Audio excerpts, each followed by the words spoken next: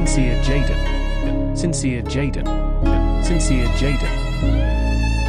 Sincere Jaden. Sincere Jaden. Sincere Jaden.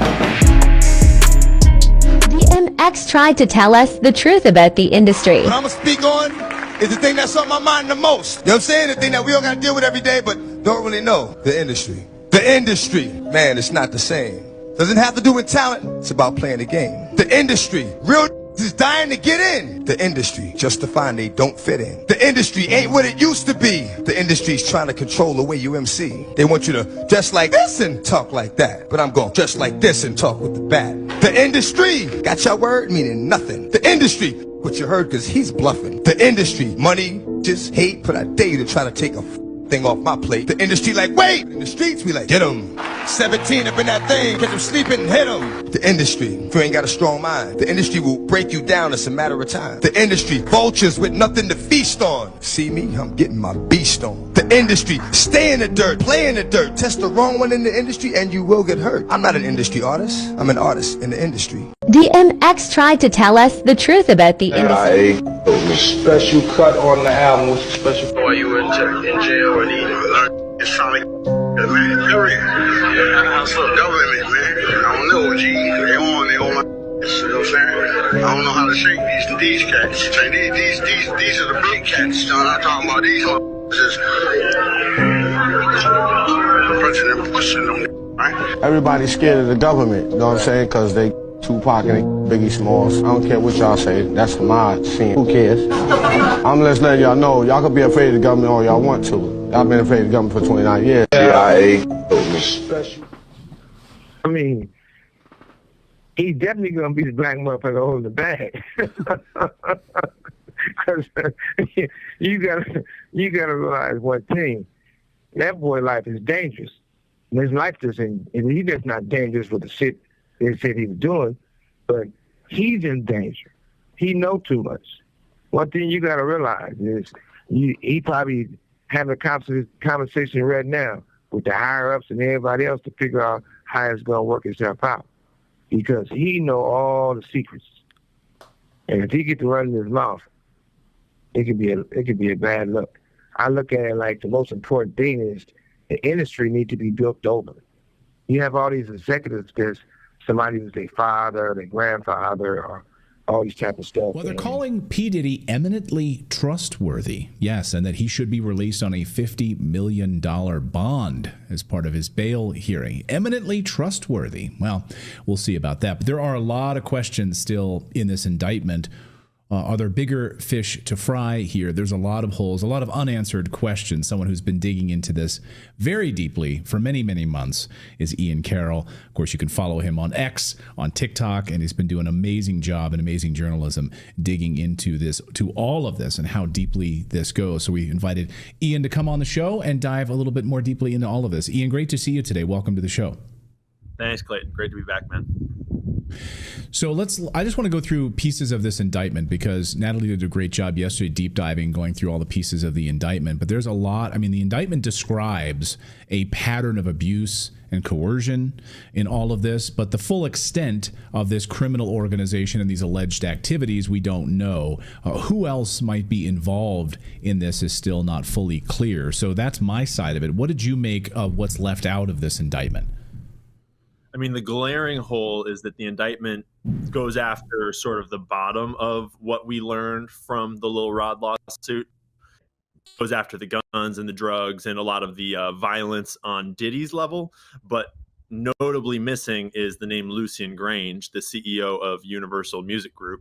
He was named originally in Lil Rod's lawsuit with alleged clear evidence of him knowing about the parties and funding the parties, but later on, through mechanisms of power, he got his name removed from that lawsuit, is my understanding, and now he does not show up in the indictment against Diddy, and that's kind of to be expected because often they'll go after the smaller fish first.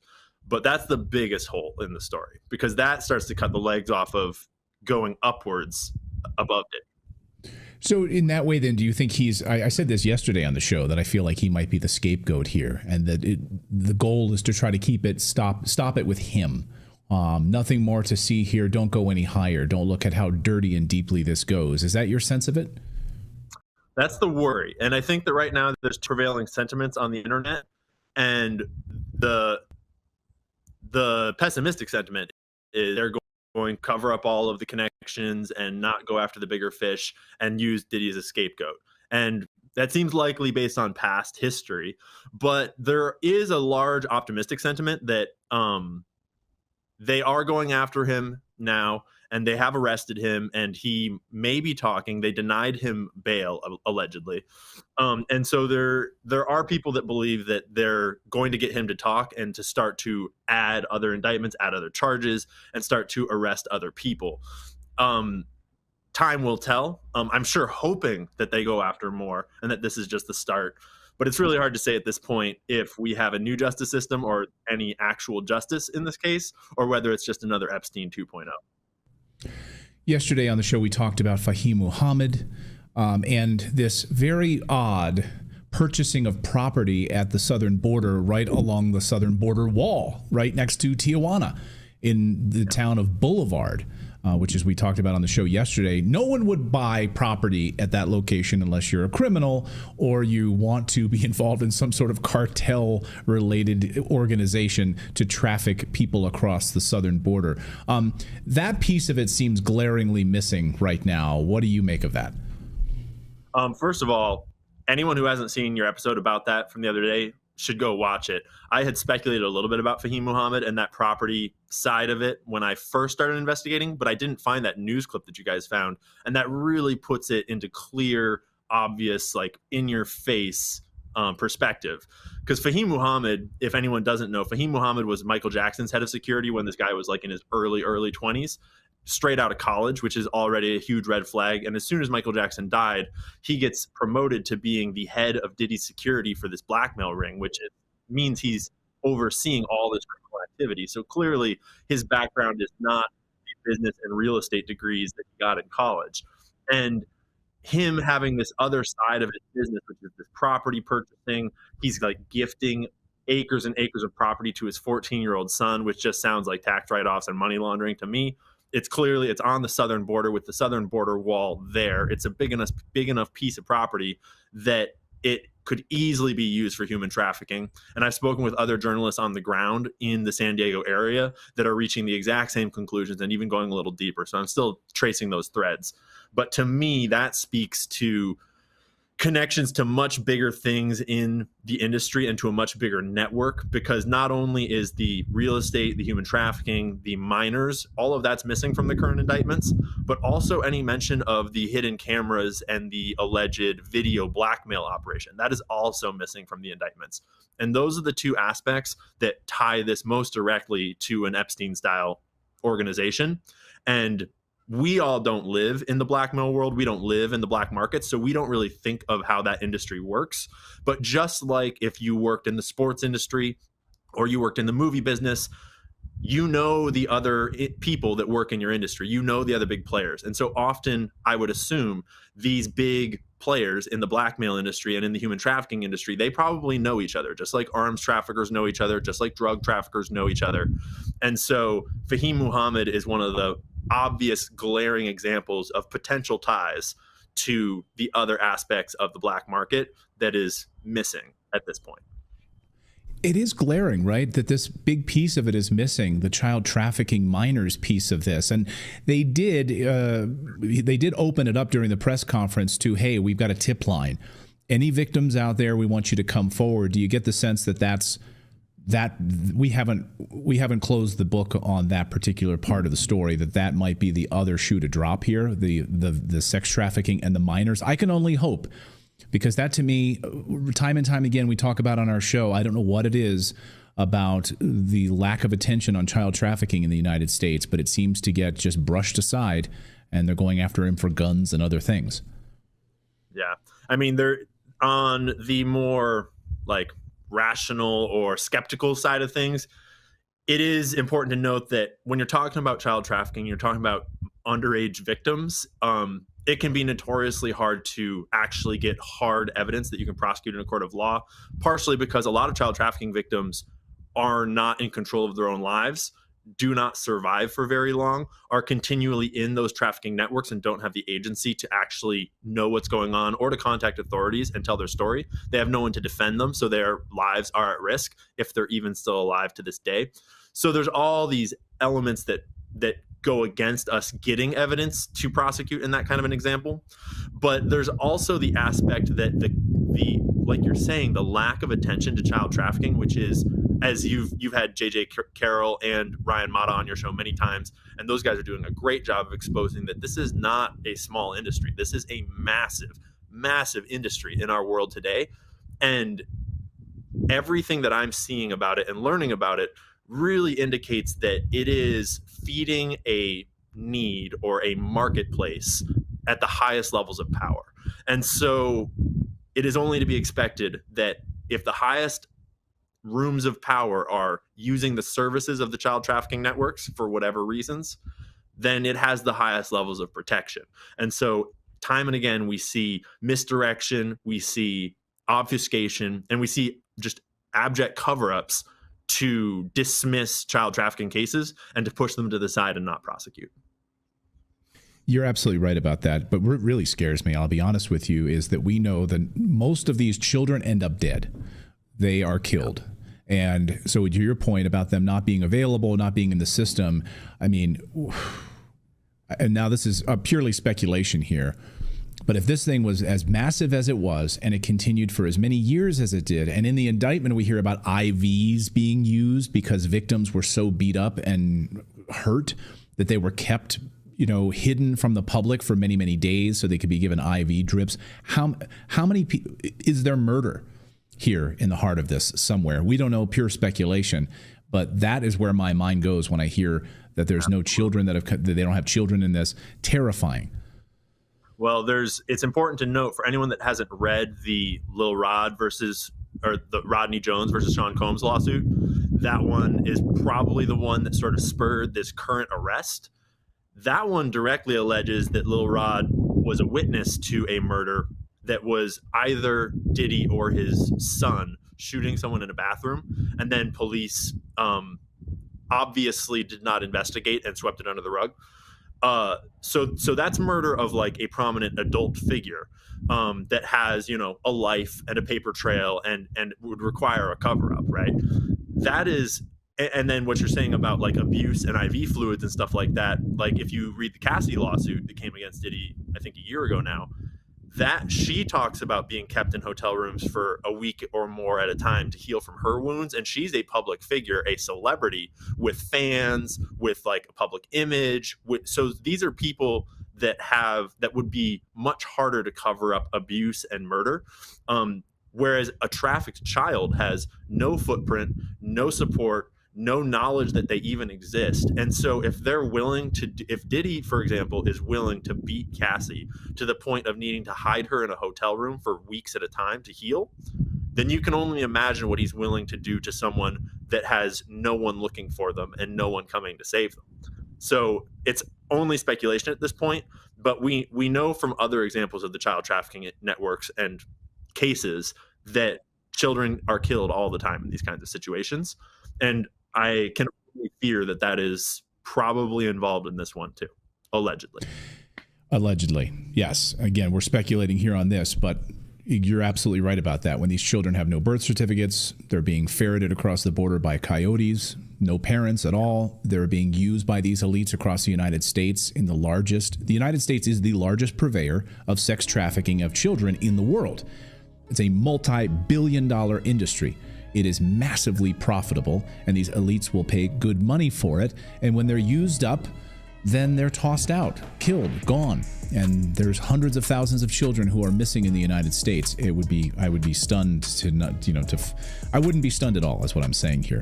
You mentioned Cassie. I'll get you out of here with this, Ian, in a second here with the Cassie lawsuit. So a lot of that, this was settled quickly, right? Very fast. So it remains uncertain how these sort of prior settlements that Diddy has gone through will affect this federal case. She's not talking about it. They were quickly settled. So instead of seeing all of this evidence presented to the public through discovery and other things, it's all sealed. We'll never see it. How much of that do you think will affect this federal case? Unfortunately, there is so much criminality and evidence alleged that, like, the Cassie lawsuit was settled out of court, and so there are certainly NDAs and certainly like aspects of that are now not prosecutable because of the settlement. But there's so much more that I can only imagine that they have a lifetime's worth of cases left to bring against him. And the Lil Rod lawsuit was not settled in any form, as far as I'm aware. And so that combined with the raid on Diddy's properties that happened earlier this year, I'm sure they have lots that they can prosecute him on. They should have all of the tapes and all of the video files if they raided his house and apparently carried out his computers.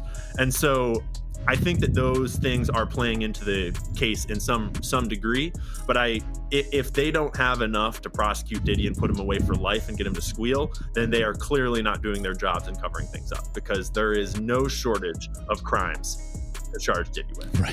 Right. It seems like they had a grab bag of things they could have put on this indictment, and there's things that they perhaps even held back from putting on this indictment because they just had so much.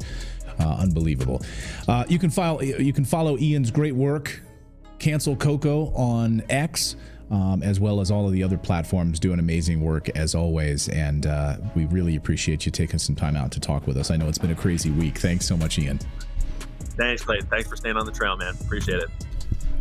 Now, we should let you know what Diddy's lawyer says about this, because he's saying that Diddy is totally innocent and that the government actually does not have evidence. So he did an interview with Caitlin Collins on CNN yesterday, and we want to show you this because what he's saying is if this evidence existed, it would have been in the indictment, and he's saying this evidence does not exist. Listen to him saying that.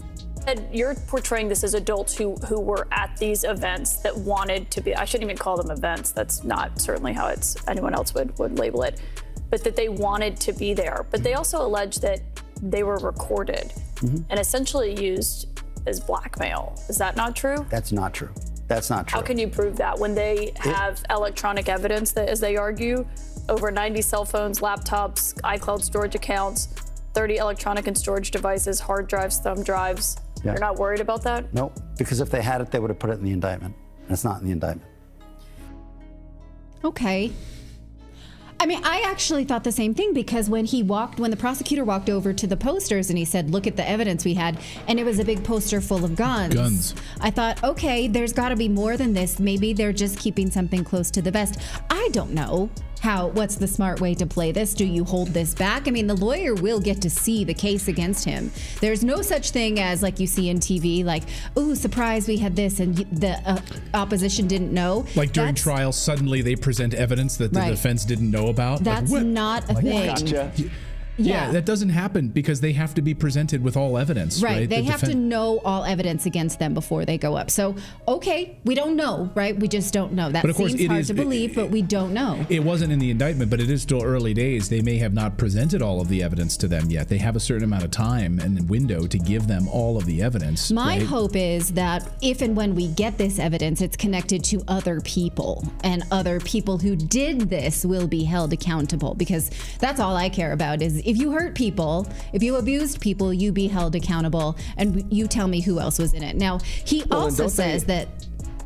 Sorry, really quick. Do they have to get permission from the people that might be in the videos? Like maybe these people are like, hey, I don't want people knowing that I was part of these. No, this is not like a sign a release to be in a McDonald's commercial. They're not making a movie out of it if you're a party to a crime. Right. Yeah. Yeah, we're going to pay you a certain amount for royalties. If I got caught on security camera murdering somebody, it's like, yeah, but I do not consent to you showing. And they're like, oh, damn it. You almost had him. Yeah. You're not going to be paid a royalty for it. Okay. Now, the lawyer also says that these were not just drugged out parties where they were making people do things against their will. They were consensual sex orgies. He said no one was too drunk or too high. I don't know how too high is. Like, what's this guy's high but not too high? Listen to his explanation. Defense against that. So my defense is very well established. I interviewed myself the different men who were being brought sort of into Mr. Combs and this person's intimate situation. I've flown around the country. I've interviewed a large number of them. there's not the slightest inkling, according to the interviews that I've done, of anything that's coercive, non-consensual. Nobody was too drunk. Nobody was too high. These were adults in a relationship. This is a 10-year relationship. We can't forget that. This is a 10-year relationship, and it was adults and consensual, and everybody who was there wanted to be there. So I feel very confident in our position. I'm very confused. You have 10-year relationship with multiple men that you have sex parties with. That's a relationship. And he was fully aware of it, as the lawyer was. He was fully aware and brought into the situation as they would come into these parties. He says that's what they're going to say if he presents his case. Okay, we'll watch for that. Also, he says there were not multiple victims. There was just one victim named in the indictment. Again, we should remember that prosecutor Damian Williams says we're not done here. This is just our opening salvo. So, okay, let's listen to him say only one victim. This is all just about that one relationship. But when you read through the indictment, they say that there's not just one victim. They say there's multiple victims here today. And what I heard described was they said they have 50 witnesses or victims. Yeah, I think it's 49 witnesses and one victim. I think if you broke it down, and I say that because count 2, which is the sex trafficking count, has victim number 1, and there is no victim number 2 anywhere in the indictment. So you're saying that there are not other women, because what they were essentially arguing here is that he coerced and forced women into sex acts by using physical force, financial pressure, emotional abuse, and narcotics for what they described as these freak-off sessions. They saying that he self-described them as that. Yeah, there's one victim in the indictment. The charging document. One victim does count, right? No, of course, but I'm just saying it's not 50. I mean, what they did, it's a little too cute, is it's 50 witnesses or victims. Well, it's one victim. That's all that's in the indictment. Okay, Digital Bridge says, does this mean he's gay? I mean, I don't know exactly what this means about putting his sexuality into any box, because he had multiple men he was having sex orgies with. Yeah, and if there's children, then it's beyond being gay. It's being, Yeah, I guess I took it as that the multiple men were all partaking with like a female involved. I guess that was my understanding. But I think that there was various I was not invited, and I would have combinations. Probably not That's so politely good. I'm glad to know declined. that. Yes. Okay. No one on Redacted has ever attended a Diddy event. No. So yeah. Okay. And then finally, the lawyer is saying they're going to fight this. They're going to take this all the way through trial. They will not take a plea. Thanks. Is there any chance Sean Combs takes a plea deal? I don't see it happening.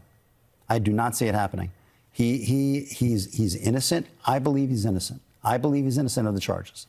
And he is going to go to trial, and I believe he's going to win. Mark Agniflo, thank you for joining us tonight. Thank you. Appreciate your time. Going to trial. So how many more people will be named? I mean, they don't want him to go to trial. Is it a trial like Ghislaine Maxwell trial? They do is not it a trial want him like to go the to trial we were going to get over Epstein and never got? Will we get a trial? We will not go to trial. Okay, that's Clayton's prediction. I can't believe it. There's too many people would be named if they go to trial.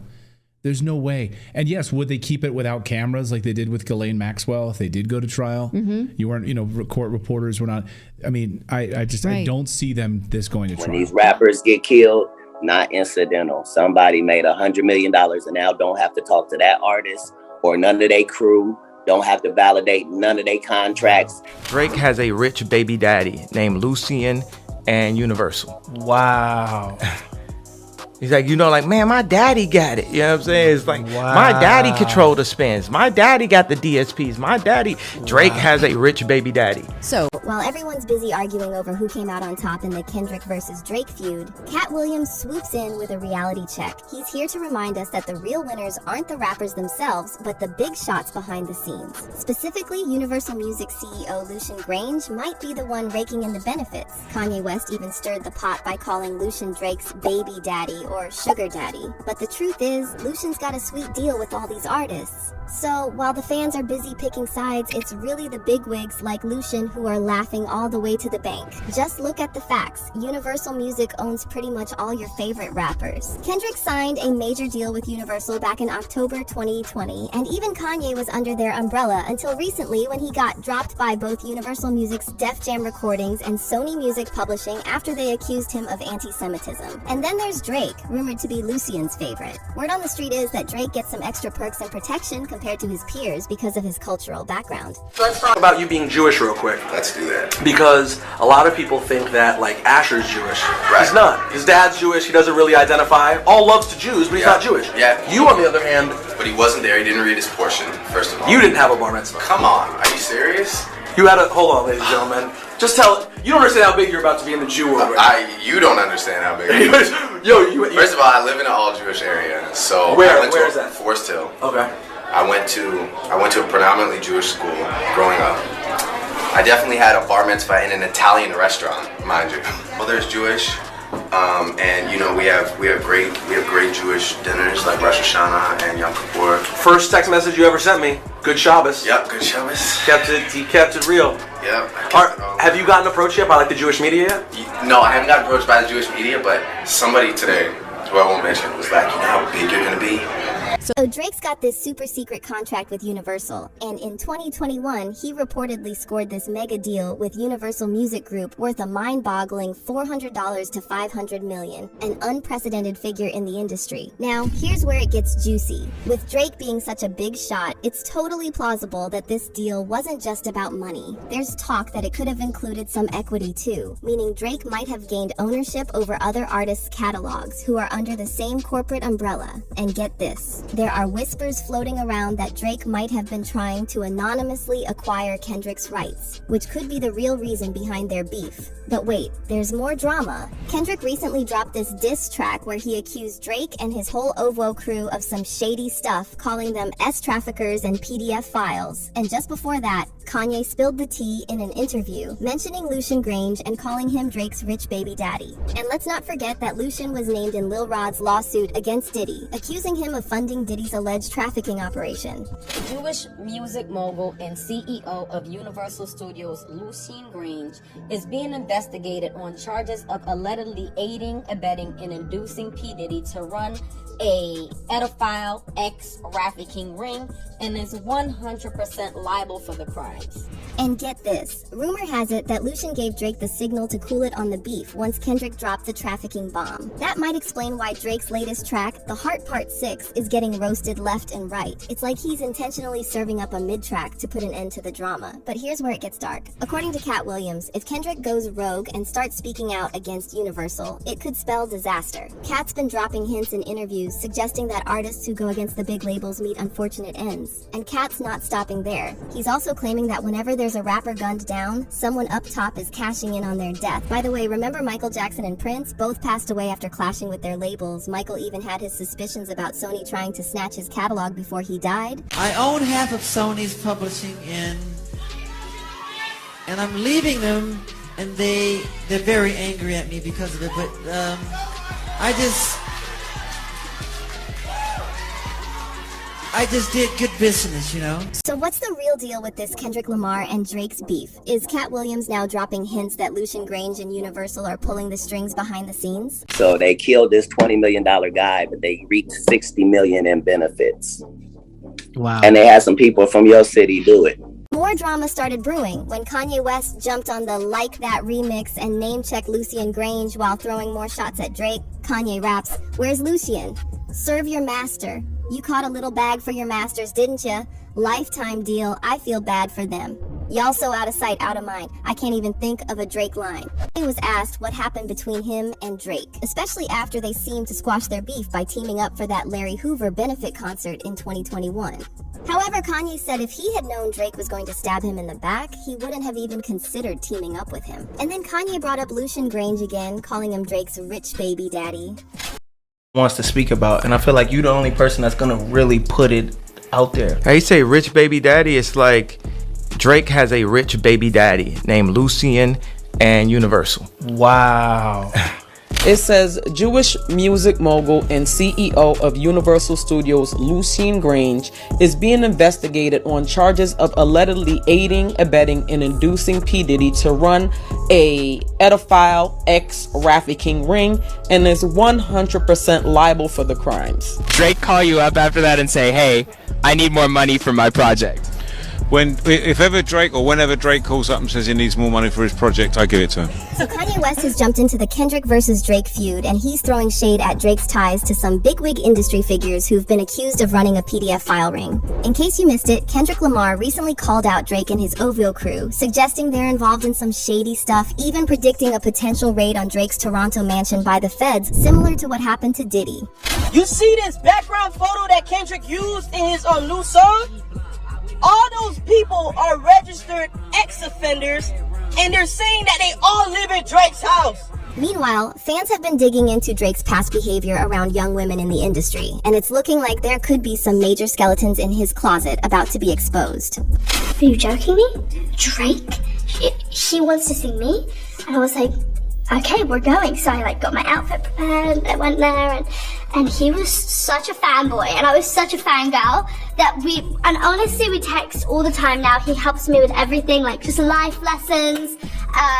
He's amazing. He's a great human being, and we went to dinner afterwards, and we had dinner the next day, and then we met in Sydney. And now Kanye is shining a light on Drake's close relationship with Lucien Grange, the CEO of Universal Music, who's been accused by Diddy's former producers of some serious stuff. And get this, word on the street is that Lucien was setting up Drake to take Diddy's spot as the go-to rapper for certain Hollywood elites. Clearly, this goes way beyond just Kendrick and Drake's rap battle. Serious allegations are being thrown around, not just about Drake, but about the whole industry and the people pulling the strings behind the scenes.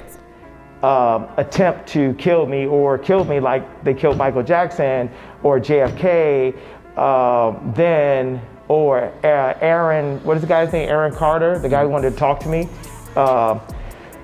about the Harley Pasternak situation. If they did do that, they would say, oh, it's Ye's mental health. So I own half of Sony's publishing, and I'm leaving them, and they're very angry at me. And Tommy Mottola is a devil. So it looks like Kanye West's claims that Michael Jackson was eliminated by industry higher-ups are back in the spotlight, and it's all thanks to this new lawsuit that was filed against Diddy. Now, if you're wondering what Diddy has to do with Michael Jackson's death, well, prepare to have your mind blown because the details are absolutely insane. So you remember how Kanye revealed his former personal trainer, Harley Pasternak, tried to institutionalize him, and then everyone claimed Kanye was crazy? Well, what's actually crazy is that Harley was revealed to have previously worked as an intelligence agent for the Canadian military, and it now turns out Michael Jackson might have had his own Harley Pasternak. It's this guy, Fahim Muhammad, who also happens to be Diddy's chief of security. Fahim was mentioned several times in the latest lawsuit against Diddy filed by producer Rodney Lil Rod Jones, and according to Lil Rod, Fahim acted as the connection between Diddy and law enforcement, ensuring that Diddy could run what Lil Rod called criminal enterprise without any interference from the authorities. But that's just the tip of the iceberg. There's much more to unpack here, from Fahim's alleged ties to government intelligence agencies, Michael Jackson's war against Sony Music, Diddy's connection to Sony Music higher-ups, and much, much more. So let's get into the details. I refused to take this, right? You understand that if I had taken the medication, I would not be here, and it would have been, he was deeply troubled. We miss him. We love his music, though. Well, they would have Britney Spears you.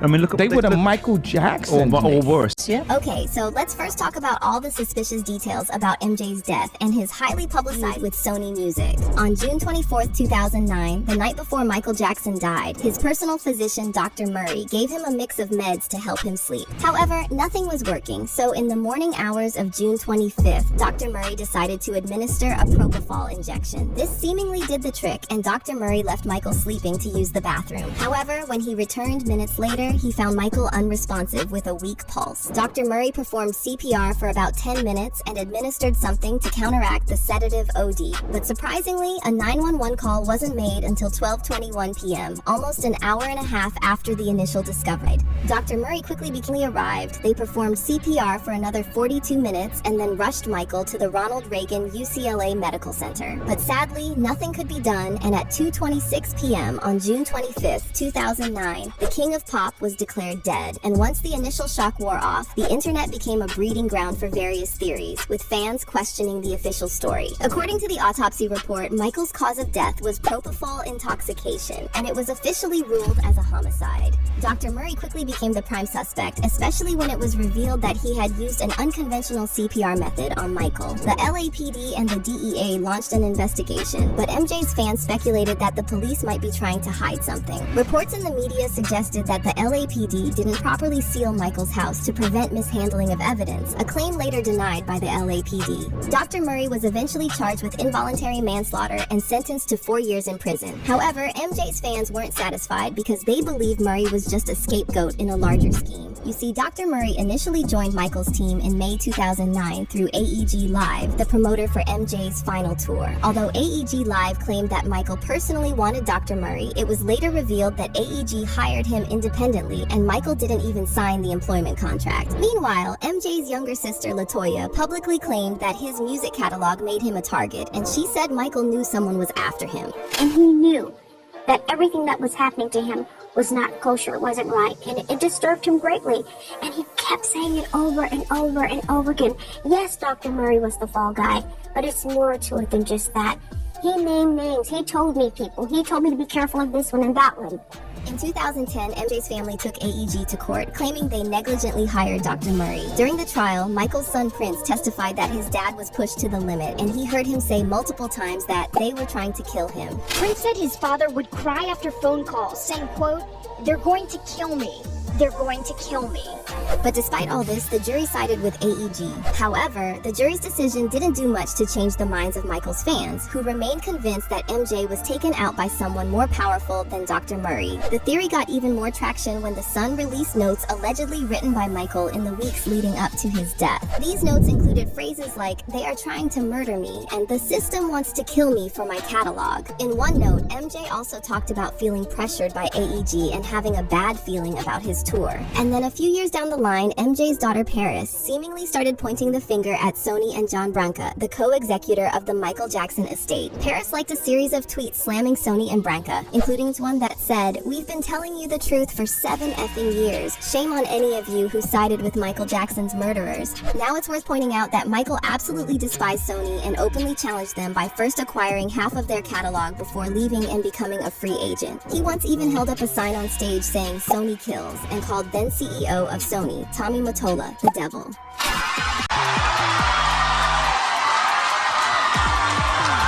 I've generated several $1 billion for Sony, several billion, and they really thought that my mind is always on music and dancing and it usually is, but they never thought that this performer myself would outthink them. Yeah. I own half of Sony's publishing and I'm leaving them, and they're very angry at me because of it, but I just did good business, you know. And Tommy Mottola is a devil. Okay, now let's tie all this in with Diddy and the new lawsuit against him. In the lawsuit, Rodney Lil Rod Jones alleges that Diddy's head of security, Fahim Muhammad, has close connections with law enforcement and was instrumental in helping Diddy cover up his alleged crimes. The lawsuit says, Mr. Combs made it clear that his head of security, Fahim Muhammad, had the power to make people and problems disappear. Mr. Combs instructs his staff to always contact Mr. Muhammad if they are ever pulled over by the police in Miami or California. The lawsuit also claims that Diddy's powerful industry friends employed and empowered Fahim to pay off law enforcement. Now here's where it gets even crazier. So turns out that Fahim Muhammad was also the head of security for Michael Jackson, and he was right there that fateful night when MJ passed away. And get this, when Fahim testified during Dr. Murray's trial, he revealed that he was hired as MJ's chief of security just 10 months before MJ died.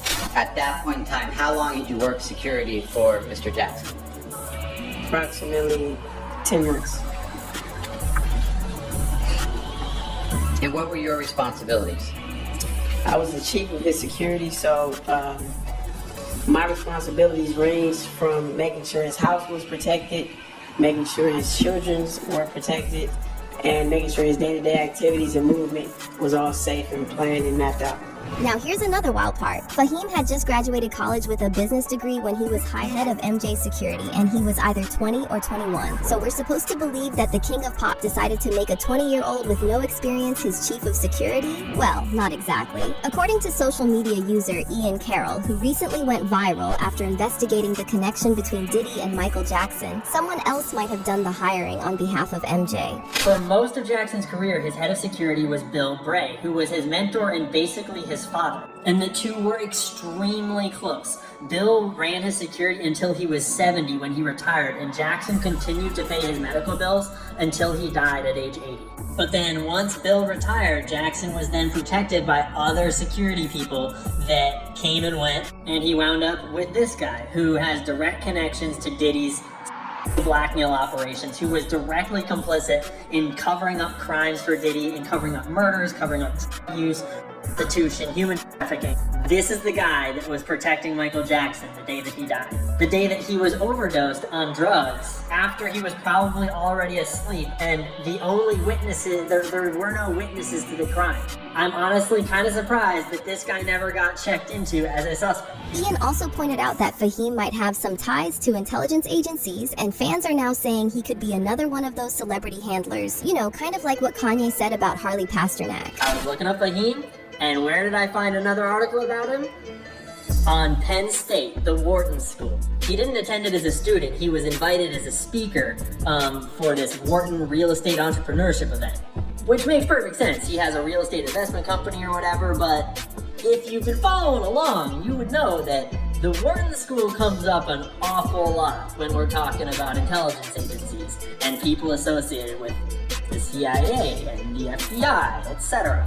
Just thought it was interesting that they invited him to be a honored speaker at their event. And now, here's the best part. Check this out. This is in all of his bios, by the way, but we're pointing it out now. In 2008, Fahim graduated from Sacramento State University with a Bachelor's of Science degree in Business Administration with a concentration in Real Estate and Marketing. Okay? Do you realize what's wrong with that yet? Anything coming to mind? When did Michael Jackson die? June 25th, 2009. Jackson died from cardiac arrest caused by a propofol and benzodiazepine overdose, caused by his doctor apparently. Hold up. Hold the phone. Pause. Why is a dude who just graduated college last year with a business and real estate degree the head of security for the king of pop, for Michael Jackson, the most famous musician of all time? What's going on? So given that Kanye also supposedly almost got Michael Jackson Ed, fans are now saying there's simply no way all this is just one massive coincidence. Someone commented on Ian Carroll's video, one other coincidence is that Tommy Mottola sold his home on Star Island, Miami Beach, to P. Diddy. And another user wrote, he is right, everything the industry has done to Michael Jackson was the same blueprint they used for Kanye West. What a sad and corrupt world we live in. Right now is Sean Combs, because he's a trafficker, most likely because he was victimized by his mentor, Clive Davis. Rumor has it, allegedly, Diddy got on his knees for Clive Davis in 1994. He got a boss too, and his boss name is Clive Davis.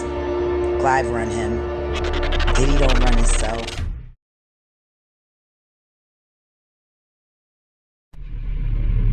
Some people question how Diddy became so evil. Well, it turns out he's just like his mentor, Clive Davis. This creepy man taught Diddy everything he knows. How to use people, take advantage of their body, and dispose of them when they aren't worth any more money.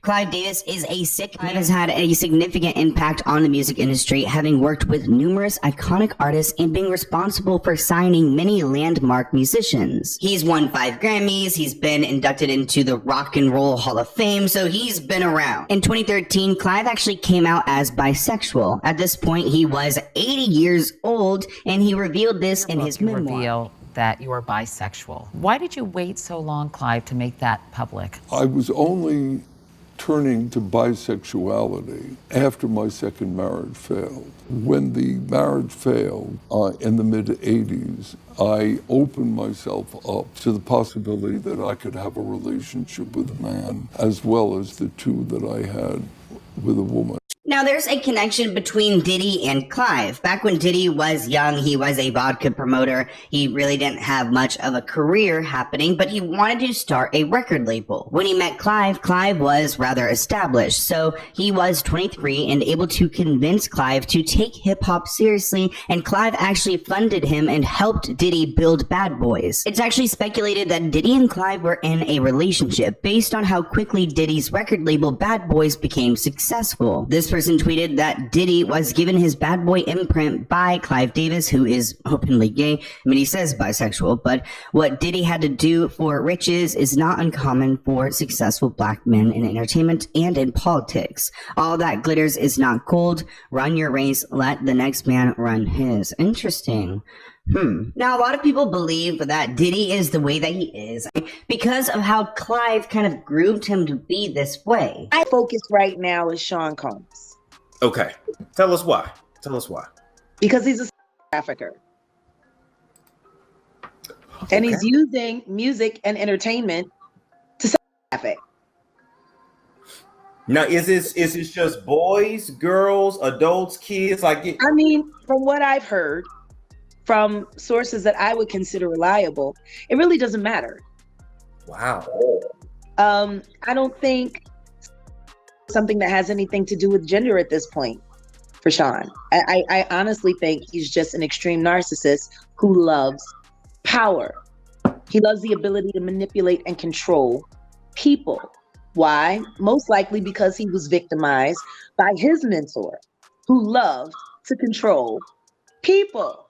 And his mentor was Andre Harrell. Tell us how who was mentored by Clive Davis. Don't tell me that Andre Harrell got touched by Clive Davis too. I'm telling you, I don't know what happened between Andre and Clive. What I do know is that Andre got passed over. Like, how do you go from being the president of Uptown and losing your entire company to your intern? So really what she's saying is that Diddy was Clive's favorite, and that's why he was immediately put onto this pedestal at a young age, really no experience, and now he's running everything. Now, Diddy has honored Clive throughout the years, so they still maintain a decent relationship. In 2019 at the Grammys, he was quoted saying that Clive Davis and Arista Records gave him a chance when he was starting Bad Boy Records. He was one of the first industry executives to really believe in him and Diddy, and he's forever grateful for Clive. Bad Boy Entertainment. I named it Bad Boy because I wanted to go against the grain. Anytime you go against the grain, they consider you like kind of bad. Nothing negative, nothing like hardcore. Just, I didn't want to be regular. So Clive was ultimately impressed by Diddy's vision and decided to fund his project. He immediately took Diddy under his wing and they became the best of friends. And by best friends, I mean there are rumors that in 1994, Clive forced Diddy to do some intimate things to him to be his, mentee. He got a boss too, and his boss name is Clive Davis. Clive run him. Diddy don't run himself. So, of course, all this talk about, Diddy has led to people talking about Clive. I mean, I genuinely believe that when you have been harmed, abused, you typically, or if someone is an abuser, they typically were abused themselves. Like, it's a cycle. Like, it happens to, someone doesn't just, they're not born doing this. It's kind of a learned behavior. It happened to them before. So if Diddy kind of operated in this mentality, in this way, you must assume that he learned it from somewhere. But supposedly their relationship was more than just that. They went on to secretly date. Now, rumor has it, allegedly, Diddy got on his knees for Clive Davis in 1994, and that's how Bad Boy Records came about. This report claims that there's a over 500-page book filled with juicy behind-the-scenes stories of some of the best-known artists of our time. In Clive's book, there is over 500 pages filled with juicy behind-the-scenes stories. Some of the best-known artists are included, like how Janis Joplin suggested she perform a sexual act with him to seal their deal. Also how John Lennon offered him insight to the creative process. And he also addresses false accusations of of embezzlement that ended his career at CBS. But there are also some deeply personal revelations. Remember, he comes out as bi in this book. He talks about the end of his 2 marriages, and in the final chapter, he discusses his sexuality. Clive claims for the past 20 years he's had 2 male partners, a doctor for 13 years, and then somebody else for 7 years. Somebody he will not name or give any descriptor. So, I wonder who that could be. When pressed about why he doesn't name the men he's had relationships with, he said it is their privacy he's protecting, not his own. Clive said that he and his current partner share the same experiences as any other. They travel and attend industry events together,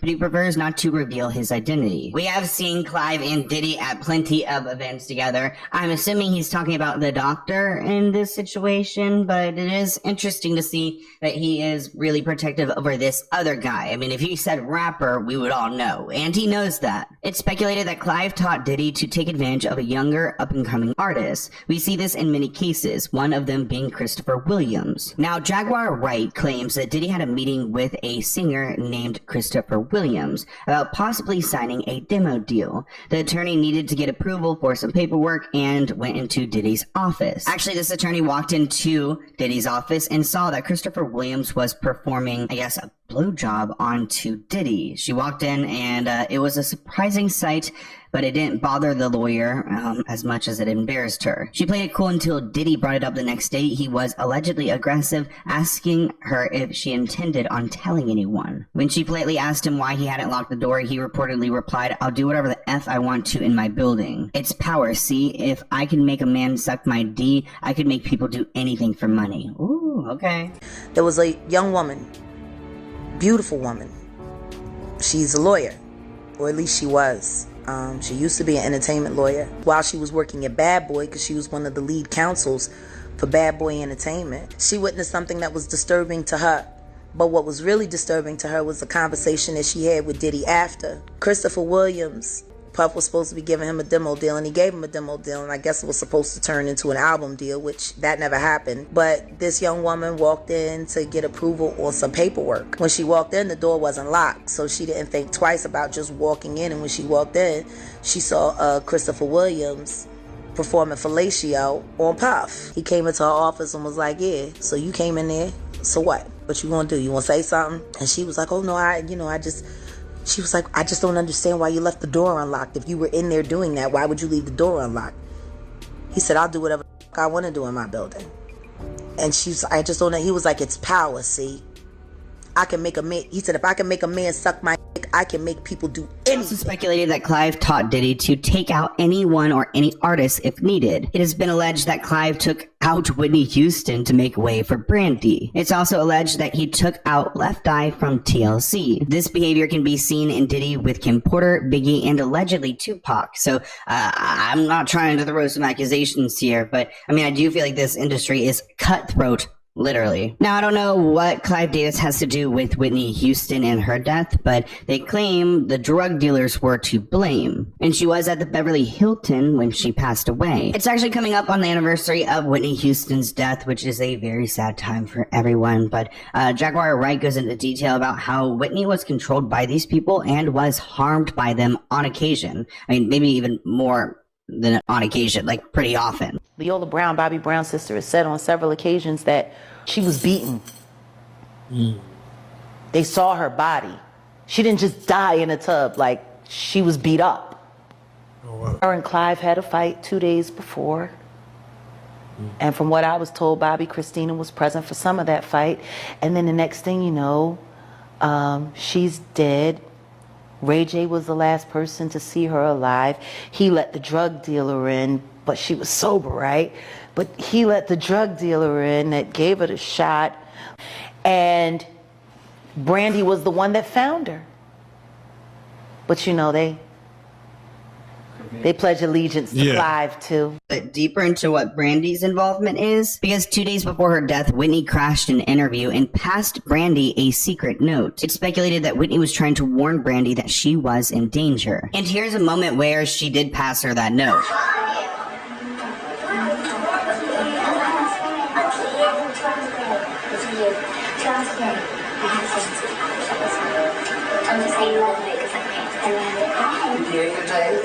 Sorry, I'm a little upset about it.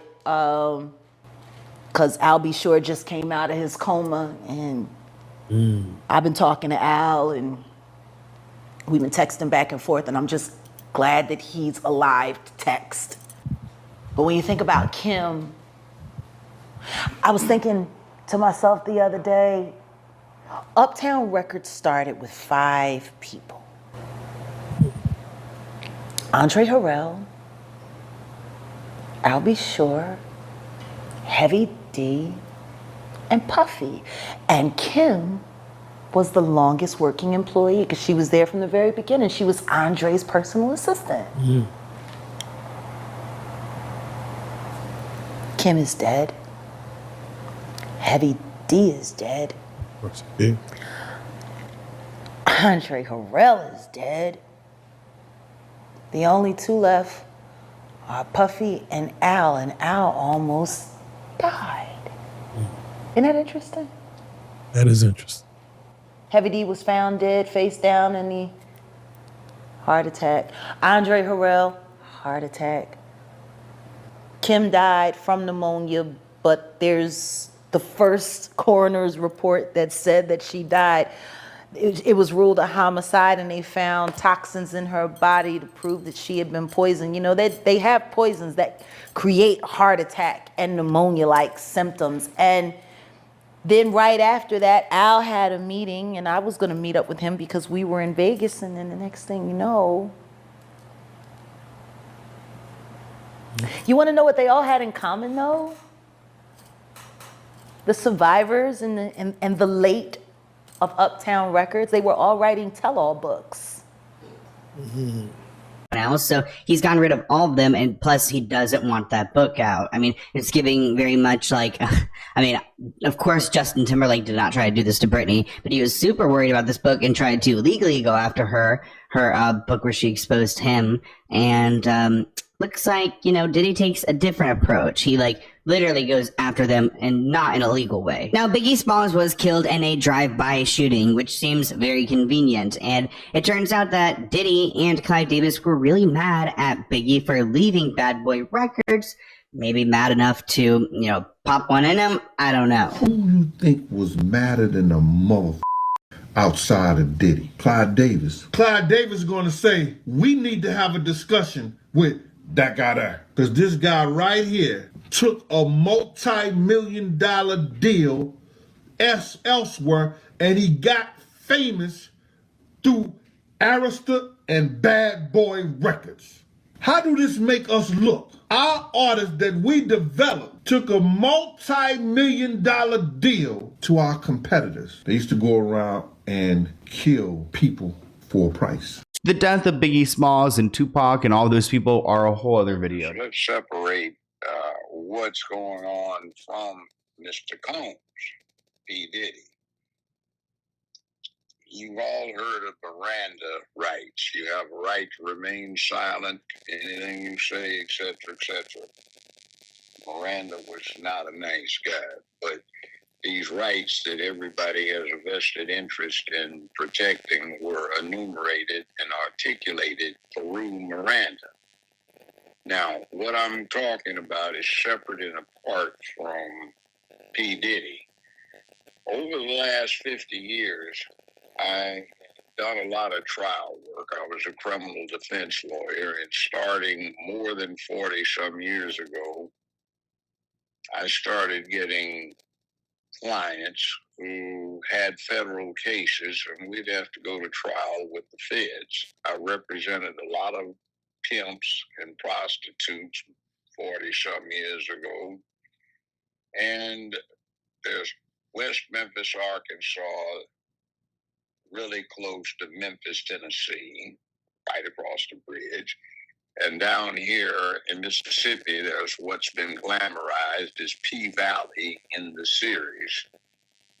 And I would have pimps transporting dancers and prostitutes across these state lines. So we'd get RICO, not RICO, but Mann Act charges against them.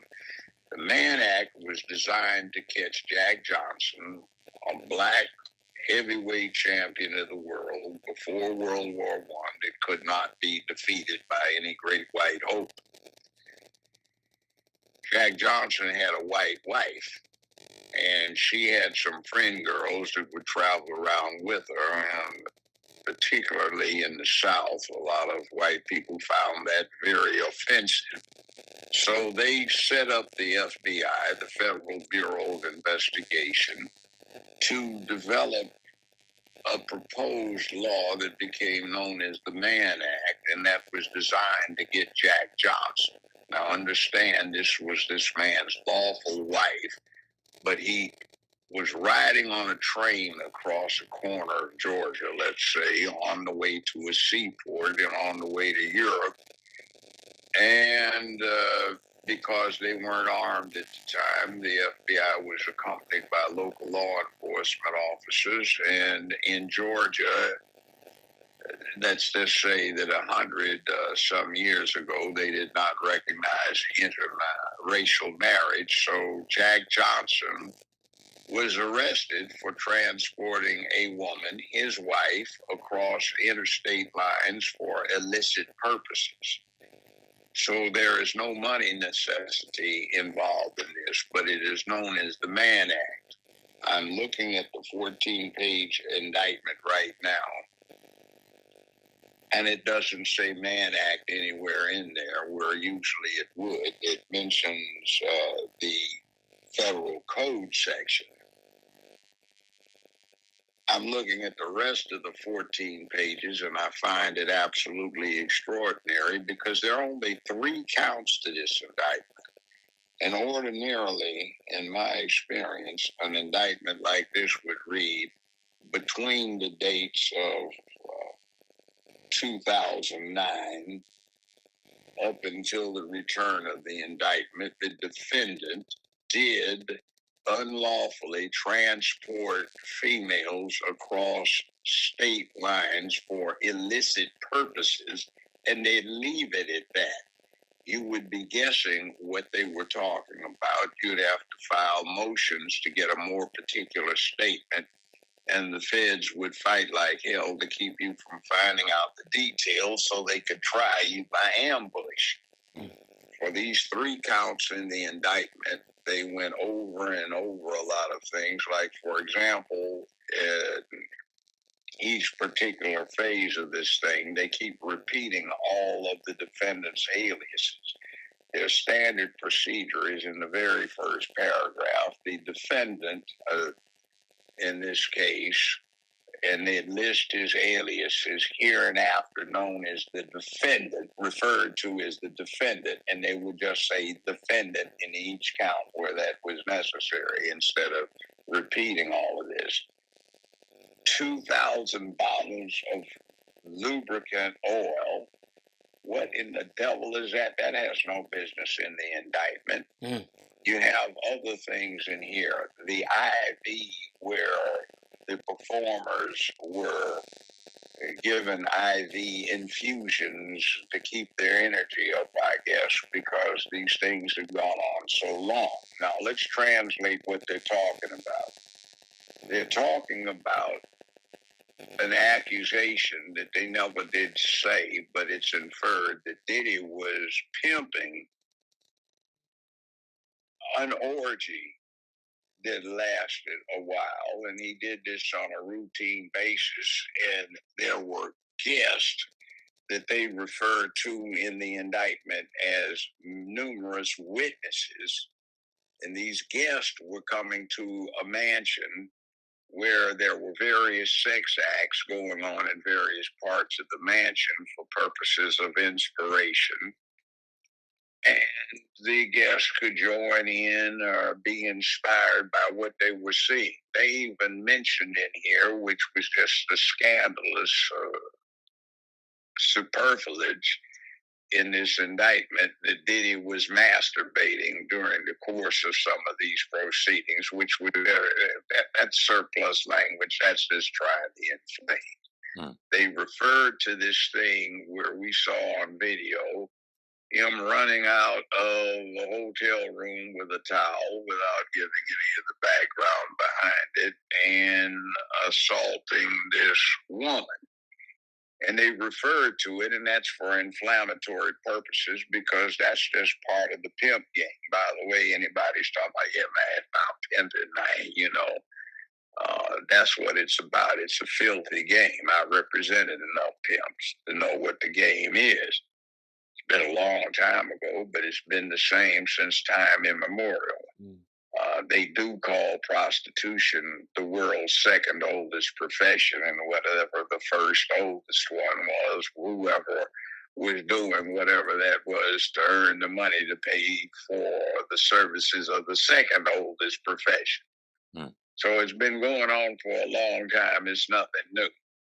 And what I'm picking up on is that Diddy is being alleged to have conducted these sex shows, and he invited guests who had the use of his mansions to be involved in an orgy as they saw fit. He also is alleged to have recorded this, and that's where we get to what we're looking at. Somebody important is being or was recorded on these devices, and somebody is being protected. Now, I noticed that Diddy, through his lawyer, has been in continuous contact with the feds for quite a few months. Back in March, he surrendered his passport. He returned to New York, where he did not live, and secured a residence so he could participate in the defense of the case, which is all that's required. He was supposed to have been apprised of when the indictment would be unsealed, and he would be required to report with his lawyer and surrender himself after making bond arrangements. And there was supposed to have been a discussion on how much the feds were going to recommend the bond be set at. They ambushed him and arrested him in a shopping center with some of his kinfolk. And now they want him kept incognito. Not incognito, incommunicado, so he cannot talk to anyone. That's what the feds have been doing, and most recently involving these mortgage fraud situations, so that parties who could blow the whistle on other parties were not able to communicate with anyone, even their lawyers, but say once a week. So they could not tell what they knew, and that's what we have here.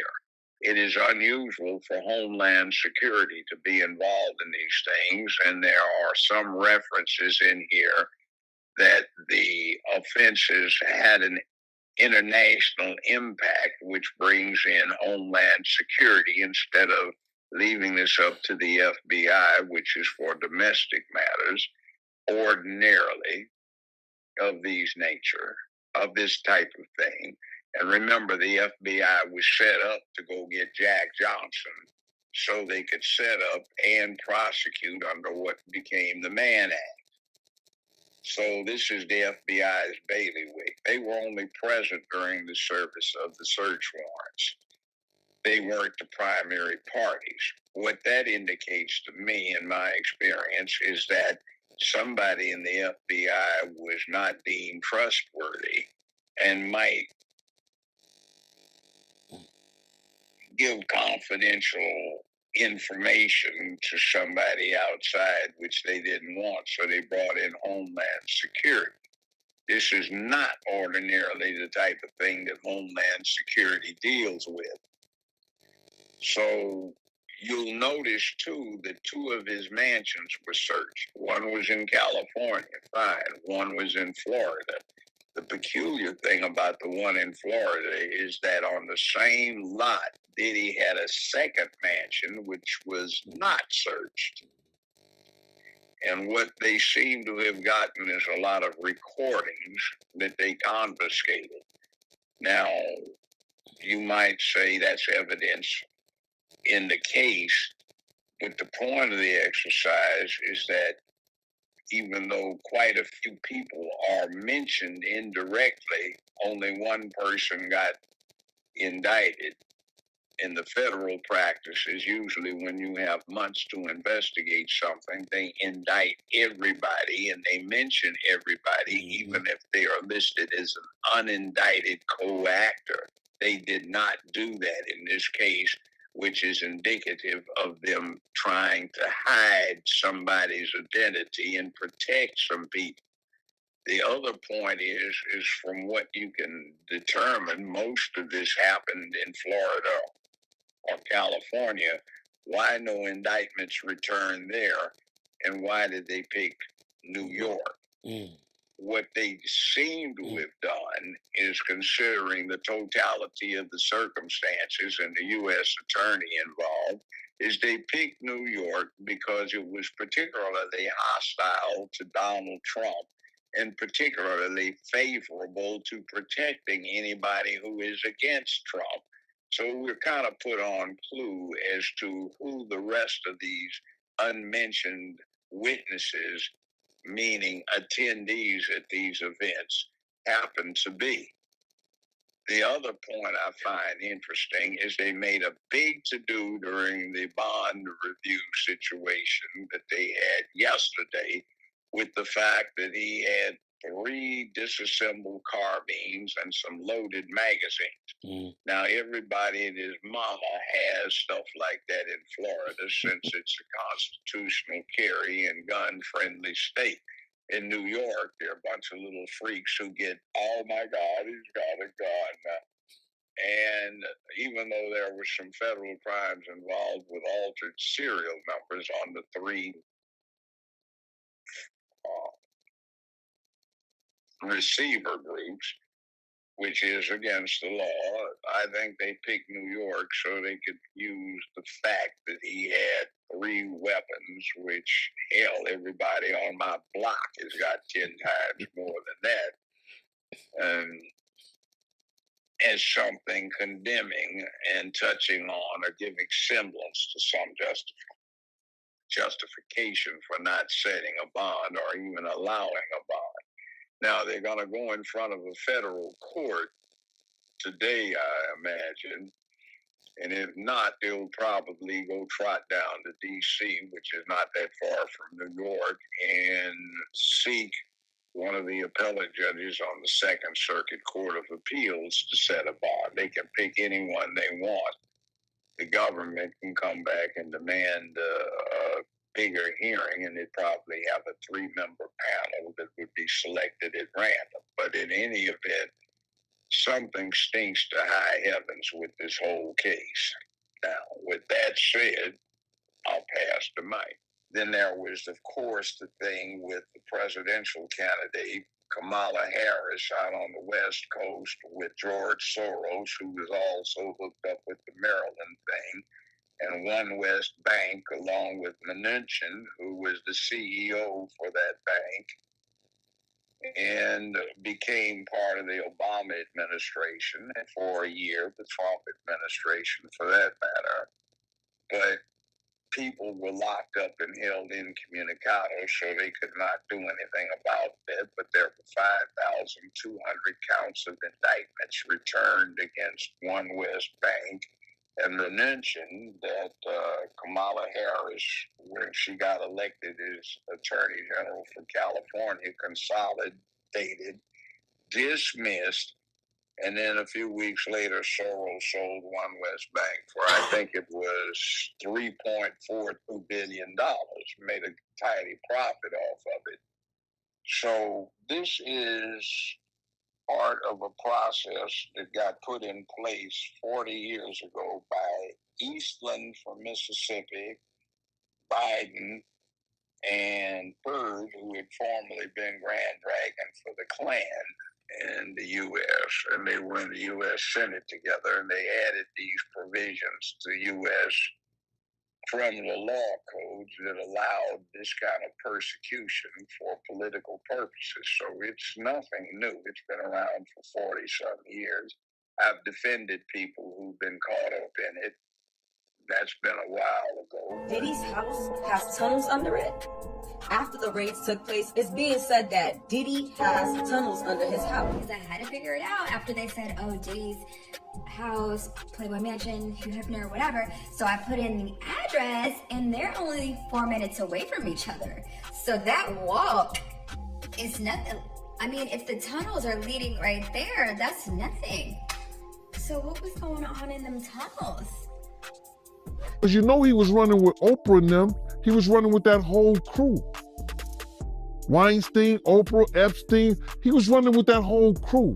Diddy has been accused of all kind of shady stuff over the years, but underground tunnels? This is some next level evil mess. So reports are circulating that Diddy's got a whole setup of tunnels under his mansion to move people around more easily. They also claim he's supposedly taking his unsuspecting victims down there and doing all kinds of grimy things to them. This whole thing sounds like something out of a horror movie, but at this point, we really can't put anything past Diddy. However, it's not just Diddy whose name is getting brought up in connection to these rumored tunnels. So turns out Diddy's LA mansion is a short walk distance from the infamous Playboy Mansion, and word on the street is that the two houses are connected by a network of underground tunnels. And since Diddy is facing multiple lawsuits accusing him of all kinds of other depraved stuff, people are now wondering if Diddy's powerful friends were also involved in this rumored ring. Now, different names are popping up on social media, from Oprah and Jay-Z to Lucian Grange and Clive Davis, and even politicians like Bill and Hillary Clinton.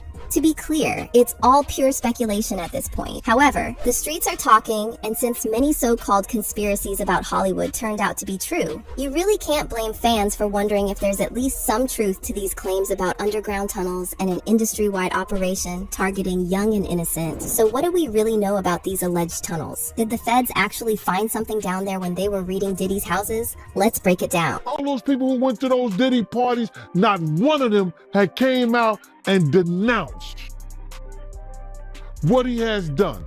I haven't heard one of them. I have not heard one person denounce, well, man, let God handle it. Get the hell out of here. So remember when Homeland Security raided Diddy's mansions a few months ago? Well, there's some jaw-dropping news that's come out since then. Apparently, during the raid on Diddy's LA mansion, agents found a ton of audio and video recordings that allegedly show him involved in some really disturbing activities. But here's where it gets even crazier. These so-called activities didn't happen during Diddy's usual star-studded parties. The buzz is that after the main party wrapped up, Diddy would invite a select few guests to join him in his underground tunnel. Yes, you heard that right. An actual tunnel. According to a report by the Los Angeles Times, Diddy's LA mansion has some pretty wild features, including an underwater swimming tunnel that leads to a grotto. He bought this place back in 2014 for $40 million, and get this, he allegedly specifically wanted a property close to the infamous Playboy Mansion, so it seems like he knew exactly what he was looking for when he chose this house. And with all these allegations and the weird details about Diddy's mansion, it's becoming harder to dismiss the rumors about Diddy's underground activities. So these rumored tunnels are said to be constructed under Diddy's LA home and designed with high-tech security. Sources claim the tunnels connect to key locations, creating a hidden network for secretive meetings between Diddy and other powerful industry figures. And the list of Hollywood bigwigs allegedly involved in these secret tunnel activities is a real who's who of the entertainment industry. We're talking A-list actors and musicians, powerful music executives, and allegedly even some political figures. So, what sinister activities were these rumored tunnels used for? Well, allegedly, pretty much every kind of depravity you can imagine. From allegations of substance-fueled orgies and illicit business deals to some sick acts committed against young ones. Now, rumor has it that an anonymous tipster, claiming to have worked on one of Diddy's properties, spilled the beans about discovering a tunnel entrance during renovations. And apparently, the feds knew where to look for these rumored tunnels where they were raiding Diddy's mansion back in March. And now social media users are also pointing out that Diddy's LA home is just a short walk from Hugh Hefner's Playboy Mansion, and some are speculating that these rumored tunnels connect the two houses. Wait, am I the only one that didn't know there were secret tunnels in the Playboy Mansion? I literally just heard because like they were talking about Diddy and how the tunnels lead from the Playboy Mansion to Diddy's house or whatever. But I'm like, when did the Playboy Mansion get secret tunnels? And then I get on the good old Googler and lo and behold, there's blueprints of the tunnels that are under the Playboy Mansion. So apparently this was like built in the 1970s. Somebody needs to let me know where I've been because I literally had no idea. And look, I guess like the house is up here, obviously, but where is this going? And where does this lead to?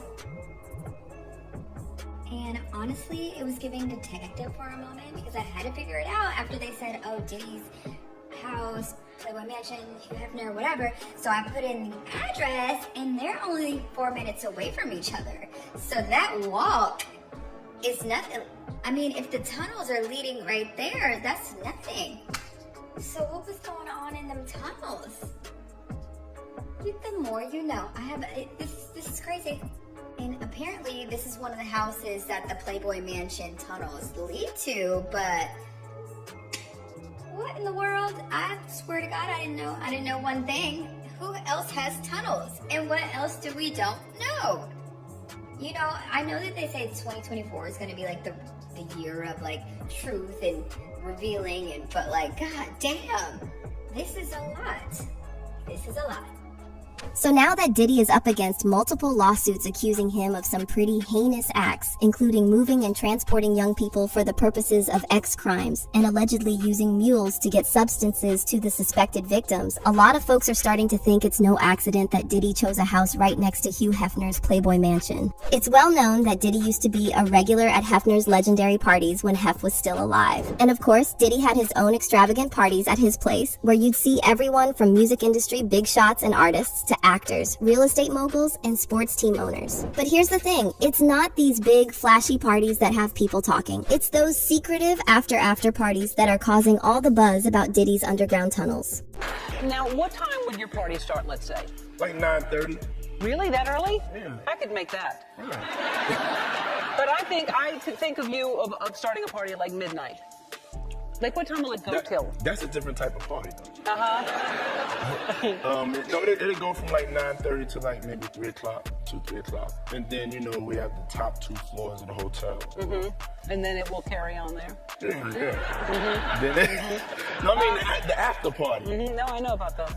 Rumor has it that once the main party was over, a select few would get invited to these exclusive underground gatherings. This is where things are said to get really shady. The talk around town is that these tunnels were more than just a cool feature. They were a key part of some very disturbing activities. So you know how there's a lot of talk going around about Diddy allegedly preying on young male artists, putting them through some twisted rituals, and then blackmailing them with recordings of everything that happened. And one name that keeps coming up in connection to all this is Justin Bieber.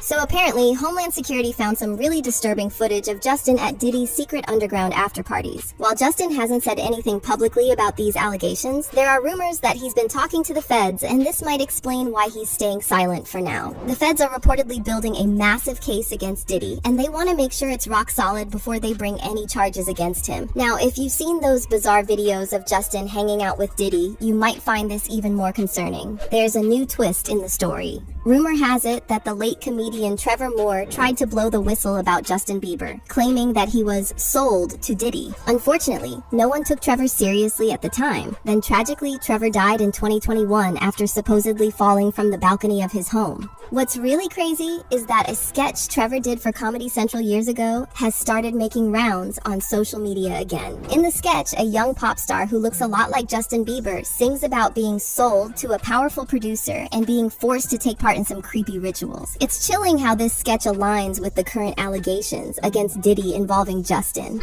In the sketch, that's especially creepy. The big shot producer starts rapping about how he's the pop star's father figure, which is weird enough. But then it gets worse. The singer is clearly in distress, calling out for help and repeatedly saying, "Call the police." It's such a disturbing moment, especially considering everything that's coming to light now about Diddy and these other rumored industry creeps. And darker, y'all. Toward the end of the song, the singer says he needs help right away before they sacrifice him to Baphomet. For some context, Baphomet is a demonic figure from occult and folkloric traditions, supposedly worshipped by the Knights Templar. Since the 19th century, Baphomet is usually depicted as a mix of binary elements, part human, part animal, half male and half female, embodying both good and evil. More recently, some Christian activists have claimed that Baphomet represents the so-called trans agenda. If you know this, but one of the ancient images of Satan is Baphomet. Yeah.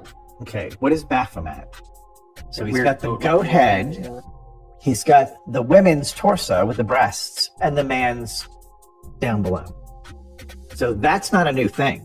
And now, take a look at what Cat Williams had to say about the rumored Baphomet rituals in the entertainment industry. It's like, oh, he keeps talking about people wearing dresses. No, it's not. That is a weird thing. It's not like that. Look at it from a different way. Look at it. Show me one person that ever wore a dress in Hollywood unsuccessfully. That's how you understand what a ritual is. So 20 years ago, I knew that transgenders was going to be a thing. It wasn't because I was a prophet. It's just I had gotten so much information that I understood that things are secular. So I understood that the earliest I had seen that word transgender was Baphomet, the transgender. And so I knew that in the ritual of Baphomet, the transgender, to show allegiance to him, you had to kiss his ring. Really? And it said both of those things. So I knew that both of those things would become popular in the future. Now, a lot of folks brushed off Cat's comments, joking that whatever he's smoking must be potent. But there are others who think there might be some truth to what he said about Hollywood rituals. And some people are drawing connections between this and the rumors about Diddy supposedly being involved in dark rituals. They're suggesting that those FO sessions mentioned in Cassie's lawsuit, and more recently in the lawsuit filed by Diddy's former producer Rodney Jones, weren't just wild parties but carefully orchestrated rituals. You might remember how Cassie described in her lawsuit that Diddy would meticulously plan these FO sessions, even setting up candles in a specific way. According to Cassie, Diddy would also require her and the other participants to wear masks, all while he recorded everything on camera. One fan on X said, "The way it was described in the lawsuit about Diddy filming Cassie on multiple devices, adjusting the candles and wearing masks while she was, sounds like some S-cult ritual-ish. I think he was filming to show other rich elites."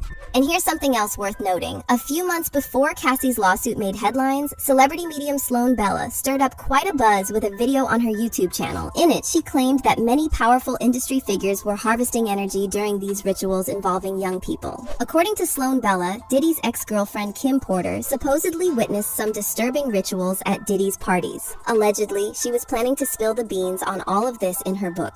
About what she witnessed, and they are dumbing it down to the fact that they think that P. Diddy is on some kind of spree for removing people who speak about this because he's gay. That is not the issue. I want you to know. There are gay people, but what we're talking about here is ritualistic sexual deviancy used to harness energy of a human being. Ritualized, thought out, planned, specifically to rip the person down and hide behind their energy. That is what we are talking about. We are talking about, we all like that. But what if we're talking about a religion that hides behind the energy of the most innocent on this planet who are lit up energetically because it hasn't been broken by this planet? Sloan Bella also brought up Justin Bieber, suggesting that he might have been through similar experiences, and she claimed that's why Justin seems so emotionally wounded these days. You know, Bieber was famous as a teenager and all of that. How do you think he got that way? Because they harnessed his energy and presented him while him, the self, is broken. He is broken and a shell of himself because he has lost his sense of self. They stole that. So there's been a lot of talk about Kim Porter's sudden passing, and let me tell you, there are some seriously shady details floating around. Rumor has it that the feds are even thinking about reopening her case now. But wait, it gets even more intriguing. Diddy's former bodyguard Gene Deal just threw a new bombshell into the mix. He's claiming that at Kim's funeral, Diddy made sure nobody got close to her casket at the funeral home. Cassie, you got a lot of people that feel like Diddy, he probably had something to do with Kim Porter death, and they want the police to reopen her case. How do you feel about that? My man, I wish, for the sake of Kim's family, because bruh, if you know what I know, he put Kim in a gold casket, then had security, 24-hour security at the funeral home, so nobody would go in there and touch the casket or take Kim out of there. I think that they should reopen our case and have an independent pathologist look at everything about her so she can rest in peace. So, I know people, paperwork, and this other young lady on the internet, they are spearheading the reopening of Kim's case. And I hope they do. And here's the kicker. Supposedly, among the recordings that Homeland Security seized from Diddy's mansion during the raids, there was a whole stash of audio and video footage. And guess what? It might just back up what Sloan Bella was saying about Kim and those whispered about rituals that Diddy and other big shots were supposedly involved in down in those tunnels. And if those rumors about Kim Porter trying to shine a light on all of this turn out to be true, then we can only hope the feds take a closer look at her case. I mean, with all the unsettling coincidences piling up, it's hard to believe there aren't more skeletons lurking in Diddy's closet. And then another thing that the feds will hopefully look into is who else enabled Diddy's alleged crimes and took part in those rumored tunnel rituals. So these high-profile individuals who are rumored to have connections to Diddy's underground tunnels include everyone from entertainment moguls like Jay-Z, Oprah Winfrey, and Ellen DeGeneres to influential music industry executives such as Clive Davis and Lucian Grange. And then there are even whispers about the involvement of certain political figures. It's also interesting that Diddy's former bodyguard Gene Deal recently singled out Oprah, her BFF Gayle King, and Jay-Z and called them out for staying silent on Diddy allegations. Gene pointed out that these are the same people who used to run in the same circles as convicted offenders like Harvey Weinstein and Jeffrey Epstein, and yet they stayed completely silent on their crimes while at the same time disparaging people like Michael Jackson and Kobe Bryant. Listen to me. They did that, they on Channel 2 News here in New York. Gayle King and Nate and that other guy, they were talking about, they showed him beating Cassie, and they showed him the apology and the whole 9 yards. All they said is that we have commentary about that, but we got to go to a commercial. They never came back and said nothing about it. I was like, yo, damn, he still got power like that? Somebody still like him like that? Because you know he was running with Oprah and them. He was running with that whole crew. Weinstein, Oprah, Epstein, he was running with that whole crew. They want to know how we're going to do it, how the public is going to take him. Is the public going to let him back in? And the public is not. The public is already canceling him. I don't believe the industry has canceled him yet. All those people who went to those Diddy parties, not one of them had came out and denounced what he has done. I haven't heard one of them. I have not heard one person denounce, well, man, let God handle it. Get the hell out of here. Get out of here with that. If that was your daughter, would you let God handle it?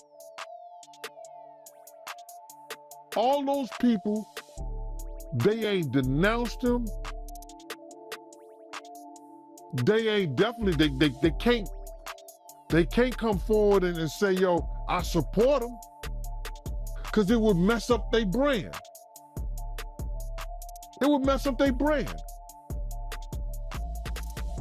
Jay-Z. We the only one could call each other Sean. Jay is the only one could call me Sean. I'm the only one could call him Sean. Get the hell out of here. If that ain't no fun boy stuff.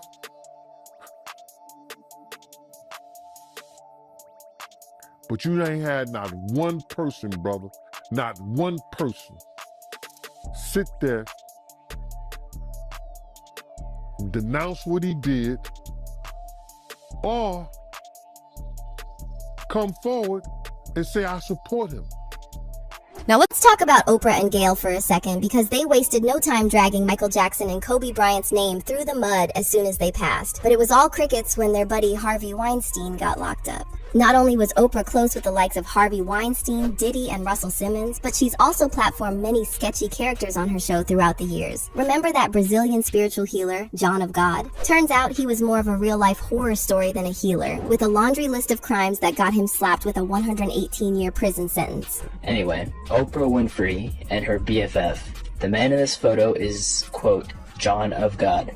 Oprah promoted him as a miracle healer. This man kept women chained to impregnate so he could sell their babies. So you've got Oprah cozying up to all these guys who later end up facing accusations ranging from bad behavior to straight up criminal acts. It's definitely eyebrow raising, isn't it? But what's even more interesting is how Oprah's connections and her platform don't seem to be under the same microscope as those she hangs out with. Let's be clear here, Oprah hasn't been officially accused of any criminal acts herself, but it's hard to ignore the fact that she's had a long history of being buddy-buddy with some pretty terrible folks who ended up being convicted of some pretty heinous crimes. And yet, despite this, Oprah didn't hesitate to throw people like Michael Jackson under the bus, even though MJ was never found guilty of anything in a court of law. In fact, members of the Jackson family have come out and accused Oprah of disrespecting MJ even after his passing and of using his name to boost ratings. And I was there, and she was talking about how Michael was misrepresented. No one understood Michael, and we were trying to get the real Michael. So I think, in a sense, Oprah will say what Oprah wants to say to get the interview. And then you've got a few bold celebrities who've taken it a step further and openly accused Oprah of protecting guys like Harvey Weinstein and Russell Simmons from scrutiny. Actress Rose McGowan was one of them, and she claimed Oprah is as fake as they come. Rose tweeted, "I am glad more are seeing the ugly truth of Oprah. I wish she were real, but she isn't. From being pals with Weinstein to abandoning and destroying Russell Simmons' victims, she is about supporting a sick power structure for personal gain. She is as fake as they come. #Lizard. And then, singer Seal jumped on the bandwagon and claimed that Oprah was well aware of her buddy Harvey Weinstein's misdeeds, but didn't lift a finger to warn anyone who could have become his next victim. Seal shared a photo of Oprah with Harvey Weinstein on Instagram with a message, "When you have been part of the problem for decades, but suddenly they all think you are the solution." And in the caption, Seal wrote, "Oh, I forgot, that's right. You'd heard the rumors, but you had no idea he was actually serially assaulting young starry-eyed actresses who in turn had no idea what they were getting into. My bad. #sanctimonious Hollywood." Oh, and speaking of which, Snoop Dogg chimed in with some similar remarks about Oprah and her close friend Gayle King after Gayle made some pretty disrespectful comments about the late Kobe Bryant just weeks after Kobe's tragic passing back in January 2020. During an interview with Kobe's grieving friend and former basketball player Lisa Leslie, Gayle decided to delve into Kobe's past allegations. And even though Lisa made it clear that she never personally saw Kobe engage in any inappropriate behavior, Gayle seemed to push back, suggesting that just because Lisa hadn't witnessed anything, it didn't mean Kobe was incapable of such actions. It's been said that his legacy is complicated because of the sexual assault charge, which was dismissed in 2003, 2004. Is it complicated for you as a woman, as a WNBA player? It's not complicated for me at all. Even if there's a few times that we've been at a club at the same time, Kobe's not the kind of guy, never been like, let's go get that girl or tell her or send her this. I have other NBA friends that are like that. Kobe's, he was never like that. I just never have ever seen him being the kind of person that would do something to violate a woman or be aggressive in that way. That's just not the person that I know. But Lisa, you wouldn't see it though. As his friend, you wouldn't see it. And that's possible. I just don't believe that. And I'm not saying things didn't happen. I just don't believe that things didn't happen with force. But hold up, why wasn't there this same level of scrutiny for Oprah and her relationship with Harvey Weinstein? I mean, Oprah and Harvey were tight for years, and we're just supposed to buy that Oprah never saw or heard anything sketchy until Harvey's skeletons came tumbling out of the closet. But here's the kicker. After Gayle faced major backlash for disrespecting Kobe and his loved ones, Oprah had the nerve to turn around and portray Gayle as the one being wronged. She even whipped out the waterworks, trying to drum up sympathy for Gayle. Opened up about the whole ordeal and got emotional. I think the last 24 hours for your best friend have been pretty difficult after that interview with Lisa Leslie about Kobe. And I just wondered just how she's doing. She is not doing well. May I say she is not? She is not doing well because she has now death threats and has to now travel with security. And she's feeling very much attacked. And that was the last straw for Snoop Dogg, who unleashed a tirade against both Oprah and Gayle, highlighting how they only seem to show concern for the victims when the accused isn't someone in their inner circle. Snoop first posted this photo of Gayle and Harvey Weinstein with the caption, "We waiting Gayle. When is that interview gonna air?" And then Snoop posted a photo of Oprah with Weinstein and wrote, "Did that fake Michael Jackson-ish to tarnish his name with them lying-ass kids, and here she is with a known rapist smiling and laughing." But Snoop didn't stop there. He also hopped on IG Live to share a few strong words about Oprah and Gayle. You ain't coming after Harvey Weinstein asking them dumb-ass questions. I get sick of y'all. I want to call you one. Is it okay if I call her one? Dog hit. How dare you try to tarnish my boy's reputation. Oh, and speaking of which, when they questioned 50 Cent about Gayle's Kobe question, he seemed pretty puzzled. Then, he brought up how Oprah did something similar with Michael Jackson after he passed. I just didn't understand what the goal is at that point. Because she knows what Kobe means to the actual culture at the same time. Like they knew what Michael Jackson meant. But if somebody... I just don't know what they're trying to do when the men are dead. So they're going to keep playing with people that are not here, and it's going to them over. Because people are going to start to not like them in an intense way for doing that, because it's just not the right thing to do. So now that Oprah's supposed connections to Diddy are being looked into, folks are curious. Will she keep mum, or will she wait until Diddy's behind bars before she starts making noise? You see, when Oprah did that special with Michael Jackson's accusers, she said she was trying to shine a light on the pattern of these kinds of crimes in Hollywood. Imagine if that had happened now, and you had social media. So I had a lot of hateration, but I also, when I first saw that documentary, I realized that a lot of people are going to get triggered, are going to be triggered by watching it. Yes. And that a lot of people will not understand what the pattern is, because I had done 217 shows trying to get people to understand that it's not about one person, that it is about the pattern, it is about the seduction.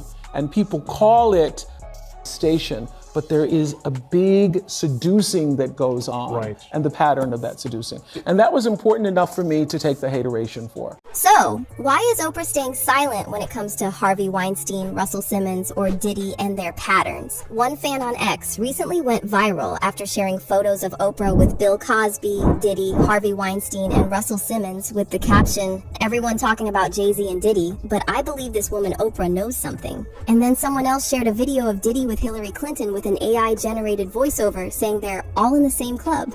I just want to know, Hillary, when they finally arrest me with all the... How does a brother survive jail without being Epsteined? Well, since you have a lot of on us, we're probably going to get you Epsteined as soon as you go to sleep. But hey, at least you won't have to shower, am I right? So, anyway, enjoy your last meal, Puffy. Now, with all these allegations swirling around about Diddy's rumored underground tunnels, social media is buzzing with theories and speculations. X and TikTok are lit up with users sharing their thoughts and theories, and hashtags like Shasher Diddy Tunnels and Shasher Hollywood Secrets are blowing up. And while many folks are convinced that there's something seriously shady going on with these tunnels and Hollywood's hiding something, others are brushing it off as just another wild conspiracy theory. One fan said, "Now after learning this about tunnel systems in Playboy and Puffy, think Christian Combs diss? The house next door? That's Playboy Mansion. Think Jay-Z's Otis song? We getting money up under you." Starting to understand there's an entire world under our feet they not like us fits. And another person added, "Remember those tunnels in New York? Being this cruel is taught." They can't control me. You get what I'm saying? They can control Shaq. They can control Charles Barkley. They can control LeBron James. They can control Jay-Z and Beyonce. But not you, man. But they can't control me. Those close to Kathy were able to divulge that Kathy had gone to Jay-Z to let him know that she was considering coming forward and sharing her side of the story and her truth of what has been going on between the two of them. You're not going to believe this, but there is, in fact, a Diddy and Michael Jackson connection. Yes, the lawsuit that we have been covering and following, so much being revealed. You're not going to believe that somehow it is connected to Michael Jackson and his death. Honestly, Candace Owens is the last person anyone expected to make an appearance in the Diddy saga. But here she is, revealing the diddler's true face to everyone. But it's not just Diddy. Owens is going after Jay-Z and everyone else in the industry who seems to be working with a ring of elites to control Hollywood. Girl, I know it sounds like something straight out of a movie, but Owens might actually be onto something here. She was able to uncover a crucial connection that tied the Hollywood elite to MJ's passing. And that's only the tip of the iceberg. Did Diddy and Jay-Z really delete multiple music legends to further their own agendas? Let's find out. And I'd say the biggest point that we took away from these Diddy docs was that this ring, if you believe it exists, can and will murder people to protect themselves. American conservative political commentator and activist Candace Owens isn't exactly known for mincing her words. She delivers the cold hard truth as it is. Agree with her or don't, the reality is she's right on the money with her recent comments about the industry. When the Lil Rod and Diddy lawsuit hit the internet, Candace jumped on her Daily Wire show and connected the dots that most folks seem to be looking over. According to her, there's a ring of super rich and super powerful people in Hollywood who secretly control everything behind the scenes by getting celebrities hooked on illegal substances at parties and blackmailing them with footage of what they do in the shadows. Is that these parties, at least a lot of them, are taking place in the Virgin Islands, which again, just makes you go, what's happening here? Because Jeffrey Epstein, obviously his home, or he owned an island that was just off the coast of St. Thomas. So we hear that again.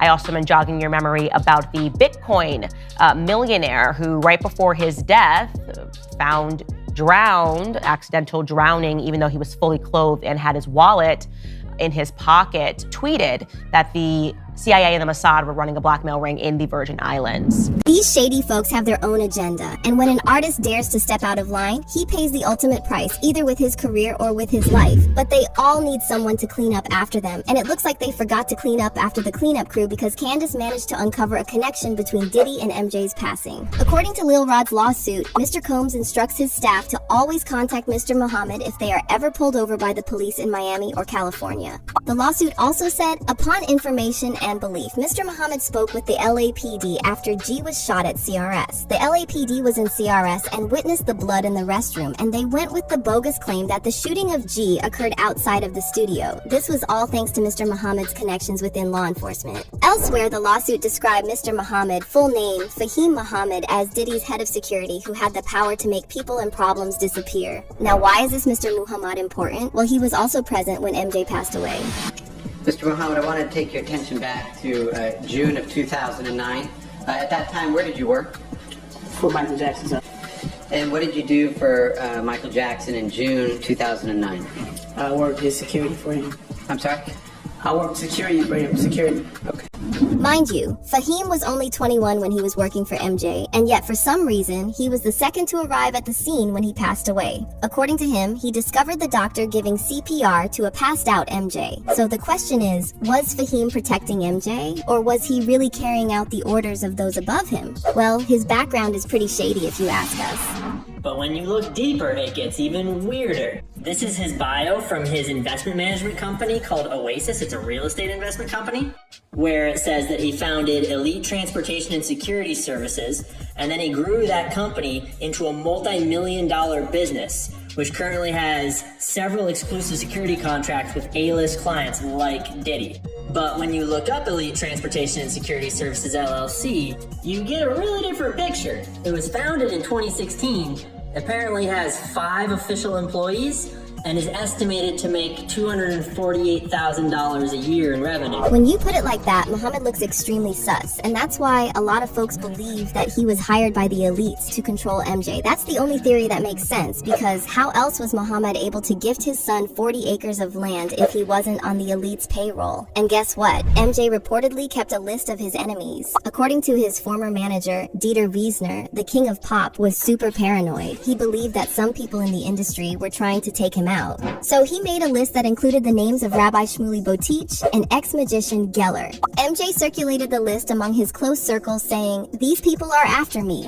Oh, and guess what? MJ wasn't acting paranoid. He was right to put these people on a list because these same people faked a will after he passed and gained control of his assets. And Candace shed light on the matter, proving to everyone just how misrepresented the pop singer was in the media. Because of this will, John Branca was put in charge of his estate, which included his net worth of $230 million, but far more importantly, his 50% share of Sony ATV worth $750 million. Yes, he was taking on Sony. He was going after the hand that feeds him. And when you look into John Branca, in 2003, Jackson fired Branca because he was siphoning money out of Jackson's accounts in collusion with Sony Music CEO Tommy Mottola and funneling it through a bunch of offshore accounts in the Caribbean. John Branca is Jewish, and Tommy Mottola is also Jewish. Wow. Did you guys know that? Did you guys know any of that? Because I certainly didn't. I didn't realize that this was a conflict at the end of Michael Jackson's life, that suddenly they were alleging that he signed a new will and handed everything over to the very people that he was fighting, the very people that he was saying were colluding to take things from him, ended up in the end. That said, in Diddy's case, Muhammad might have been acting like a right-hand man for the teacher's pet, covering up for his crimes. What's more, according to Candace, this ring might have been responsible for taking out MJ because at the end of the day, in her eyes, they're very capable of doing something like that. I'd say the biggest point that we took away from these Diddy docs was that this ring, if you believe it exists, can and will murder people to protect themselves. More recently, Candace backed up Kanye's claims about Diddy working with the feds as well. And it's kinda interesting how he managed to escape those situations. Some folks think that Diddy has deep ties with the feds and politicians that allow him to escape from the stickiest of situations. Kanye West brought it up during his interview with Drink Champs. But get this, the clip was mysteriously deleted only a few days later. Did someone higher up not like the fact that Diddy was spilling the tea? Whatever the case, Candace is backing him up now. She recently retweeted the Cassie Diddy footage on her X account, writing, "He's not in jail because he's a Fed CIA asset. Kanye tried to tell everyone." The truth is that Kanye has been trying to open everyone's eyes to the truth for years now, but he's always been ridiculed and labeled crazy. He even dropped names of high-profile celebrities from Diddy's camp. They ain't giving us money, they giving us acknowledgement. I don't want your acknowledgement. And I went so far past any level of acknowledgement. You know, I was banished, I was exiled, I was canceled multiple times. So what, I done had like my kids that show up to Sunday service right in front of everybody. And you know what I mean? Like I'm crying to see my daughter, and all of the usual suspects, the handlers, Dave Chappelle, Meek Mills, Diddy, all these people aren't in position. Now for us as celebrities, they gotta call and put a leash on him. What we gonna do with Ye? Oh, he delusional, that's the best. Dave, give him a call. Diddy, give him a call. Tell him we ain't like the t-shirt. Tell him like right now the agenda is, this is the voting agenda for the celebrities, for the black. Make them do exactly what LeBron would do. Make them do exactly what Drake would do. And y'all know my stance on this. Now, Kanye wasn't throwing names here. Everyone knows about the crazy ways Meek is tied to Diddy. On that note, it's not exactly a first for Kanye. He's been on Diddy's case for a while. Back in 2021, Kanye posted a series of screenshots of his conversation with Diddy. And let's just say the two weren't talking about setting a playdate for their kids. This was after Kanye stirred up a storm with his White Lives Matter t-shirts. Diddy didn't approve, and that made him public enemy #1 in Ye's books. When the conversation got heated, Diddy asked for Ye's address so the two could talk man to man. But Ye wasn't interested. He straight up wrote, "N-word, screw you, you fed." Diddy then replied, "Send me an address. Let's stop playing these internet games and don't feel threatened. You'll be fine, just love." If we didn't know any better, it almost seemed like Diddy was asking out his high school crush to prom, but Ye wasn't falling for it. He wrote, "This isn't a game. I'ma use you as an example to show the Jewish people that told you to call me that no one can threaten or influence me. I told you this was war. Now gone, get you some business." His choice of words may be questionable, but if you look past all of it, you'll notice that Kanye was saying the same thing as Candace. That there is a ring of uber elites whose only purpose is to secretly move the chess pieces across the board without being noticed. But Kanye's been trying to fight off these devils in the shadows. He's been making bold claims about how these people can control others, but not him. Said, speaking up about this secret society doesn't come without consequences, and Kanye had to pay the ultimate price with his freedom. Shame that Kanye had to put up with all of that, especially since he was only stating facts. I mean, even Gene Deal mentioned that Diddy might have been a Fed. I feel like Puff knew what Meech was doing. Then with the introduction to Jacob and different people, and a lot of people going to jail for money laundering and stuff like that, Puff being, and this is documented, Puff being a CI for an FBI agent. I said this years ago, that him and Kirk Burroughs took some paperwork, they was taking some papers up to the FBI, so like when he was here in New York.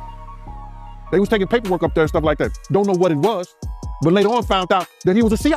You understand? Now, what happens? He don't have that. The guy probably, that was 20 some years ago. The guy probably retired. Puff ain't dealing with him. No, he didn't pass Puff on or something like that. So now, Puff been dodging the legal system. With the, people had it wrong. They think it was with the Black Mafia family. No, it was with Butt Naked. I said this years ago. The person that he said is a senior advisor. Diddy and Cat ever hang out where, and the reason why I'm asking this, where you actually personally witnessed some of the accusations that Diddy is having, saying the fact that he had cameras in the room? The listen thing I'm gonna tell you. We from two different worlds, number one, him and I. Number two, I'm the guy they didn't want to invite to those parties, and I'm glad of it. I've never been happy to be left out of my life. But at the same time, I'm not the guy who's in for Puffy's downfall, but I am the guy who supports the victims who got victimized, right? But at the same time, whatever the situation is, everybody knows it's wrong. And I don't think he can get punished as hard as a regular person because, you know, he used to be an FBI informant for a long time, they say. So I'm quite sure that play a role. You're saying... Asking the question, me, Cat, and Puffy, we had no reason to be hanging out. Me and Cat, and not me and Puffy. But this is where things get interesting. Remember, Kanye said that there were some people in the industry who were trying to take him out. The only problem with that was that Kanye made some anti-Semitic remarks, and that kind of drowned out what the rapper was actually trying to say. Anyways, after that whole fiasco, Candace started receiving threats as well from someone who MJ had put on his list of enemies. And apparently this person wanted Candace to bash Kanye. So maybe they could shun him out of the industry and stop him from spilling the tea to the entire world. That Kanye situation went down, I was being threatened by a person named Rabbi Shmuley, person that Michael Jackson put on his enemy list, a person that I had never heard of, was threatening me and saying that unless I came out and said things explicitly against Kanye, he would effectively ruin my life. He said that he would take out a front page ad and smear me as an anti-Semite. And then there's Jay-Z as well. Honestly, the fact that Diddy's BFF has the same skeletons in his closet is no surprise. I mean, they say birds of a feather flock together for a reason, right? Over the years, the Empire State of Mind singer has been accused of trying to take out a number of people to serve his own agendas. Remember back when Jay-Z cheated on Beyonce? Well, there were a bunch of other women, including someone named Kathy White. They ended up in the headlines after they were spotted together at a nightclub, and my man was super whipped because he was rolling out the red carpet for her. According to reports, just before the pair attended the Sin City fight, Jay purchased a $2,500 pair of Louis Vuitton shoes for Kathy to wear that evening. Insiders say Jay requested she bring a few friends to ride with them that evening in order for them not to appear as a couple. During their time in Vegas, Jay also took her gambling at the Bellagio Casino. That's where Jay was again reportedly adamant about her friends circling the pair during their time at the table in an attempt to cover their public appearances. FYI, Jay-Z was doing all this behind Bey's back, but when his affairs became public, he cut off all his mistresses. But Kathy was posing to be a threat. She had reportedly received a big offer from a tabloid to spill the tea. But right before her interview, she mysteriously passed away. A lot of folks believe that Jay-Z took her out since she was trying to get him back for choosing Beyonce over her. And he couldn't have that kind of negative press since Bey was pregnant with his child. And don't get us started on the autopsy report. heart. Journalist Claudia Jordan wrote, according to an NYPD detective who told me, Kathy's cause of death is uncertain, and later today we will have the autopsy and toxicology reports. Right now the death is considered suspicious. Shocked? Well, you wouldn't have been if you'd been paying attention to what Jaguar Wright has been saying for years. Back when the world learned of Diddy's crimes, Jaguar went on a rant claiming that Jay-Z was no different. The only difference was that he was smart and had mastered the art of hiding in plain hindsight. Sean Carter is worse. Uh-oh. Oh, man. He's smarter. He's patient. He's not sloppy. This been lining up people he calls friends and stepping to the side while they get hit by the guillotine for 30 years. Maybe Diddy should have picked up something from his best pal instead of attending freak-off parties with him. At the end of the day, it's safe to say that the Hollywood elite are very much capable of deleting someone if they feel like it. Take Prince's passing for one. The iconic singer passed away at the age of 57 on April 21st, 2016 in his Minnesota home, Paisley Park, from an opioid OD, and this was all kinds of sus because Prince had always been the picture of health. His close friends were shocked. Did he have health problems? That I don't know, right? What I know is that he was really health conscious. He was a vegan. He didn't abuse alcohol. I didn't know of him abusing drugs. He worked out, so, that also really concerned me because it made me think that, wow, so you mean you do all these things to take care of yourself and you die so young? Oh, and then there's also the fact that Prince was discovered in an elevator, which is all kinds of crazy because Prince spent half his life being scared of elevators, and everyone around him knew about his fear of these weird contraptions. And there's also the fact that Prince was butting heads with entertainment tycoon Warner Bros. Before he passed away. He signed with the company back in 1977, and when he started blowing up the charts, Prince thought about asking back for the rights to his music. But the guys at Warner Brothers were no amateurs. They weren't about to part with a moneymaker all because Prince said please. And so began Prince's protest. He would step out on the stage with the word slave written on his face, the biggest middle finger he could give to those high up who tried to control him. The reason why it became such a big deal back then is ever since my third album, I wasn't really taking large advances from the recording companies. I was recording the albums myself in my own studio. So the way I looked at it, I owned the work because I paid for it. And I did all the work, I created it, so I felt like it should belong to me.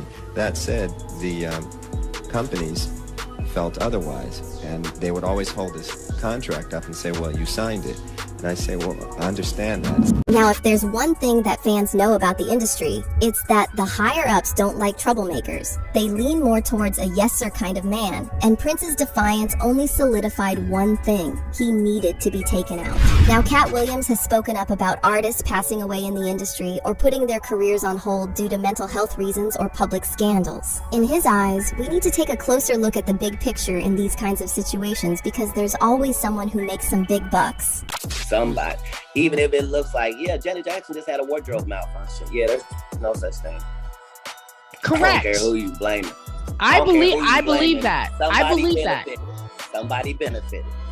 Yeah. So in all of these situations, there's a business involved and there's real money involved, and somebody's benefiting from this thing that looks like, oh, that just happened.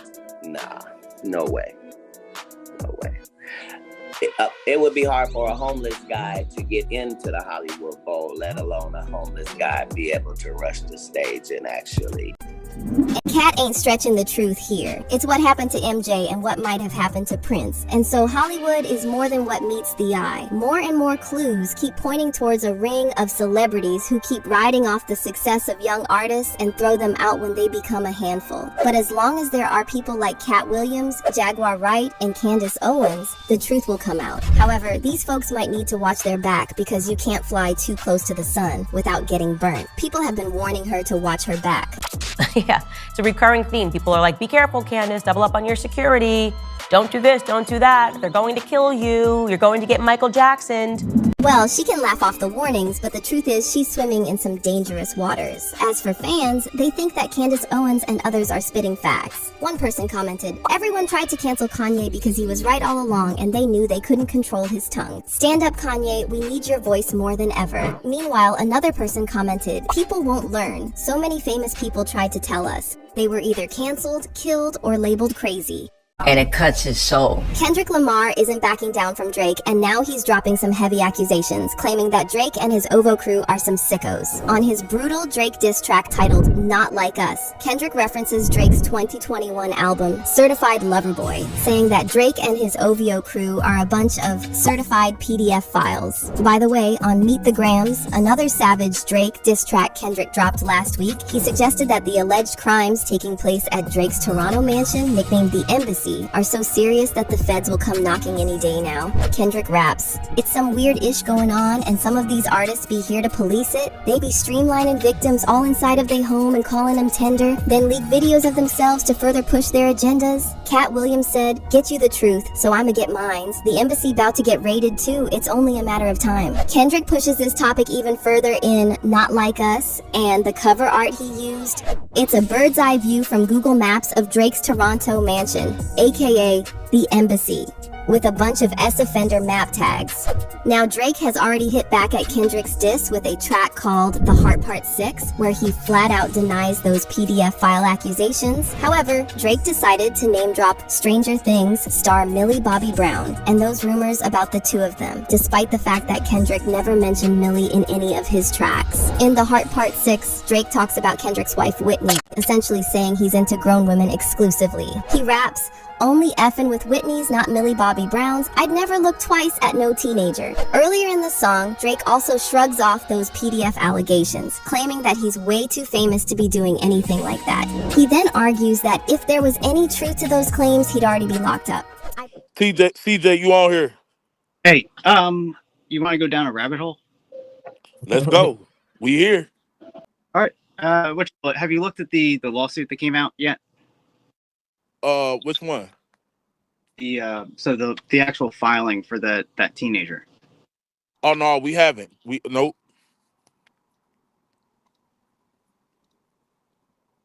Oh, this shit about to get good, y'all. This shit about to get good, y'all. What teenager you talking about? You talk about the one at the hotel with the underage drinker? Yeah. Now let us know something, man. Let us know. At first, I thought that's who had the page. What's that page? The Twitter page, but that wasn't him. Nope. Because that hotel was going bankrupt, right? There's a whole bunch of articles that you can read about, that accuse it of, getting fined for, underage drinking, right? Right. Then they had like a lot of billionaires there. Yeah. And they have two brand new police officers straight out of recruitment on that post since they both came in November 2020. Right? So yeah, you got the three of them. But so the first at this point you would need to like just follow me along on like video. So you want me to bring it up on the screen? Yeah. Okay. So you want me to read it or? I don't know. I mean, you can just kind of scroll down, but what you call it? I know. The first part's going to be a bunch of names, so I don't know that you need to have all of that in there, but because we're trying to get to 2023, I guess. All right. So, okay, that's 2021, 2021, 2021, 2023. Page. All right. I'm right here.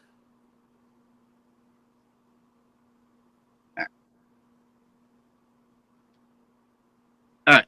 So, this is the 27th, right? Mm-hmm. This is the second date that he keeps mentioning, right? Mm-hmm.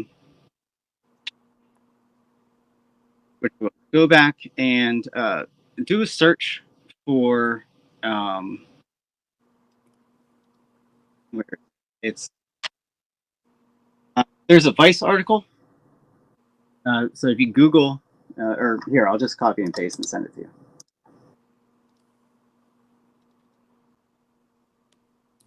Okay, 2023. I'm gonna stay right there with that, and then I'm gonna go back to the chat, and then I'm gonna open this up right here. Share the live.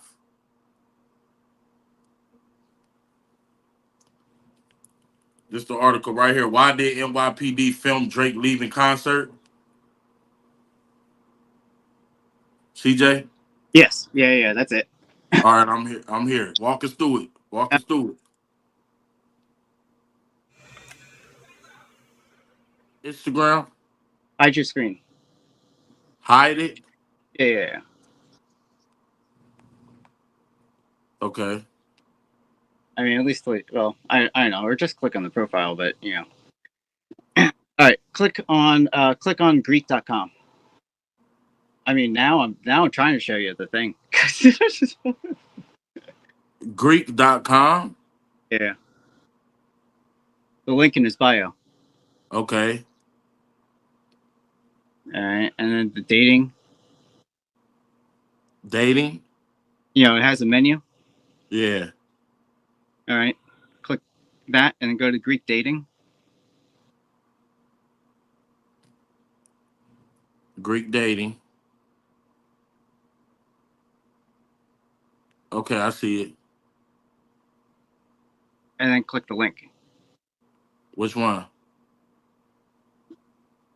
The one that brings you to like dating. Okay, what I'm looking for. That is the hotel manager. Oh shit! How you find this? It's in the court filing. So the hotel manager has a link in the bio. So what is this saying though? I don't know. I mean, it's either a dead website that he ought to correct, or it is he buying pussy, or he. Oh my god, man! What's that link? What's Greek.com, man? Man, what? This the hotel manager? They say the hotel support Epstein too. That's why they be out there chanting and protesting and shit. What? But the hotel definitely has a problem. You know, they're not staying at the mark. I'm not like trying to say that it's one way or the other. You know, like as far as like Drake goes, like it's beyond a beef, right? This is about like. So this dude's name is in the paperwork. Yeah. And is he still the manager? You know, according to LinkedIn, in that document, you know, the oh my god, it's like not. He goes by Timothy in some portions. He goes by Theodore in others. You know, Timothy and Theo are kind of interchangeable.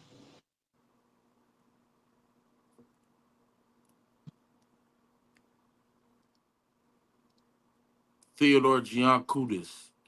Giannakoulis.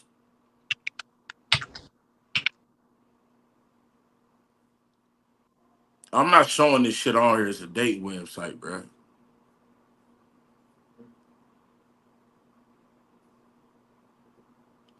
Oh, it's on his LinkedIn. So you just typed his name in. Yeah. And went to LinkedIn. And his Instagram on it. So you went to his Instagram. And I clicked the link in the bio. And then you just happened to click the link in the bio. And you done funked all this shit. So could it be he running something? Yeah, I don't know that it's. If the link is in his bio, that's down at his website. Why would he be promoting it if it ain't his? No, it's a dating site though. But it's probably his website. They probably go on there because he got the hoes. Underage. That's what's on there? I mean, not anymore. According to Ebony, right? They're saying that they no longer have underage people, but they're saying that it stopped on the 27th, right?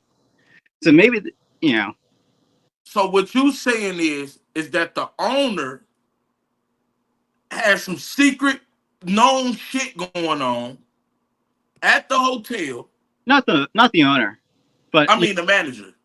Yeah, and the managers. So you're saying this dude allegedly had some secret shit going on. I mean, allegedly, but like you gotta. It's there. Yeah, you don't even gotta say allegedly. So he had some secret shit going on, and when the police and shit got involved, and shit was getting hot, everything ended. Yeah. Somebody lying. I mean, if nothing, the hotel might be lying.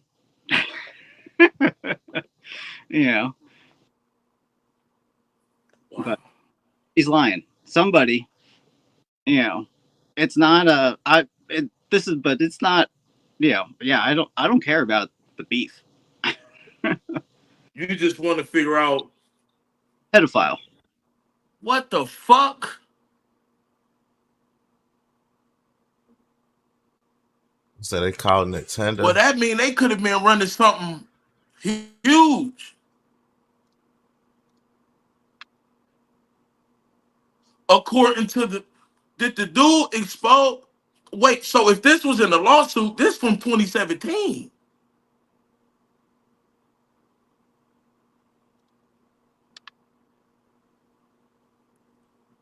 So the original protest, he wasn't never tripping. He knew what he was talking about. Yeah. And because he's the property manager, like he's got to in with the cop. 16. Do you know what this man just sent me? Look like dude running a whole little. All this shit. Wait a minute. Let me go back to that motherfucking article, man. What the fuck?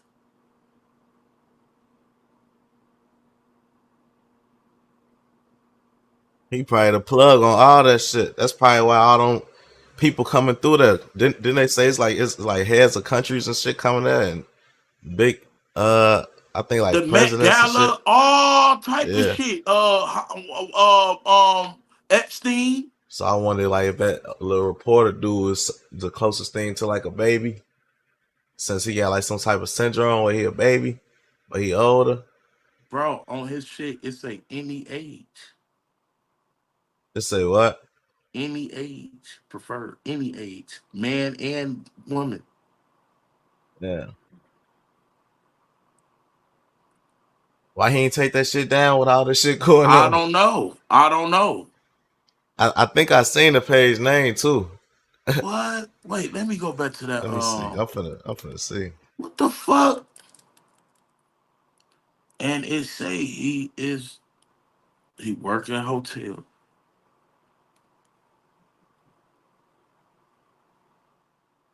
Bro, it's dating back. So something wrong with this hotel. Something wrong with this. Man, they been saying that. I feel like they got so much money. They able to pay people. They able to pay people as crazy and shit, and clear their name up. But that's probably what Kendrick be talking about.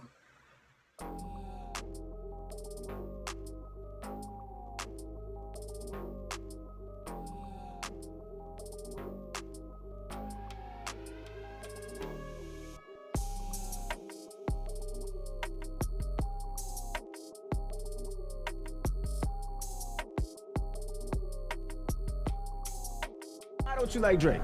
I don't like anything about Drake. Mom, I don't like his voice. I don't like what he talks about. I don't. See, I be trying to tell his face. I don't like the way he walks. Like nothing. I don't like his haircut. I might just let me shut up. They got this new breed of rapper that's paying DJs to play their shit. Right. And, you know what I'm saying? They sucking the record label executives' dicks, and it's like there's too much of that going on. It's high time we talk about how the late great DMX tried to tell everyone about Drake being a culture vulture and a puppet for his label owners. So Kendrick Lamar reportedly took inspiration for a few bars on his Drake diss track Euphoria from this viral DMX interview on The Breakfast Club, where he went off on Drake and made it clear that he didn't respect anything about him. But see, DMX didn't just warn us about Drake. He actually tried to sound the alarm about all these powerful industry figures that are now getting exposed, including Jay-Z, Diddy, as well as their higher-ups, Jay's Mento Leor Cohen, and Diddy's rumored sugar daddy Clive Davis. Fast forward to today, and now Kanye West is out here claiming that Drake also has a sugar daddy, none other than the most powerful man in entertainment, Lucian Grange.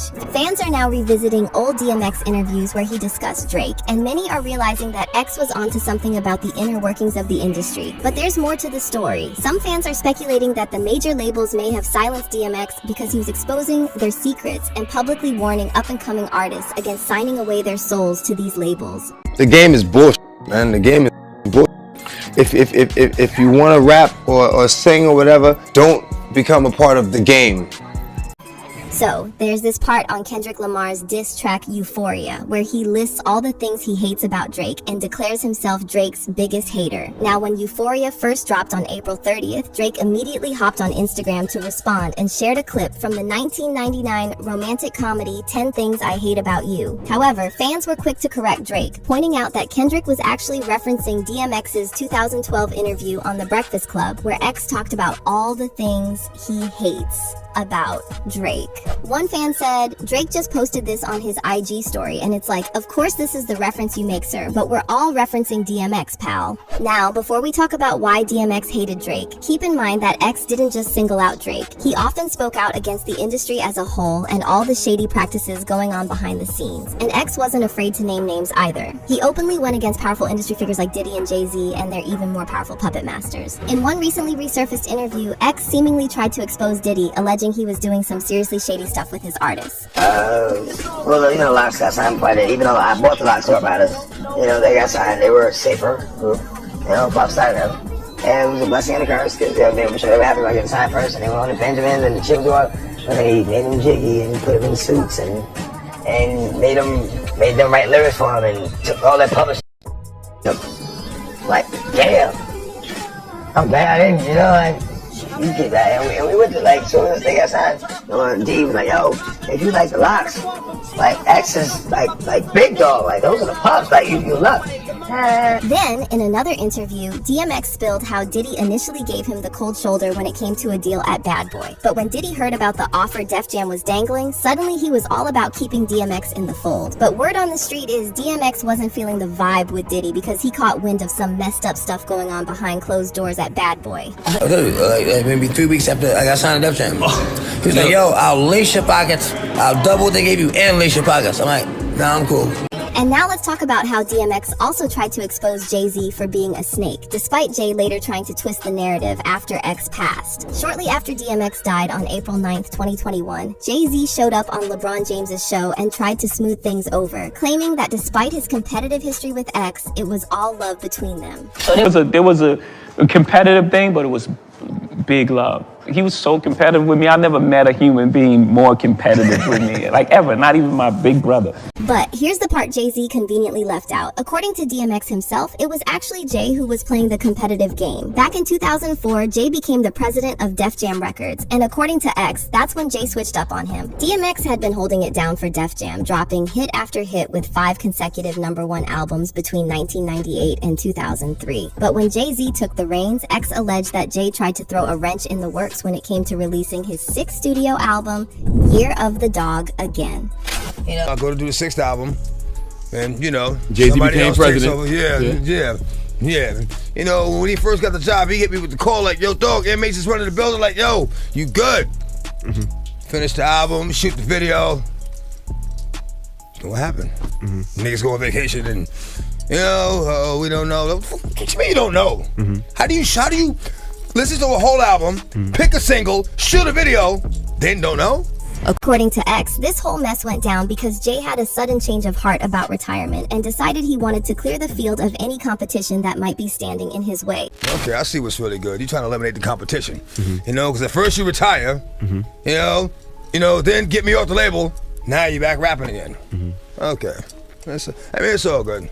That's all good. That was the moment DMX realized that Jay-Z was ready to step over anyone to serve his own interests, prompting X to say goodbye to Def Jam. But the distrust between DMX and Jay runs deeper, connecting to Jay's associations with some shady characters in the industry. See, DMX was very vocal about the dark side of the music business and publicly claimed that label executives allegedly pressure rappers into doing unsavory acts in exchange for a record deal. They got this new breed of rapper that's paying DJs to play their shit. Right. You know what I'm saying? They sucking the record label executive, and it's like there's too much of that going on. Right. You know what I'm saying? Let me be me. Let me be the artist that I am and just play my music. You know what I mean? Exactly. Now they want you all up under this, you know, sitting at the going to dinner with them and like that, and you know, all that favor for a favor shit. I don't get down like that. Look, I give you the music, you give my money. That's it. Also, back in 2005, DMX came out with a track called The Industry, where he pulled back the curtain on how the music business really operates. The game is bullshit,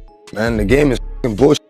If you want to rap or sing or whatever, don't become a part of the game. You know what? Listen to a song I called The Industry. And that pretty much explains, you know what I'm saying, what the shit is about. The industry. Man, it's not the same. The industry, it's not a fucking game. The industry, real niggas is dying to get in the industry just to find they don't fit in. The industry ain't what it used to be. The industry's trying to control the way you MC. They want you to dress like this and talk like that. But I'm going to dress like this and talk with the gap. The industry. Now, Jay-Z, on the other hand, he's been in the industry game since day one. And over time, there have been plenty of accusations flying around about him stabbing his friends and partners in the back. One of those folks is Dame Dash, the co-founder of Rockefeller, who made it public that he feels Jay turned his back on him when he started getting close with the industry higher-ups, like Lear Cohen. Cohen is the former president of Def Jam and a close friend of Jay-Z. In fact, Jay refers to Lear as his mentor. Now, Lear's been mixed up in a heap of drama over the years, and Dame didn't hold back, publicly slamming him as a culture vulture and accusing him of stirring up conflict to pit black artists and moguls against each other. But here's where it gets wild. In 2018, when Lear showed up on The Breakfast Club, he got into talking about the substance use crisis and expressed his sorrow over DMX's battles with addiction. However, when they asked him why he keeps signing artists who promote that lifestyle, Lear directly said that's just how the industry rolls. One of the biggest artists you ever had had a real bad drug problem, DMX. I'm so sad. It's the most dangerous. It's the most dangerous thing that's facing our society. So why sign an artist that would promote that? Because I already answered that question. You weren't paying attention. She asked me talent or issues, and I said talent. But I have to. I can't give up on people. But I'm saying that's hypocritical, though. You're saying it's opportunistic. Yeah. I got people to feed. I got a business to run. But that's not all. When X passed away, Lear took things to a whole new level and said some seriously disrespectful stuff at his funeral. DMX's memorial took place in Brooklyn on April 25th, 2021, and Lear was supposed to be there, but he couldn't even be bothered to show up in person. Instead, he sent in this bizarre recording where he called DMX a gremlin and said his passing wasn't a surprise to anyone. So the race against time was that we all know X is a gremlin and reckless and looking for a wall to crash into. X, if you listen to X, if you see X, this is his death is no surprise. If you listen to and you watched who and what X was. But there's someone else DMX never trusted, and you already know who I'm talking about. DMX and Drake were tangled up in beef for years before X's untimely passing, and X didn't hold back on how much he despised Drake. What about Drake? You like Drake? No. My man. He didn't even say a little bit. He didn't even say halfway. That's my guy right there. No. That's why X is necessary in the game right there. Man. Now, why don't you like Drake? I don't like anything about Drake. I don't like his voice. I don't like what he talks about. I don't. I be trying to tell these face. I don't like the way he walks, like nothing. I don't like his haircut. I might just let me shut up. I'll just stop right there. Oh my God. Damn it, man. No, but listen, that's why DMX is necessary. You know why? Because when you got these legendary hip, this is why the game has gotten so whack. You got legendary hip hop figures who just give these guys passes. Yeah. Who don't say anything. Who don't say it's pay okay. No dudes, nothing. It's okay to say, yo, this dude is whack. I think he's whack. It's okay to say that. There's Too much politics. It's too much politics. You don't gotta act like you like something for Too what? much gulping and burping.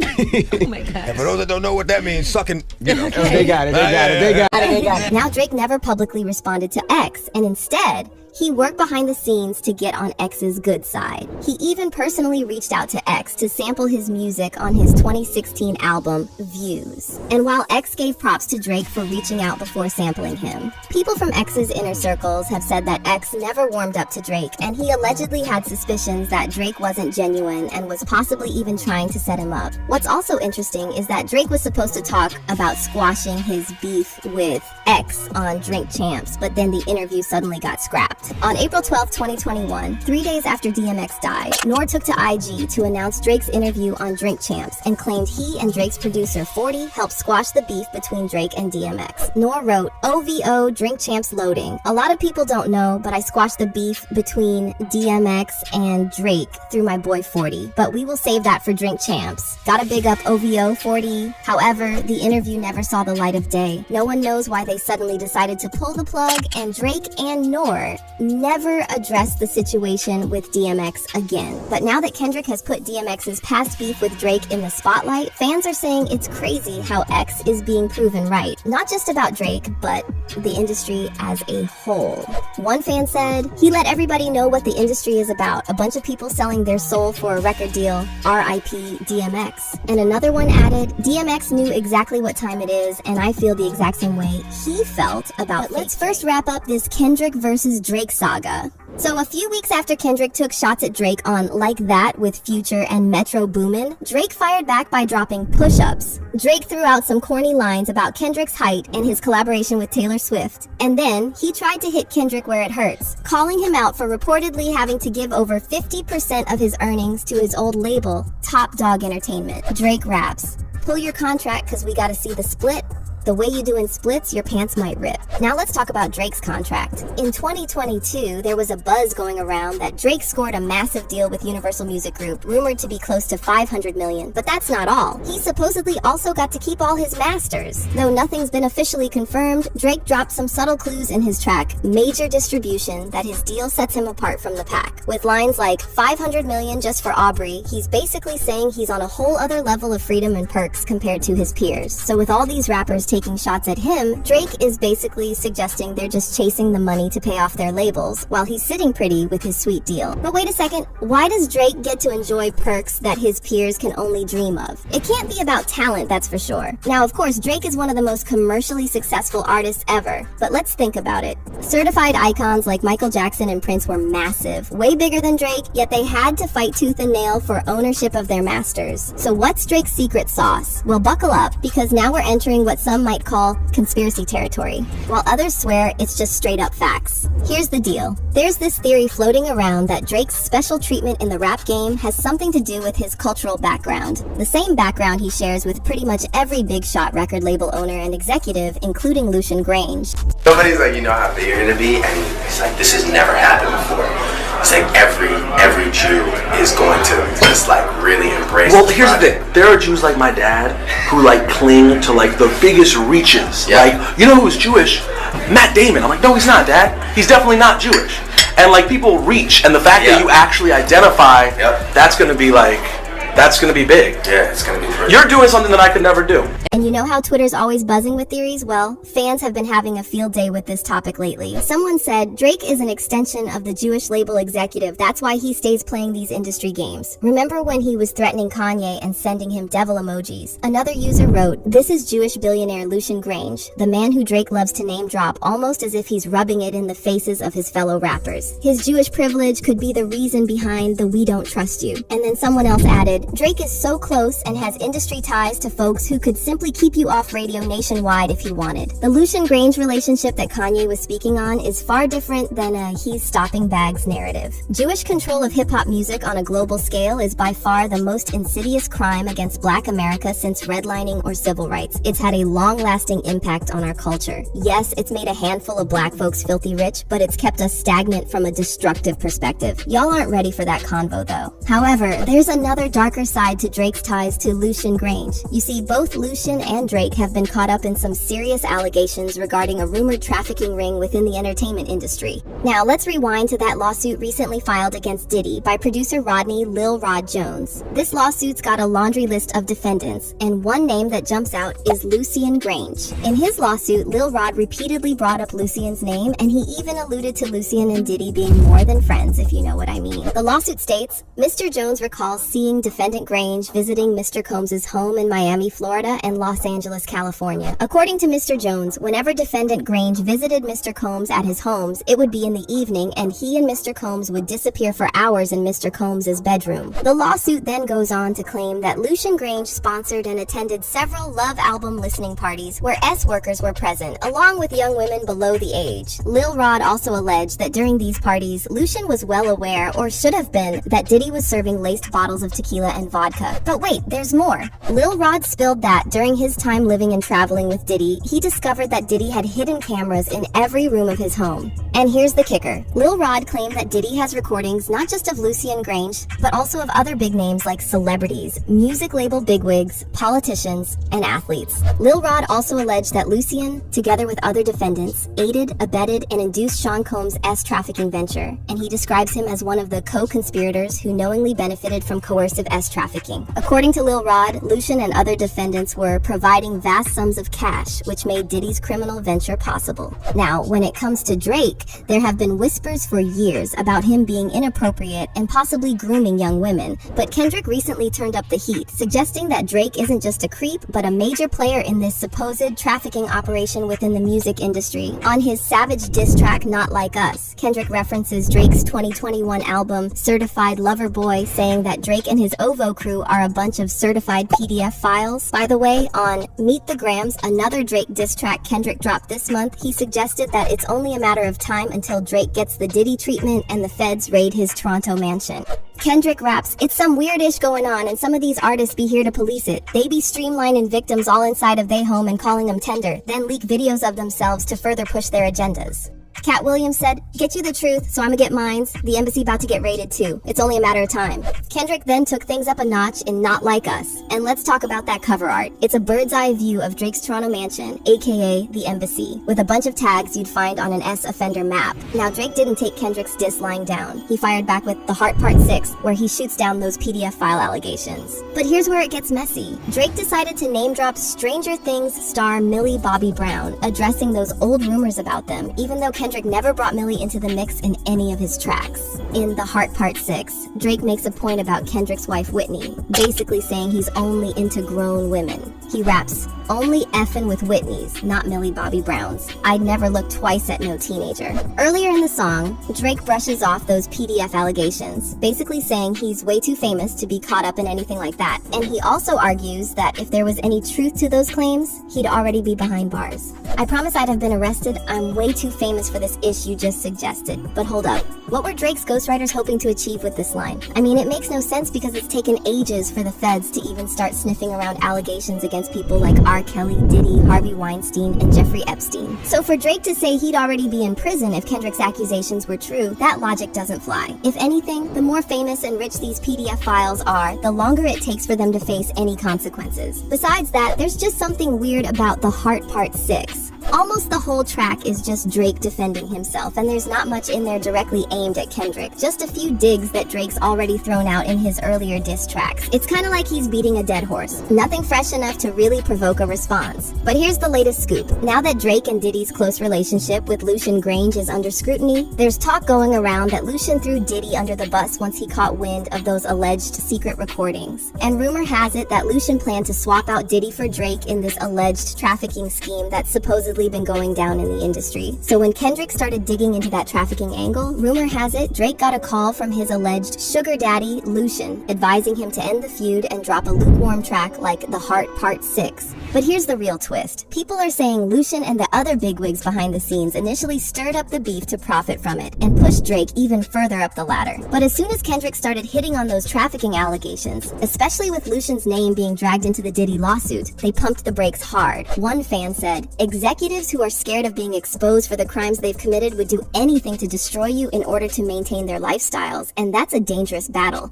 Kendrick gets all the props from me." And another person wrote, "Lucian Grange's name was in that Diddy suit too. He wasn't about to let that paydo trafficking ish keep unraveling." Their boss called game 3-2 Kendrick, saying there's obviously more to this Kendrick versus Drake drama than meets the eye. A lot of folks are convinced that the big wigs behind the scenes hit the panic button when Kendrick brought up those trafficking allegations, and they suddenly slammed the brakes on a beef that they probably stirred up themselves for profit. That beefs are orchestrated by the puppet masters behind the scenes. And do you think these supposed puppet masters like Lucian Grange called off the beef because Kendrick hit too close to home with those trafficking allegations? Right. His baby mom, Kim Porter, right? She got a whole lot of Tupac related posts on her IG.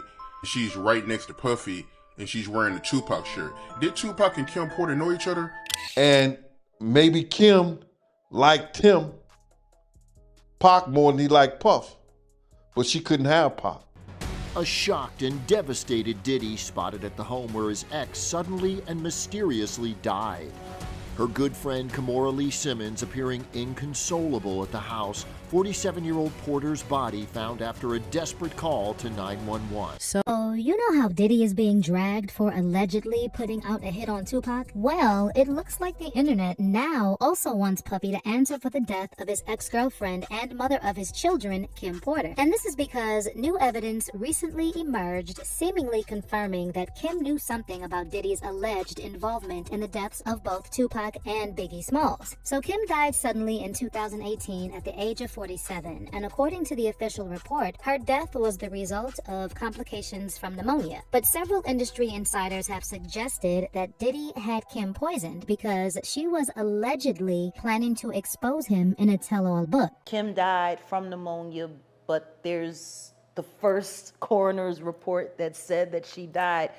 It was ruled a homicide, and they found toxins in her body to prove that she had been poisoned. Kim's ex-husband, Albie Shore, also previously referred to Kim's death as murder and claimed that Kim was running from someone before she passed. But that's not all. See, everyone knows that Kim dated Albie Shore before Diddy, but what a lot of people forget is that she also dated Def Jam executive Shakir Stewart, who was later found dead, supposedly from a self-inflicted gunshot wound. Honestly, it's mind-boggling how many people have passed that have been connected to Diddy. But is there any evidence that Kim knew the real truth about Tupac and Biggie's murders? Did Diddy actually engage in foul play to silence Kim? Let's get into it. Him and Kim still continue dating, and it is said that allegedly Kim told him a lot of personal information about Diddy. Nobody knows what that information was, but allegedly it was about Diddy's involvement in certain things and additional intimate information about Diddy. So in case you missed it, Diddy's got a new album out, and one of the songs is titled Kim Porter, in honor of his late longtime partner. In a recent interview, Diddy claimed Kim still inspires him, and he said he wanted to dedicate the song to her so that she could visit him in his dreams. And we started writing the song, and I was like, I feel like I really want to make sure she gets the message. And I called John Legend. I was like, John, I need you to sing to the heavens above. And that's how we got Kim Porter. Yeah. And she has come and visited me in my dreams. But the song did not sit right with a lot of people because many of them are still convinced that Diddy had something to do with Kim's very strange passing. So to give you some context, Kim was a model and actress who had first met Diddy when she was working at Uptown Records, and she got a job there as the late Andre Harrell's assistant. And even though Kim was dating Albie Shore at the time, Diddy became obsessed with her and started pestering her. Kim and Albie welcomed their son Quincy in 1991, but they broke up shortly after. And sometime in 1993, Kim started dating Diddy. They dated off and on for 13 years and had 3 kids together, son Christian and twin daughters Delilah Starr and Jesse James. But Diddy never proposed to Kim, and she finally ended things with him for good in 2007 after she discovered that he had fathered a child with his associate Sarah Chapman. But that wasn't even the worst part, because according to Diddy's bodyguard Gene Deal, Diddy also used to lay hands on Kim. In a recent interview with The Art of Dialogue, Gene said that Kim tried to to fight back the best way she knew how, and he recalled one incident when Kim had to use a corkscrew to get Diddy off of her. When they were at home at Kim's house on 110th Street, he wanted to, put his hands on her in the wrong way. And Kim took one of those corkscrews and ripped his wrist up and hit an artery. And when she did that, he had to rush over to St. Luke's Hospital. I met him over there to the hospital. It was me, him, and Kim in the hospital when he was bleeding like crazy. When she wasn't taking that, she wasn't gonna take that ass whooping, and she got him off of him the best way she could. According to Jean, Diddy was also extremely controlling and had his goons follow Kim around to stop her from talking to other men. Meanwhile, he was out there cheating on her the whole time. Over the span of 13 years, Kim broke up and made up with Diddy several times, and during one of their breakups, she started dating Shakir Stewart, a record executive at Def Jam. Diddy allegedly hit the roof when he found out about Kim and Shakir's relationship, and he ended up confronting Kim about this. They got into a heated fight, and Kim suffered a broken nose, allegedly. Most of the reports about this incident have been buried, but I managed to find one article published in 2005 that referenced the altercation, saying that Kim was left with a broken nose after the couple argued on Combs' yacht in Saint-Tropez. The article states that Combs flew in a specialist plastic surgeon from Geneva after the accident, and that Porter has since claimed that she hurt her face after she banged her nose on a table. But it gets even more disturbing from there, because Kim reportedly continued to see Shakir despite Diddy confronting her. So Diddy allegedly started threatening Shakir. And then on November 1st, 2008, Shakir was found in his Atlanta home from a wound. His death was ruled a suicide, but shortly after, rumors started flying around that Kim told Shakir something about Diddy's alleged involvement in Tupac and Biggie's deaths, leading to speculation that Shakir's death wasn't self-inflicted after all. One source later told Media Takeout that Diddy had previously almost Shakir once after he found out about his relationship with Kim. Kim was saying Shakir, and Diddy found out, and he went apeshit. He tracked Shakir down to his hotel. Then Diddy went up there without security and beat him to a bloody pulp. Now, as for the alleged information that Kim had about Pac and Biggie's murders, it's not clear exactly what she knew. However, considering she spent over 13 years with Diddy, she must have seen and heard a lot. Gene Deal also previously confirmed that Kim had a thing for Pac, and that Diddy hated when she would bring him up. Maybe Kim liked him, Pac, more than he liked Puff, but she couldn't have Pac. And Pac didn't have the money that Puff had. There's also been a lot of speculation that Kim was trying to tell us something about Pac's death, because she had a lot of Pac-related posts on her Instagram prior to her death. Also, back in 2015, Kim attended the LA Film Festival with Diddy and their kids, and she wore a Tupac shirt. I don't know y'all, but the fact that Kim chose to wear this and pose next to Diddy on the red carpet, I think she knew what she was doing. But sadly, Kim's life came to a sudden end on November 15th, 2018, and the coroner's report later attributed her death to complications from pneumonia, stating that the manner of death was natural. While it is true that Kim was sick in the weeks leading up to her death, coroner's report stated that Kim was taking antibiotics, and by November 14th, she no longer had a fever and was feeling fine. It didn't take long before fans started saying there was something suspicious about Kim's death, and then Al B. Sure publicly called her death a murder. In July 2020, Al shared a since-deleted photo of himself crying and wrote, "I just found this footage from the morning I learned of Kim Porter's murder and how it ripped the soul from my physical body." He then added, "I do know very clearly that Kimberly didn't just check out all of a sudden over pneumonia."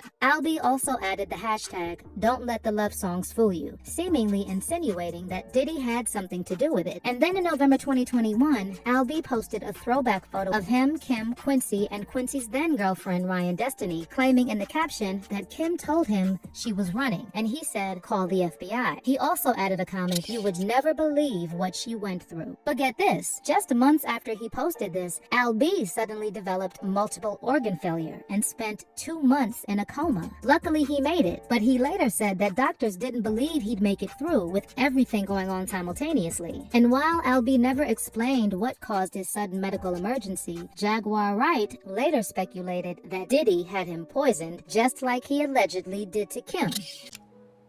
The only two left are Puffy and Al almost died. Isn't that interesting? That is interesting.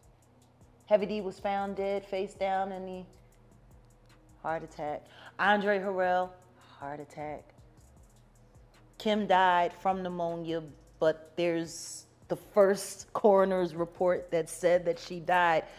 It was ruled a homicide, and they found toxins in her body to prove that she had been poisoned. You know, they have poisons that create heart attack and pneumonia-like symptoms. Jaguar also pointed out that all of Diddy's former associates who died or fell ill were planning to release books and documentaries, including Kim. They were all writing tell-all books. Andre was writing a book right before he died. Heavy D was working on a book before he died. Kim Porter was working on a book before she died. And Al B. Sure was working on the documentary of his life. And then he goes into... So now that Keefe D has been arrested for Pac's murder and Diddy's name is trending, fans are calling for Kim's case to be reopened. One fan tweeted, Diddy was present when Tupac was shot the first time. Diddy was associated with the now charged murderer of Tupac. So Kim Porter dies from a mysterious illness, and months later her son's father nearly dies from a mysterious illness. Diddy was present when Biggie was murdered. FBI. And another fan added, the Diddy Kim Porter rabbit hole on TikTok makes me firmly believe this man will serve jail time, and his time is coming sooner than later. But how do y'all feel about this theory that Diddy eliminated Kim? Do you think Kim knew something about Pac and Biggie's deaths? To get off topic of that, still on Kendrick. So you know how with Kendrick videos, you have to watch them 11 times because there's probably something, a message in it that he's telling us, or we've missed something, right? So there's all types of Easter eggs that people already discovered. And I don't know if this one was discovered. Shout out to Ban Blake on Twitter. But he or she is the one who put me on. But you know the scene where Kendrick is doing like the push-ups in the little room with the cot, and then you know it got the concrete blocks where he's doing the push-ups on, and you know in the back there's the picture hanging up on the wall or whatever. Let me see if I can get the image. I'm explaining it to you. Let me see if I can get the damn image. So this scene, right? He's doing the push-ups and stuff. And everyone, you know, they're like, oh, he did the 17 push-ups. He stopped right before 18 or whatever because Drake doesn't like overage girls, right? And so the crazy thing that I just found was this. This is the image where they got that inspiration from, right? Identical. It's the little TV on this little console thingy. It's the bed. Kendrick doesn't have quite the same outfit on, but it's an all black outfit. Kendrick was in all gray. The picture up on the wall, the exact same image, which is fucking insane, right? Dave Free and Kendrick Lamar, fucking geniuses. So I started to do my research. Okay, so like, what the hell is this? Like, explain to myself, what the hell is this, right? Turns out the young lady in the picture is being referenced from a film from 1997. So she did a photo shoot from 1997. Mila Jovovich is her name, and they're in the exact type of room. So it turns out the young lady in the image, she starred in a movie called Welcome to America, and it came out in 2005-ish, and it was based on a story that was covered by the New York Times, and the movie was based on international sex trafficking, right? International sex trafficking, right? So in the movie, her. So in the movie, there's a police officer whose daughter got sold into being as a sex slave. He meets a 13-year-old, a Mexican kid who was also looking for another 13-year-old who was also sold and kidnapped into sex trafficking. So the character that Mila plays is a Russian little girl who also was looking for a job as a nanny, but she ends up getting kidnapped.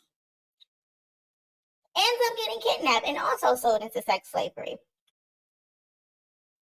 And this they were in Mexico or something. So that explains the crates. And Kendrick and Dave Free in the video dressed up as businessmen, and they're in front of those shipping crates because they're conducting business as sex trafficking. She was in that movie about young girls being kidnapped as sex slaves, right? So turns out, aside from the movie, her personal life, at 16, she met Sean Anderson, who she starred in the movie Dazed and Confused with, right? She was 16 when she starred in that movie, and he was 21. They ended up secretly getting married.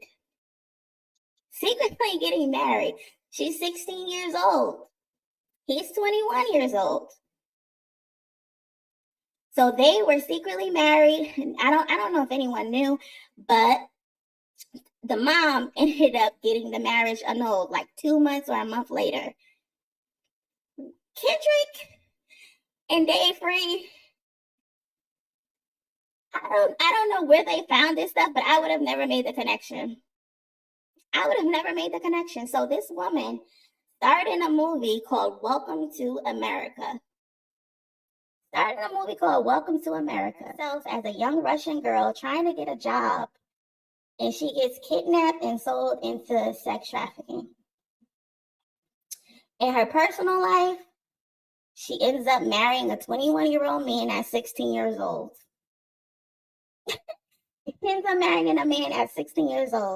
And then she has this random photo shoot, which turns out to be that image. And Kendrick created. Like, that's so crazy. Like, everyone's like, oh, the picture on the wall is probably because Drake said, I know y'all got my picture hung up on the wall when y'all cook up and all of this. That's what this image is, blah, blah, blah. Oh, it might be an invite from that all-white party that was going on. So that was Kendrick's invitation, so he just turned it up against the wall. No. They basically using this young actress's, well, she's not young anymore, but when she was young, this was her life story. And to me, this relates back to Millie Bobby Brown.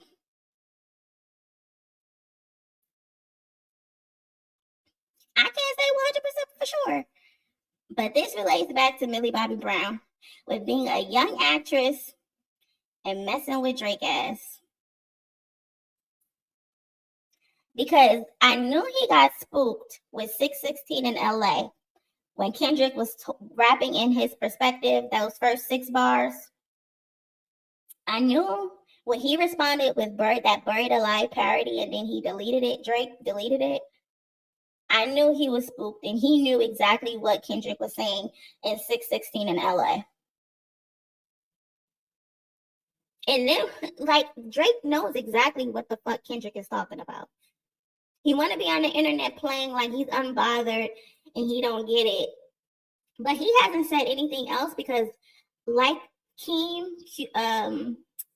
what's his name? Schoolboy Q's manager told Academics when he was on that call, oh, do you think Drake's daughter is real? And Keem responded, how many stocks do I have in stock? And he said 1, 2, 3, 4, 5 plus 5. I think Kendrick was getting to there, telling it all. Like, he wasn't gonna give it to you all in one song. He was breaking it down for us in pieces. And I don't think Drake wants those 5 to come out. I don't think so. Because it's going to get nasty for you. He already said the embassy is going to get raided. He already said that. So do you really want to play this game with that man, Drake? I would love for you to get exposed. Because there's nothing worse. There's nothing worse than anyone who does anything to harm women, kids, especially as fucking trafficking them into sex slavery and shit like that. Like, you're the scum of the fucking earth. Lie and say that they're not live streaming. Oh, hey girl, you are so pretty. I feel like you and I can solidify this friendship and flash each other. What do you think? He's streaming.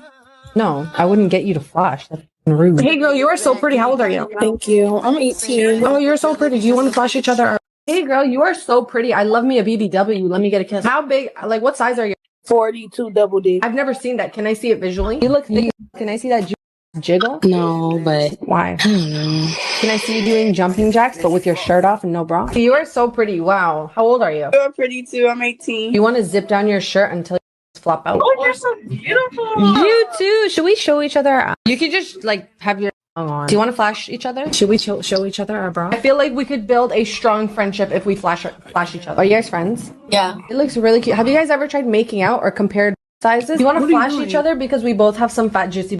I ain't with that. I ain't like that. That looked really good though. Can you do that again? You don't even have to show me. Do you want to flash each other? First. Okay, first stand up and can I see your outfit? Well, let me see. Just stand. Just stand. And then act surprised when someone actually does it. Your look big. Let me see. I jinxed you. I said you owe me a flash, so come on. Okay, I guess. All right, you got me.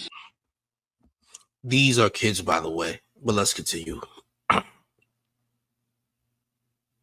just did not think she would do that. But then does this. That's my first pair on Monkey. And she ends up collabing with one of the biggest celebrities to surprise people on the Monkey app with.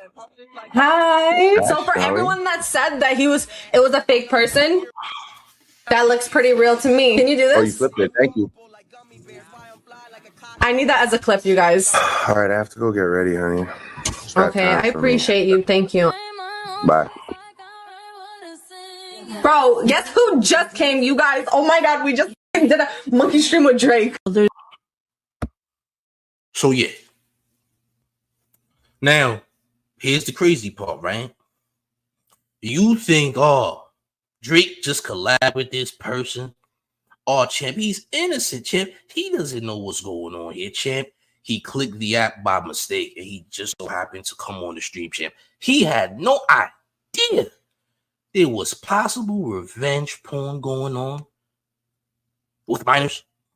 He didn't know. Just like he didn't know Baka had a weird case. She got a weird stream while she around. She got a weird stream gang. Now, mind you, this individual's name is Snow, S-N-O-H, Snow. On Twitter and Instagram, their name is Exo Snow, by the way. This person doesn't have a lot of followers. Drake is following this person. The stream that Drake was on has been deleted off the internet, but people have kept pieces of the stream. And a shot? What time is it? You do it right. That day was what? It was. Are we supposed to? If you wanted to FaceTime with me, all you had to do was say that. I'm You didn't not have to make me FaceTiming with you. What are you talking about? No, I'm just saying. If you wanted to have a little combo, you didn't have to make me come on Monkey. You could just call me, but it's all good though. I don't see the third person. I promise you there's third, like right now this person is loading. D, she's 18 from Tallahassee. Hi, D. Can you see the person that I'm doing with or no? Do you see two people or no? Yeah. An 18-year-old from Tallahassee. This is interesting. By the way, this happened last year. Who that is? Like Drake. No, that's not Drake. That it looks like him. He's not though. I don't know who it is, but it looks like Why? Drake. Do you guys like Drake or something? Not necessarily. Not necessarily. Why? Wow, they skipped. Wow. That's now, mind you, they just released this today about Drake being on this girl's stream where she's doing revenge porn. What she's doing is she's getting random people, majority of them are minors. She's getting them to flash themselves or show their body, and she's screenshotting it. You dig? She's screenshotting it, and then she's showing it to her audience on Discord. And the Discord people are buying the content because the content is available for premium memberships. So they would have it on Patreon or something like that. But eventually those premium memberships get deleted because they get reported. You dig what I'm saying? So there's some illegal activity going on. Someone is literally selling CP. Okay, they're selling CP. Now, the weirder thing is he actually knows who this girl is. Like, this girl is from Toronto. This girl is followed by Drake. You dig what I'm saying? Look. You think I'm lying? So check it out. This is the Instagram page. She don't even have that many followers. I got more followers than she does on Instagram. She's followed by Champagne Poppy, as you can see. All right, that's what you see right there. Okay, only got 3,000, almost 4,000 followers. Right? Drake is up there. You see the Drake video. You see only 6 posts. It says 6 posts up there. Right? Crazy enough. Right? Look at her Twitter. Her Twitter has even less followers. There's barely any followers on the Twitter. The Twitter barely has any followers like that. Only 2.9K followers. So almost 1,000 less than the Instagram.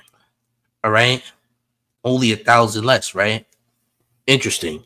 Don't even got that many followers. By the way, this girl's like 21 or 22 years old, just so we're clear. Look at this video, gang. Raid her stream, right? But this is my homegirl. She is very funny and she's very crazy. So raid her stream. All right. God bless her. Thank you so much. Love y'all. He said this is homegirl from Toronto.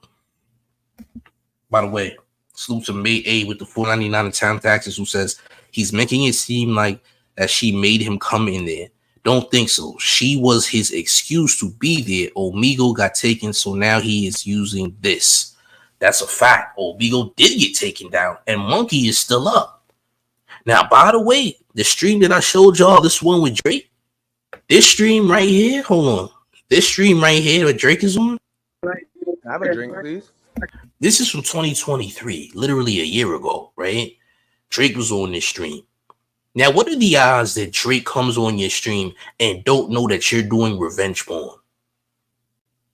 What are the odds, right?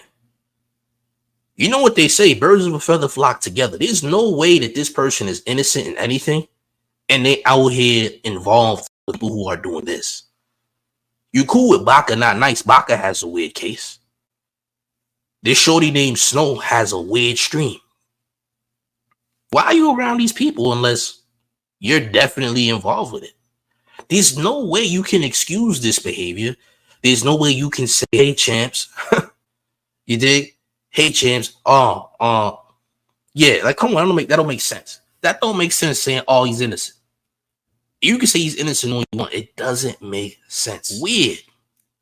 How do you glaze someone so hard that you excuse the fact that they are directly involved with something as sinister as CP against, like, it's bad enough that it's CP. It's bad enough that you're preying on people and children who did not ask to be recorded or streamed while they are exposed. You dig what I'm saying?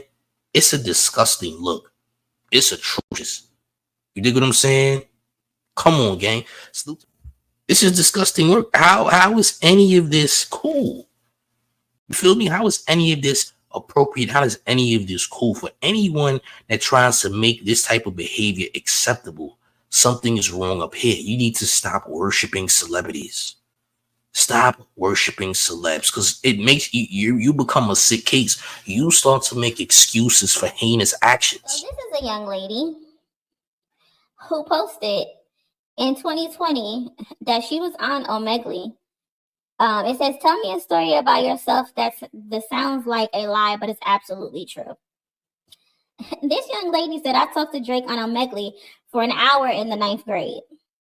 These are tweets. Now, y'all could find this young lady's name, and you could search her Twitter account, and the tweet is still there.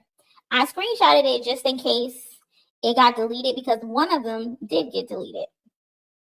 Now, this young lady also says, bro, I remember when I was like 9 and my cousin and I were on Omegle. Drake came on and asked me to show my titties. I was 9 years old wearing a 34B. I got so shook, an artist I actually listened to was talking. And then someone reposted it, says, no way. This was in 2020. And then she says, the Drake we know from before too. So this isn't the first time that this young girl has interacted with Drake on the website, because she said the Drake we knew from before too.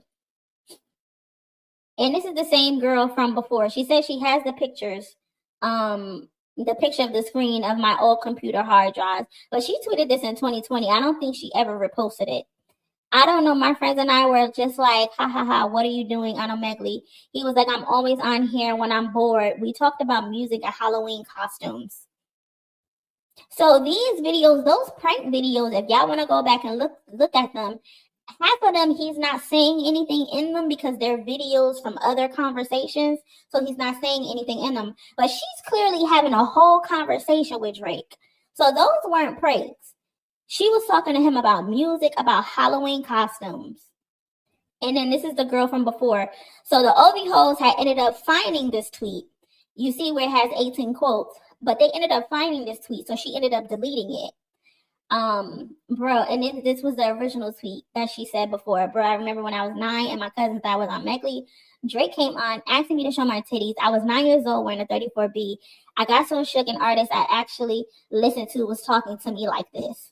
And then the people in the quotes were like, oh, you're lying. You weren't wearing a 34B at 9 years old. How do you know? Like, why is that the response? How do you know? And then this is the full conversation. Honestly, I barely remember how it went down. I was so shook that he was there and asking to see my titties. Like, what? It kind of made me dislike him. I don't know. Some girl responded, that's so insane. I would be scared too, especially if you were young. That's crazy. I was always that little cousin or sibling that they dared to do everything, but that was beyond me. Asking me where I'm from and shit, but left because I wasn't about it. So I guess he skipped her. Because you know on those apps you can skip after a certain amount of time. I guess if you don't get the conversation that you want or you weren't looking to talk to that person. So I'm guessing he skipped her. And then this is another young lady. So this is the third young lady of the third tweet I was able to find. And this one was in 2013. The other ones were in 2020. This one was in 2013. I remember when me and Kelsey saw Drake on Omegle. When I was 12, and this is her reminiscing this year in January, March, April 9th of 2024. And she's reminiscing on when she was 12 years old. When I was 12, me and Kelsey and Abby were on Omegle with Drake. And then this girl responded, I remember you telling this story. We screamed and Aunt Nath came yelling at us, LMAO. So these are 3 different young ladies who had interactions with Drake on Omegle. I don't even know if I'm pronouncing that name right, but they had conversations with him at that age. Like, what are we talking about, bro? There's no reason why this man should be on these websites. You're Drake. You're one of the biggest artists in the world, and in your downtime, you like to go on Omegle and interact with kids? Okay, let me check it out. Let me see. I like the braids, though. The blonde. Mad fucking creepy, bro. I like the braids, though, the blonde. And why is he always doing that with his lips? I like the braids, though. The blonde. Nah, bro, you really look like Drake. Like, he's like, a lot of people say he looks like Drake. He doesn't even really look like him. A lot of people say I look like Drake. A lot of people say I look like Drake. So you on this platform pretending you're not Drake? It's always been Juice. It's always like it says. I think the age is 12 to 19 or something like that. I know it starts at 12. You know what? Let me look it up and see. So it says, like most social media site, Omegle has a minimum age rating of 13 years with parental permission. Without parental permission, users must be 18 years old. So there's 13-year-olds on there. 13-year-olds on there. And you have Drake, one of the biggest artists in the world, on there complimenting little girls about their blonde hair, their braids with the blonde streak in it, and he's doing the duck lips and he's pretending, playing a game. Like, yeah, I look like Drake. I ain't Drake. I just look like Drake. The video, I thought I was lying. Really hear them, but I like the braids, though. The blonde. Nah, bro, you really look like Drake. Like, he's like, a lot of people say say he looks like Drake. He doesn't even really look like him. A lot of people say he looks like Drake. So you've been interacting with a lot of people, Snow and Drake, where they've all come on there and say, "Hey, is that Drake? He looks like Drake."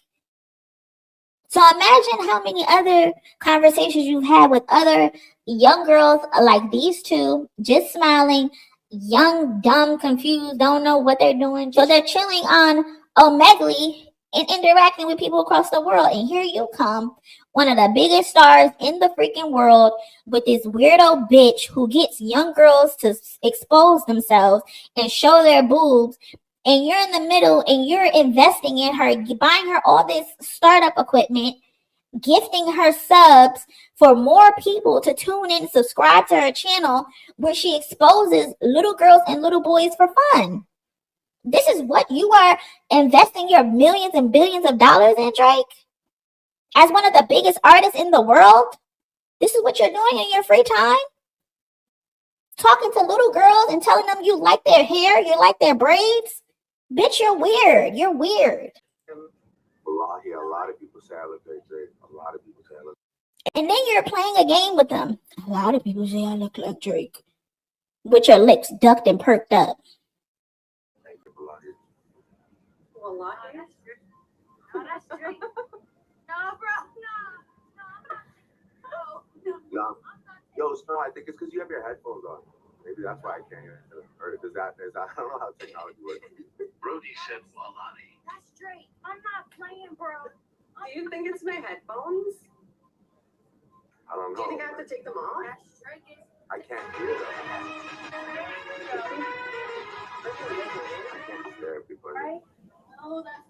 A circus act for you. Hey, yo, what? Thank you. I'm beautiful, right? No, is that actually Drake? No, he looks like him. A lot of people say that. Does he really look like Drake? Hey, how the fuck? Yeah. No, I thought you was a girl. She's somebody from TikTok. No, but you are pretty. You are. I can't really hear them, but really I like the braids though. You are beautiful. The blonde. What is it, the braids? Nah, bro, you really look like Drake. He really looks like A lot of people say he looks like Drake. What was that he just did with his tongue, though? he really looks like A lot. Am I tripping? Did he just flick his tongue? Did he just flick his tongue, cousins? Wallahi. That's Drake. No, that has to be Like, Drake. Be you know, honest. I'm just a circus act for you. I'm just here to like just stare at people. Right? No, that's. Yeah, that's actually him. He can't see you though. I don't know why he can't see people. Why? Do you want us to show some dick? No, not really. Why for that? So he clearly can hear her. Because what did he say? Why? Do you want us to show some dick? No, not really. Why for that? Did he say wow for that? Were you asking me or? Can't see people. Why? Do you want us to show some dick? No, not really. Why for that? Were you asking me or another person? So he can hear. So why is he saying he can't hear? You asking me or them? You clearly heard her. Were you asking me or another person? I can see the other people. I was just asking. I didn't know what the play was. Why do you get so freaky on here, Snow? Like, what? Why is that? Like, why do you? I literally tell people I'm. So you know she's getting freaky on here, Drake, and you invested in that? Drake, you know this. You know what she's doing. You know she's getting freaky, and you invested in that? You sent her all of this equipment. You sent her all of these subs, and you know she's on here getting freaky with these clearly underage people, and that's what you invested your thousands and millions of dollars into? Yeah, very weird. And you can't say you don't know her because there's you on her Instagram saying you love her. She's been seen at your concerts in the VIP section. So you know her outside of the streaming platform. You've been around her in person. So you can't say you don't know this girl and that she's just random. Cause she isn't. She's not random. But like I said, these young girls, people were like, "Oh, it's just a prank. He don't be on these things or whatever. They're not real." No, these young ladies right here said they've interacted with him. He hasn't partnered with anybody. He's definitely been in chat. I don't even know him. And then Academics responds, he's definitely been in Aiden chat. There's a difference in being in someone's chat and being smiley face laughing with said person. Being in the chat and chilling and leaving a comment is not the same as you sitting in a stream where this weird ass girl is asking people, do they want to show their body parts? What are you talking about, Academics? Remember, he signed a deal with Kick, so his likeness can be split up. Okay, he signed a deal with Kick, right? Cool. They put them together. That's what you want to run with? He don't know her. It's just a partnership. Academics, why are you lying? Why are you lying?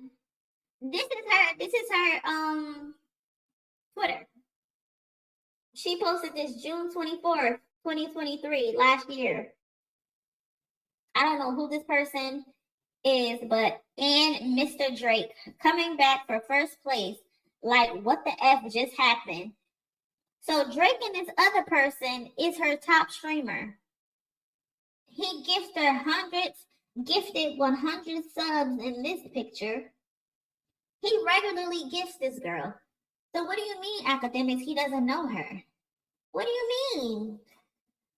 This was June 24th, 2023 when she tweeted this. He don't know her, Academics. Big things have been and are happening. This is only half of my new streaming setup. Is this not freaking insane? The biggest thank you to the greatest artist, Drake, for making this upgrade possible. The blessings have been endless on Kick streaming. Word to my Timberland boots. Shorty, you're not even from New York, so why are you talking about Timberland boots? Why are you talking about word to your Timbs? That's a New York thing. Corny. Can't wait for everything to be here so I could show you guys. Drake sent her all of this equipment. Okay? Don't know her, but putting money in her pocket. I'm confused. How you don't know her? Oh, you don't know her. But here she is at Drake's concert. How you don't know her? This her at the concert.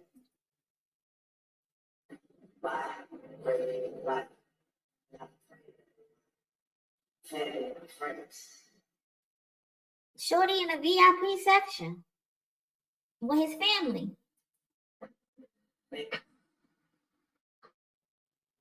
She posted this on 10/7/2023. When was it that she get the? He gave her the gifts in June. It's just a partnership. Nothing more, nothing less. That Kick set up. That's funny to me.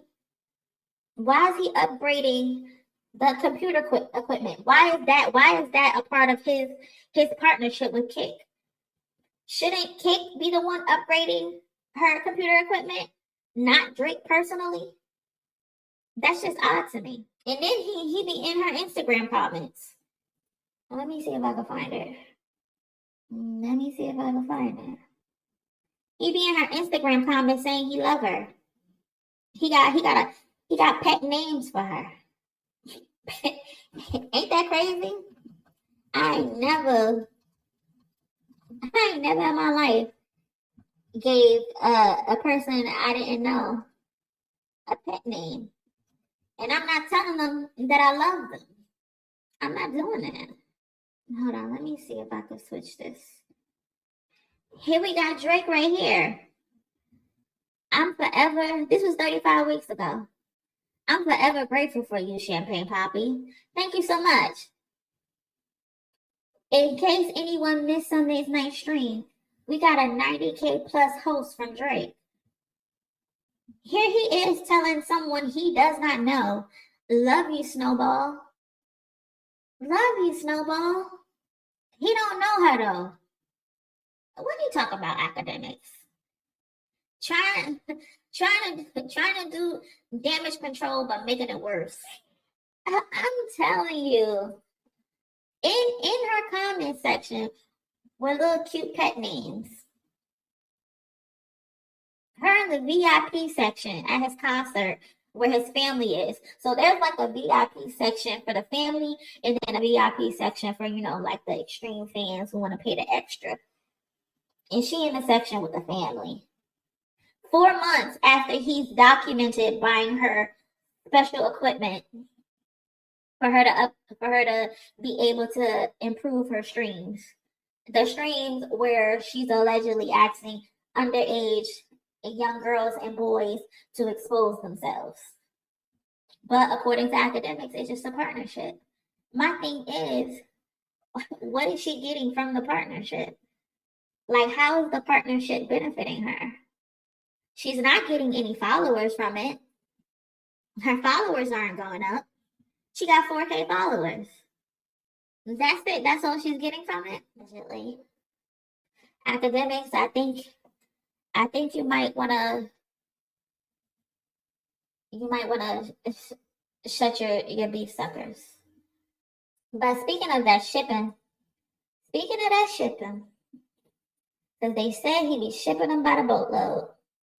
But Israel was on what's-her-name's show and was telling them how Drake allegedly ships 400 plus women to his house for random parties. He allegedly does this on a regular. They said it'd be like assembly lines of women from all races, all sizes, and allegedly all ages falling into his home for these parties. 400 is kind of crazy. I think he might be exaggerating. But 400? Like 400 bitches. Because there was one of these kids, I think it was his name, YK Osiris. He's YK Osiris. Now, wasn't there some rumors about him and Diddy? I don't know if they were just teasing him, but there was some. I remember some stuff they were saying about him and Diddy. He's like, yo, Drake bringing life to the house. I was like, oh, word. I don't know who curates all this stuff. I was like, oh, word. I don't know who curates all this stuff. Should I even be talking about this? Bro, 400? Listen, we know there's women at Drake's house. Yeah. Nobody. Nah, but like, I didn't know but- it was like Sparta. No, That's crazy. The tap. The tap. Like, you might be talking a little too loud. They all park at this venue. Yeah. And then they get shit. What is the venue? Is it like I don't Blood know. Diamond's dick? They just put a light on Blood Diamond's dick. Nah, but like they park at this, like they get, I don't know who curates it. It's a good system. They meet at like a parking lot. They park there and then they get in the buses and the buses drives to the estate or the embassy. Exactly. You can't let any Yeah. riff The raff Playboy because- Mansion used to do that. Same Oh, thing. okay. Everybody meets at this thing and then we'll take it. And then invite because so we pulled up to the house, right, and then we're getting clearance. And while we're in our Sprinter, I see this van pull up to the house, and it was like, you know, those clown cars when like clowns just like, bro, They got makeup all over their face. Bro, yeah, just bro. like a clown. Shout out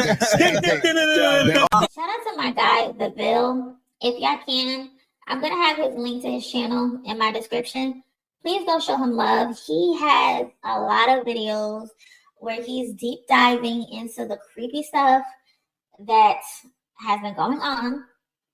So please go show him some love. But he posted this video, I think a couple days ago. Random women going in and out of that hotel that Ebony Prince was associated with. So it's just pretty odd that video surfaced with Israel talking about the boatload of women coming in and out. So Ebony Prince is going on that it's various women coming off them buses and out of them black trucks. He says transgender transsexual appearing ex workers through the front door. So he says transgender, transsexuals appearing ex workers through the front door, teen appearing private guests in the wee hours of the night. So you got the trans escorts going to the front door, and then you got the teens going to the back door. Outside of the hotel, he's recording Drake and all the various people, well, women that appear to be women, going into his hotel. Look, that's Drake's mom. Remember First of all, you got all these women coming in, and then you got your mother in the same hotel. Your mom's in the same hotel, and then you got a whole bunch of girls pulling up right after your mother. That's crazy. Remember the picture? And then 40's there. There's 40. Look how many girls, yo. 1.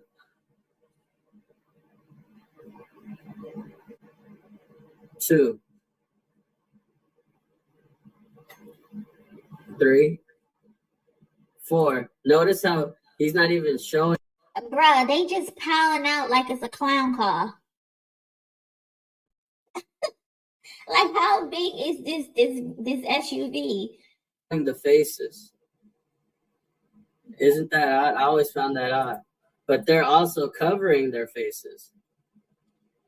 She was the only one without shades or covering herself.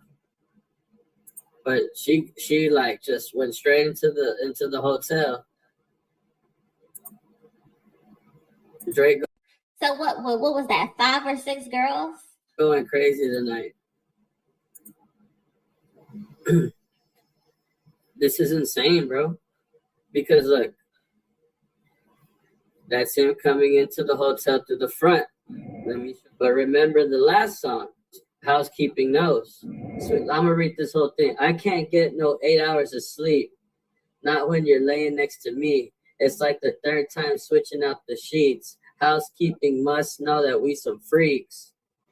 Can't get no 8 hours of sleep. Not when you're here laying next to me. It's the 3rd time switching out the sheets. Housekeeping must know that we some freaks. But Drake is not doing himself no favors. That bottom one, bro, that says Richard Fitzenwell. Those are the employees at Balenciaga. And they have an employee named Richard Fitzenwell. Richard Fitzenwell, you guys. Richard, we're going to prove that this is Drake. You feel me? Without a shadow of a doubt. And the sick shit that's going behind this shit, it's crazy. Now, before we get into that, let me go to Drake.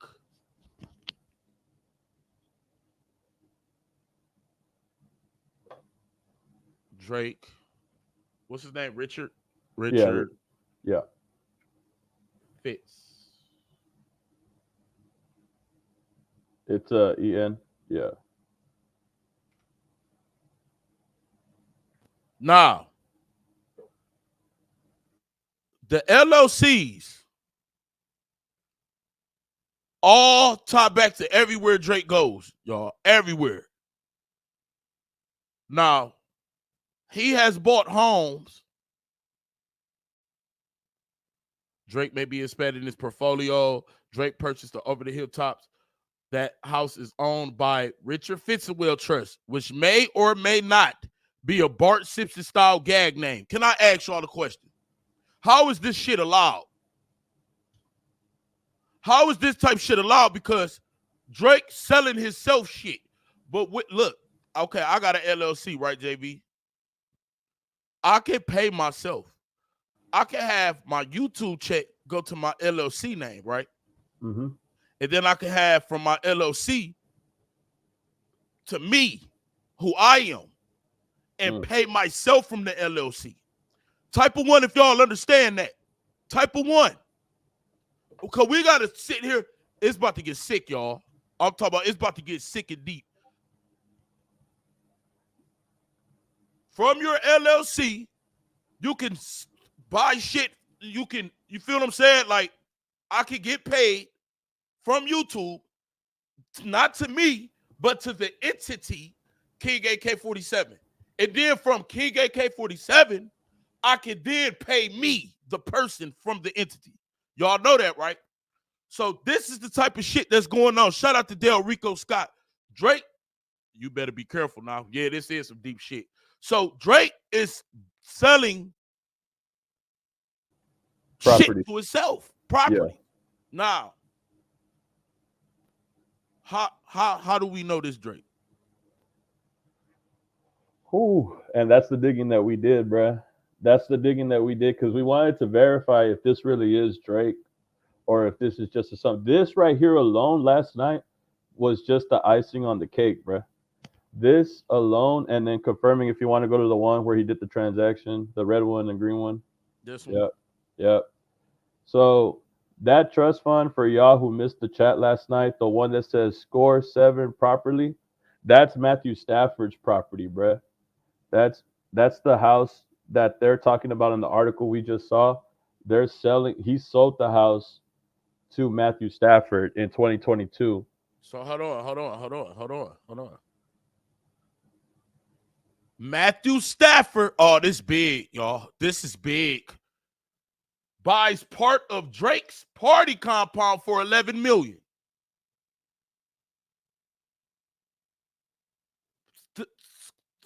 From Score 7 property. It's Matthew Stafford. Seller, Richard Fitzgerald.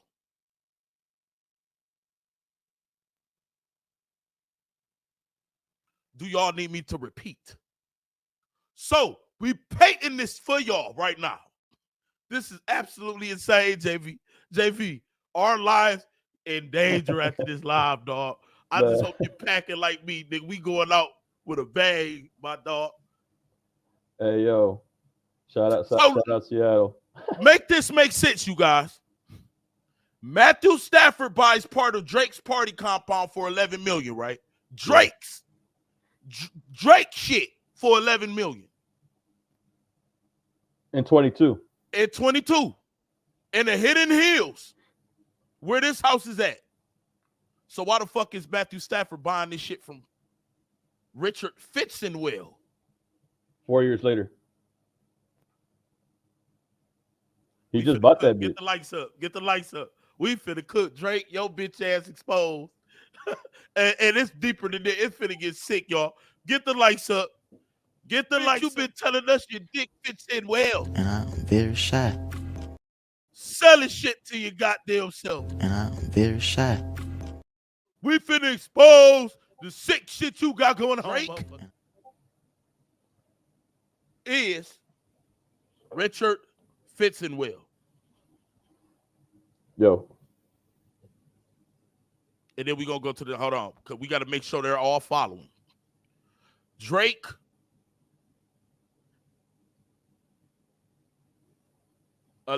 Compound for $11 million. Matthew Stafford. Hold on. Let's even go further, JB. Score 7 property trust, right? Yeah. Score 7 property trust. Property trust.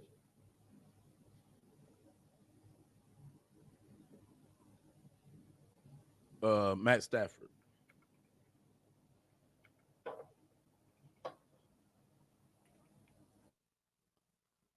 So Score 7 property trust. This is Matt Stafford shit, y'all.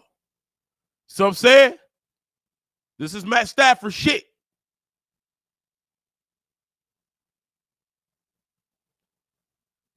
Drake reportedly buys a house that is owned by Richard Fitzgerald, which is him.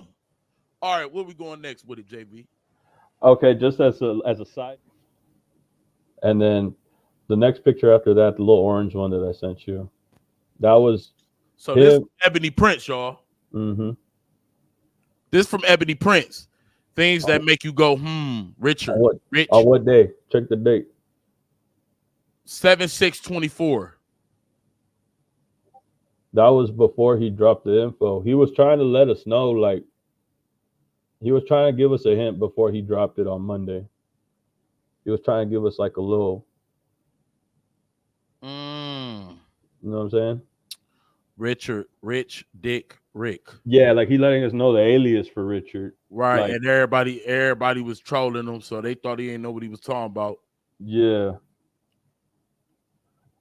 And then you gotta scroll. That's the trust. Now, remember Texas, y'all. The jurisdiction in Texas. Drake, watch the patterns. Drake, Texas, home. Inside Drake's sprawling new $15 million Texas ranch house. Crazy, bro. I mean, he can't deny how is shit like this legal. Purchased the former inn at the Bob with the wool. Okay, let's continue. Now scroll down because this is a reference to somebody else. If you scroll down, these are the LLCs that are starting to pop up. If you keep clicking on that, these are the multiple.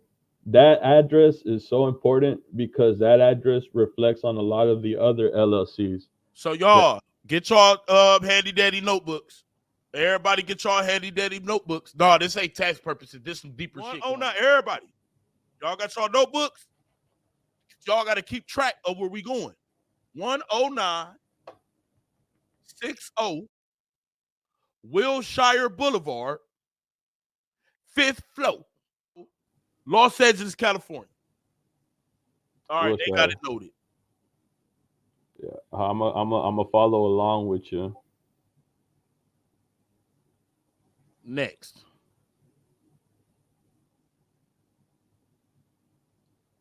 Frozen Moments Records, LLC. This just one of the many. Look at the address. Look at the address, y'all. Now, this is from Fitz and Will. Now, peep this. Look at the address. What it say? 10960 Wilshire Boulevard. Watch how all this shit come into play. Next. Address.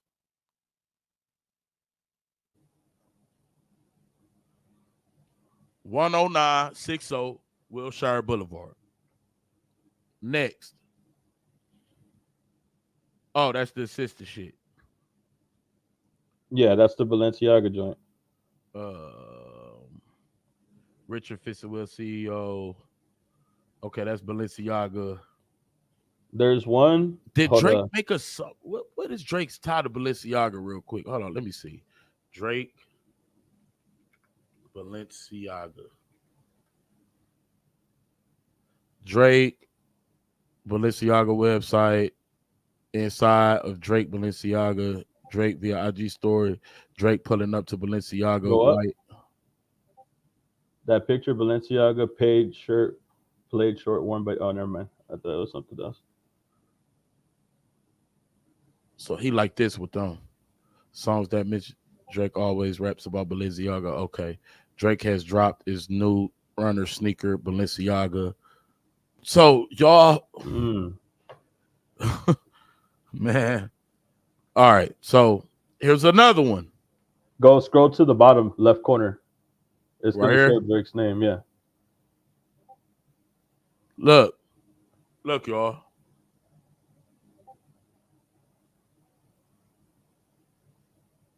And the address right there next to And it. look at the address. Assets protection. No, but look.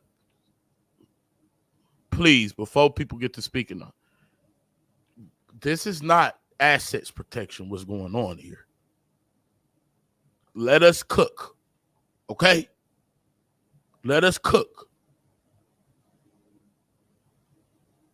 Once again, showing you that Drake is Mr. What's the name? Richard Dick fits in well. I'm telling you guys. All right. What's this? The fuck is this? That's one of the locations on one of the addresses on the LLC. Yeah, so this another location. That's the Balenciaga. It's the Balenciaga. Go ahead. Scroll up a little bit. There was a funny comment that had mentioned some of the names in this LLCs, but if you scroll up, click that right like here. yeah. Also, don't forget that Adele Nur is one of the names listed on the LLC, and the name is Adele Nur. Now we're going with a whole bunch of Bart Simpson gag shit, right? So this person is trying to basically say it's literally an anagram of launder. If you like rearrange the letters and shit, it's spelled launder. LAUNDER.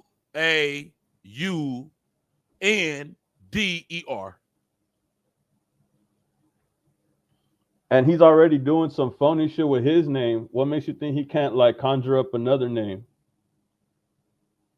Y'all, hold on. Let me zoom for the people who can't see. And this is what I'm saying, how shit will be right in your face. Adele Nur. LLAAUNDER.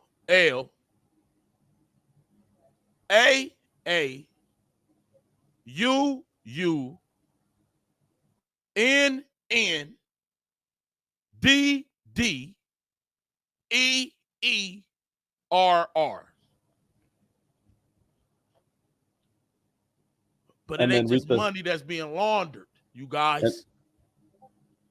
The second one, yeah. Makes me wonder why it was already a creation agency, unless they didn't want the name out there and associated with Drake, or for the websites to be found. Exactly. See, what Drake did, it ain't just money that's going on. We gonna get to it, y'all. It ain't just money that's being laundered. This shit is absolutely insane. Let's continue. More LLCs tied to Drake name. Oh yeah, I gotta watch the video.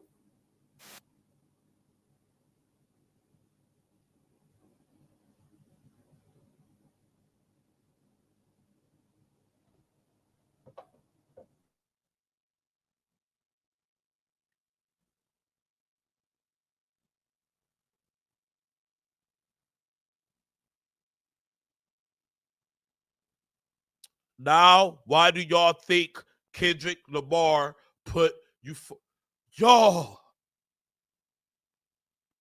Oh, it's about to get real deep. JV, when we get to them little girls and shit, they don't know about that yet. When we get to the little girls. But we gonna pause for a minute. Because that like made me sick to my stomach, bruh. So I'm willing to bet everything I own, Kendrick know about all this shit. And we thought that Euphoria, all these breakdowns. No, that was a call for Arundel. What the fuck are you talking about? Oh, look at the name, bruh. Right there. It says Adele Nur right there. So why she say that was called? No, that was a call for Arundel. The fuck is that? Wait a minute. Oh well, if you play the video, there's another name for the LLC, that is basically saying that there's a reference to, and Don't Drake always go to the UK? I think so, and I'm pretty sure he always goes overseas. Arundel, UK. England. It's a double. It's double. It ain't just launder.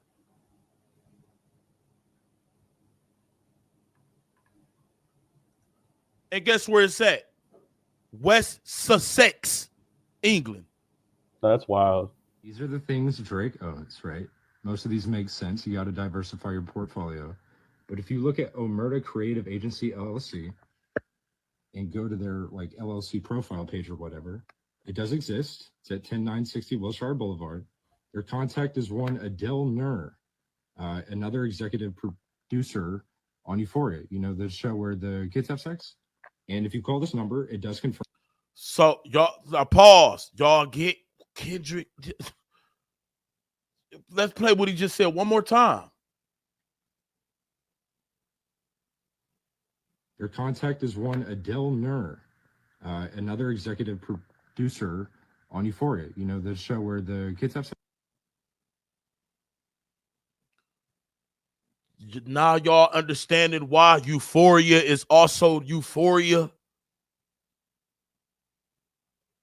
I bet my whole channel Kendrick know about all this shit. Why y'all think that beef was just shut down immediately like that, y'all? This is disgusting. But it get worse. We just at the tip of the iceberg, y'all. So let me play it over and we're gonna listen to the whole thing. Pay attention to what the man's saying. These are the things Drake owns, right? Most of these make sense. You got to diversify your portfolio.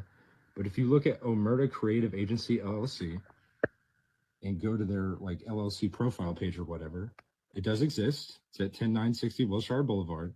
Their contact is one Adele Nur, another executive producer on Euphoria. You know, the show where the kids have sex? And if you call this number, it does confirm that they are Omerta Creative and that Adele works there. But if you go to their website, you may notice something a little strange. It's all in Russian. And I'm pretty sure most of these landing pages and proofs of work don't exist. And why I say that is that there are a fat 3 people working there, confirmed to be Drake, Adele, and this woman. So I don't know which one of them is speaking Russian secretly, but maybe I've uncovered something that I shouldn't have.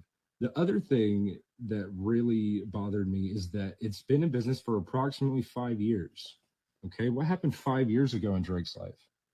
Oh, just this sexual assault case. Okay, and what does Omerta mean? As practiced by the mafia, a code of silence about criminal activity and a refusal to give evidence to authorities. Nur, ADEL space NUR is an executive producer for the show Euphoria. Euphoria. Go back. There's a put Wikipedia. Just type in Adele Nur Wikipedia.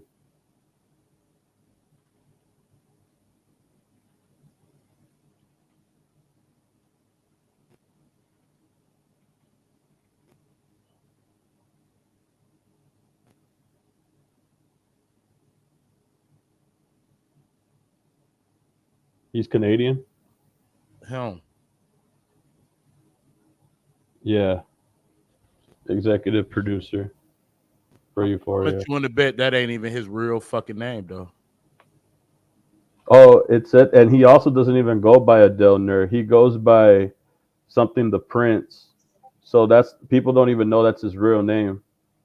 Drake apparently cut ties with his Somali day one manager, Adele Nur. What? Why would he cut ties? What happened 5 years ago? What's 5 years ago? That lawsuit. 10, right? The lawsuit. With that lawsuit. Mm-hmm. Look, 2019. He unfollowed the motherfucker, and the motherfucker unfollowed him. You want to know what else happened 5 years ago, or What? about? What? He sold the property to Matthew Stafford. And he sold the property to Matthew Stafford 5 years ago. Matthew Stafford buys compound 2022.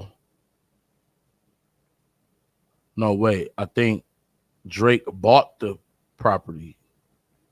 In 22. What's 5 years ago from 22? 2018. That's 4. Oh, 4. 2000 in 2012, Drake did it in 2016. No, you're right, because on that one paperwork, it did say 19 is when he bought the property that he sold to Matthew Stafford. It's close. It's after, for sure. It's after the fact. So who the fuck is this dude? Look. Damn. You had a picture right there is that the congratulations, Drake. So him and this dude.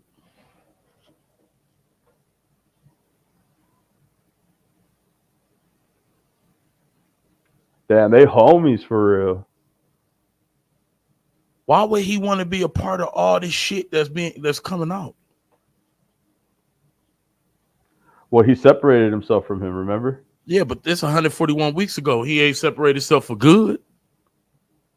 This is like a throwback, though, no?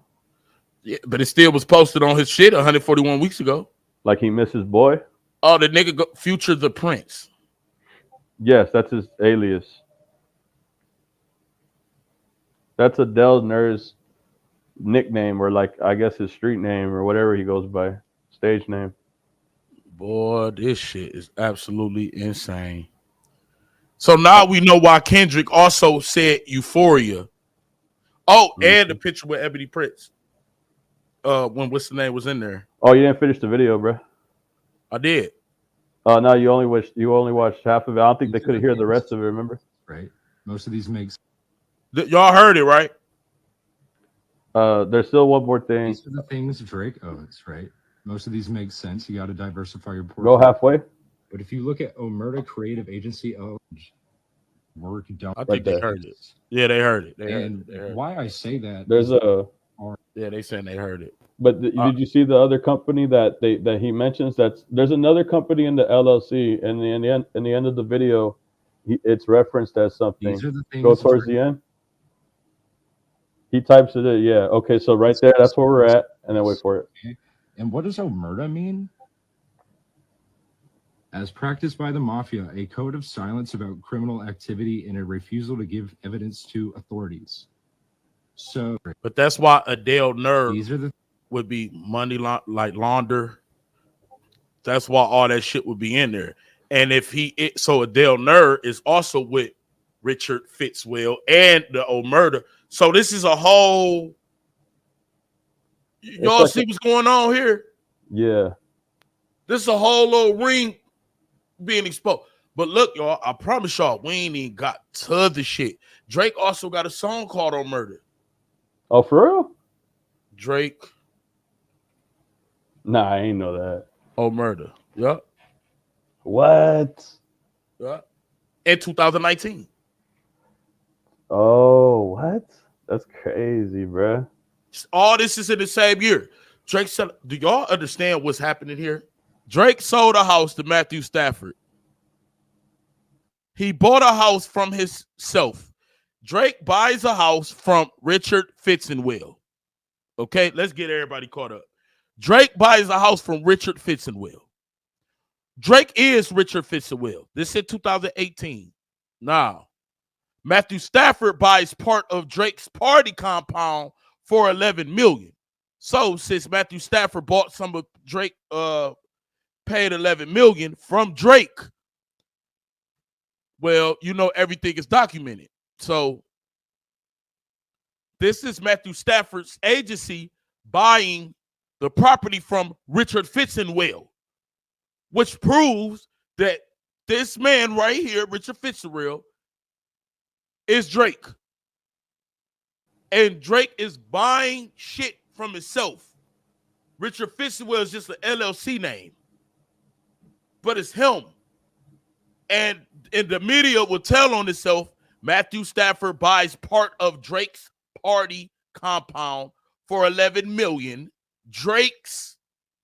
And then we get the receipts that Matthew Stafford bought for $11 million from Richard Fitzwell, all in the same year, 2022, after 22, after Matthew Stafford won the Super Bowl. Correct. So everybody follow me, right? We've been tying Drake since we now know this is Richard Fitzwell. From Drake. Googling Richard Fitzwell, we found this address. Wait, not this one. It's the one above it. 10960 Wilshire Boulevard. That's a tied to Richard Fitzwell, you guys. 10960 Wilshire Boulevard. Now, Drake is also tied to that same address. Where's the R.B. Grant? Wait, is this ain't the one? So the one under it. R.B. Grant. There you go. Aubrey Graham, the governing person, at 10960 Wilshire Boulevard. So we're proving that this man, Richard Fitzenwell, that really stands for Dick Fitzenwell, is Drake. Period. You can't say it's not. You can't. At the same damn address, same floor, every fucking thing. It's him. Now, from going from there, we start uncovering other shit that's tied to Richard Fitzenwell. Like being tied to Balenciaga. Drake consistently, he's like this with Balenciaga. And then we found the employee list at Balenciaga. The employee list, which then that's how we found all the who did we find from the hold on, let me see. Richard Fitzenwell. And y'all, it's way more properties though. Hidden Hills, California, another property, Richard Fitzenwell. This is what Drake sold. The same address for $11 million. $11 million. Hidden Hill home owned by Drake. Look at this shit. The Rams quarterback just dropped $11 million on 2 neighboring Hidden Hills homes owned by Drake. Richard Fitzenwell sells 2. This is the address. $11 million. So this him. And then we got to Abdul Nur, which is also a synonym like Richard Fitzenwell, Dick Fitzenwell, a pseudonym for Launder because it's spelled Abdul Nur is Launder. And this it, and we just showed y'all who Abdul Nur is. This man right here. This is Drake's right-hand man. This is not his real name. Also known as Future the Prince, is a Canadian DJ, a rapper, Drake's managers. So this is some ongoing shit. And we ain't even got to the sick part yet, yo. That's right. Most of these make sense. You got to diversify your portfolio. But if you look at Omerta Creative Agency LLC and go to their like LLC profile page or whatever, it does exist. It's at 10960. Now y'all see the 10960 Wilshire? This is Drake again. That's the same address Drake had. Wilshire Boulevard. Their contact is one Adele Nur, another executive producer on Euphoria. You know, and Adele Nur was on Euphoria. He was the executive producer for Euphoria. So that plays into why Kendrick know this shit. He know what they got going on. We ain't even get to the horses yet, y'all. We ain't even get to the female. We ain't got to that. This the bear. Yeah, I'm gonna say allegedly because just for protection of my channel. Y'all, if y'all please, I don't want no slow people in here. Y'all gotta catch up, man. I can't just keep going back. And let me clear things up with the Matthew Stafford thing. He sold the property after something happened within that 5-year span. So all of a sudden, with all these properties he was garnering, he ended up selling one to Matthew Stafford, kind of like, I got to get rid of all this shit. But I don't know what Matthew Stafford's connection is. I still got to look kind of deeper. He just sold that shit to him. Yeah, let's just hear. We're going to play this video one more time, and then we're going to continue, y'all. Everybody hit the like button. Where the kids have sex. And if you call this number, it does heard him? They will Nur, another executive producer on Euphoria. You know, the show where the kids have sex. And if you call this number, it does confirm that they are Omerta Creative and that Adele works there. But if you go to their website, you may notice something a little strange. It's all Russian. And I'm pretty sure most of these landing pages and proofs of work don't exist. And why I say that is that there are a fat 3 people working there, confirmed to be Drake, Adele, and this woman. So I don't know which one of them is speaking Russian secretly, but maybe I've uncovered something that I shouldn't have. The other thing that really bothered me is that it's been in business for approximately 5 years. Okay, what happened 5 years ago in Drake's life? Oh, just this sexual assault case. Okay, and what does omerta mean? As practiced by the mafia, a code of silence about criminal activity and a refusal to give evidence to authorities. And he also dropped a song in 2019 on murder. I cannot believe the feds don't know about this. No. They have to. There's no way. Well, the embassy was going to get raided too. It was only a matter of time. But they might not. That's why they moving like this, though. Because yeah, they're getting. You see how deep they go. They going deep to conceal who the fuck they is. Bro, shit moving, bro. Like shit moving. But it's in your face the whole time. Oh, we didn't get to the horses yet. Remember the dogs, y'all? Remember how we was covering the dog fetish? All for the dogs, the dog worshiping. It's horses too. But we gonna get to that. All right, next. Let's get it. So this is something that people really can't. This is something that we strayed away from last night. The whole thing about the girl getting shot, or the girl wanting to shoot. Yeah. She wanted to shoot because somebody kept fucking with her. Yeah. And we purposely strayed away for this live today because I told y'all all we was doing our research, sitting back, waiting till court transcripts update. We got some of that too. So now we know what the fuck happened that one date. Look, this is going to be a long live, y'all, so I really need the support. Get the likes up, man. Get the likes up. And Drake, after this live, dog, and after we done with you, my nigga, I would never support this man again. I would never, ever, I'm talking about I won't even listen to a song, JV. I won't, because you are fucked up. And you hiding it. But you can't hide forever, motherfucker. And I really don't think Ebony Prince really thought all this shit was happening. Ebony Prince ain't know all this shit. He just helped us get to where we needed to go without knowing. Now, we gonna jump a little bit real quick, y'all.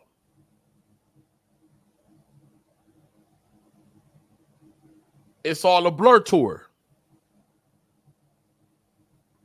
What we gonna hit him over the head with this with, JV? Appreciate you, bro. So right here, this is going back to the incident report. Now, on the incident report, it says that shit happened on July 18th. What happened in July 18th? He performed at the Barclays, bro. So if he performed at the Barclays on July 18th, that means that incident either had to have happened before or after he went to the concert that day.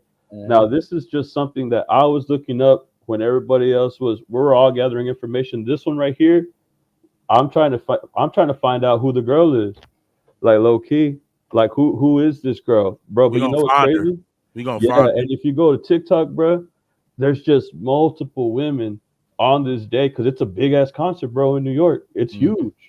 That motherfucker was like 2 hours, and it's just multiple women, bro, multiple women just recording Drake, being around Drake, taking pictures with Drake, and then but there's not an incident that I could find where a woman was taking a gun out and holding it to Drake. But in the documents, but it's documented that it was in front of the restaurant.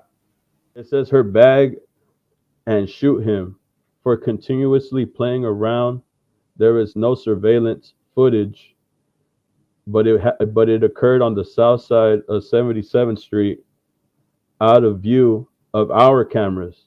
That doesn't mean that it wasn't affected by other people's field of vision, cameras that they had, phones that they had.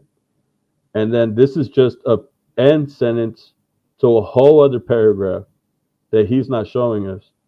My best guess is that the other page is behind this page. And then the next paragraph reads, it should also be noted that upon Drake's return to the property and while walking through, he had requested that the hotel should have one of those tunnels like Delilah in Vegas. Now, Delilah, what was the song that came out, bro? by Drake. Had the Delilah with all of my ice. Had the Delilah with all of my ice. Yes, but also he had dropped a remix, bruh. You ain't heard the parody that he had made after the whole beef and after all this shit. He had dropped a song with a parody rapper called Wagwan Delilah that's based off of Hey There Delilah by the Plain White Tees. Like he dropped a parody song and people were saying like, is this guy serious? Like what the fuck is this shit? This shit's ass. Mm-hmm. But in the documents, they're referencing Delilah and Ebony Prince under this picture or on the caption of this picture. He references the song, saying like in a way that Drake knows of Ebony Prince. Drake knew. Kendrick knew about Delilah. Look, the Euphoria. What Drake tried to do was beat Kendrick. I know you know about it. And where's Delilah located? In Vegas, I believe. On the West Coast, Kendrick's coast. Yeah. I'm going to go to Delilah with all of my ice. And what did he have in the video with the biker gang dude, right?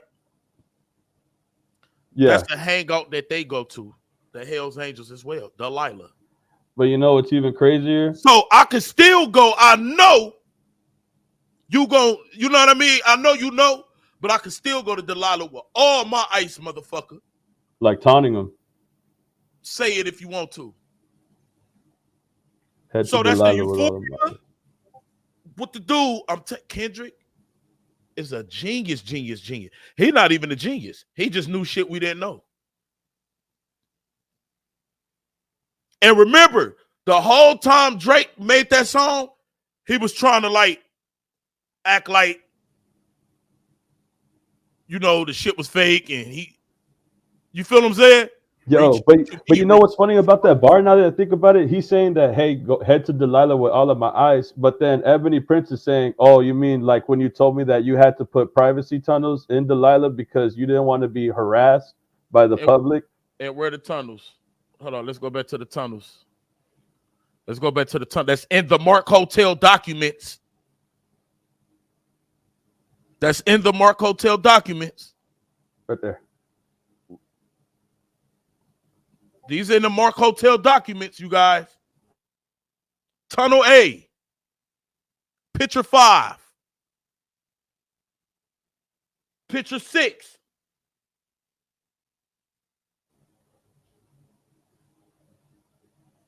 Picture 7. Privacy tunnel.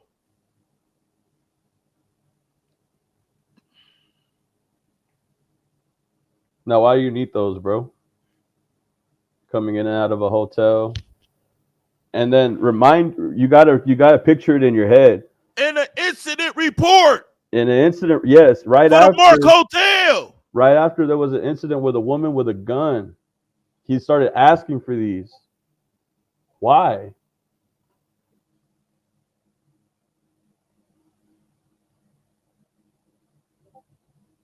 This is the 18th, by the way, during the concert. He had like an altercation with a woman with a gun, or there was an altercation with the woman in the gun, and they're trying so hard not to name Drake, but then in the next paragraph it goes to say that Drake requested this. So it has to like lead you to believe that the person that shot with the woman or the woman was threatening to shoot was Drake. And why did the woman want to shoot Drake? For playing around. And how was she playing? Remember somebody had got bit? Yeah, bro. That's what I said. We looked up them documents, and a woman that worked at the Mark Hotel got bit by somebody. Oh, shit. And remember Juan Tribe was saying, why the fuck is his name not in this shit? You want to know why? Because Arby Graham's name is not in there. It's this Richard dude. It's this Richard dude. And how we knew it was him, that they said he was of Jewish descent, and he was with his fucking father. This dude's a clown. Now you cook with that Remember, one, we bro. couldn't understand. Why would the biting? What did that lead to? What type of altercation? We didn't know it. Remember, they said it was off the video, but in front of the conspirator, and that's why this dude, I'm telling y'all, this That shit's crazy, bro. I'm telling y'all. Drake bit the waiter. She got pissed. Oh yeah, in front of the restaurant. In front of and just in that paperwork that we read, what it say? It was off to the side, right? Yeah. Out of camera view. Mm. But it was in front of the restaurant. Look at the address that they had in the paperwork, bro. 77th Street South. You ain't got to read the whole thing. Just read 77th Street again. Then I'm gonna Google it. 77th Street. What's the Mark Hotel address? Mark Hotel. It's the 77th Street out south side of 77th Street. And it's on there, bro. That's where the hotel's at. Look, 25 East 77th Street, right corner. Oh shit. No, Caspia. Oh, Caspia is like down the street. And that's also where the shit happened with Weintraub too. Exactly. Restaurant address.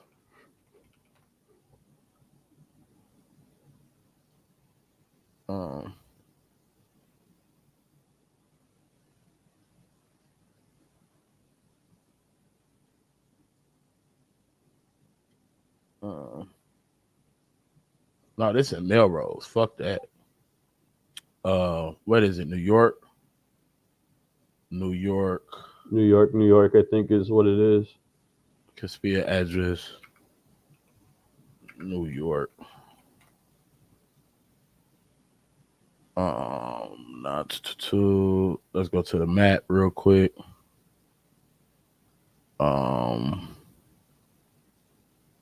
77th, South Side. Look. And the corner too. It's on the corner of that shit. On the corner. Shoo, it's on the block. That's what's in the paperwork. And we couldn't get it, JV. We didn't know what the fuck happened. We didn't know why he kept putting that shit out there. Mm-hmm. And this is why. Because she took out a gun. She took out a gun off what Drake did to her. And Drake said, you know what? Why don't we get privacy tunnels like they got out there in Delilah? So he could probably just walk that whole street. Boom.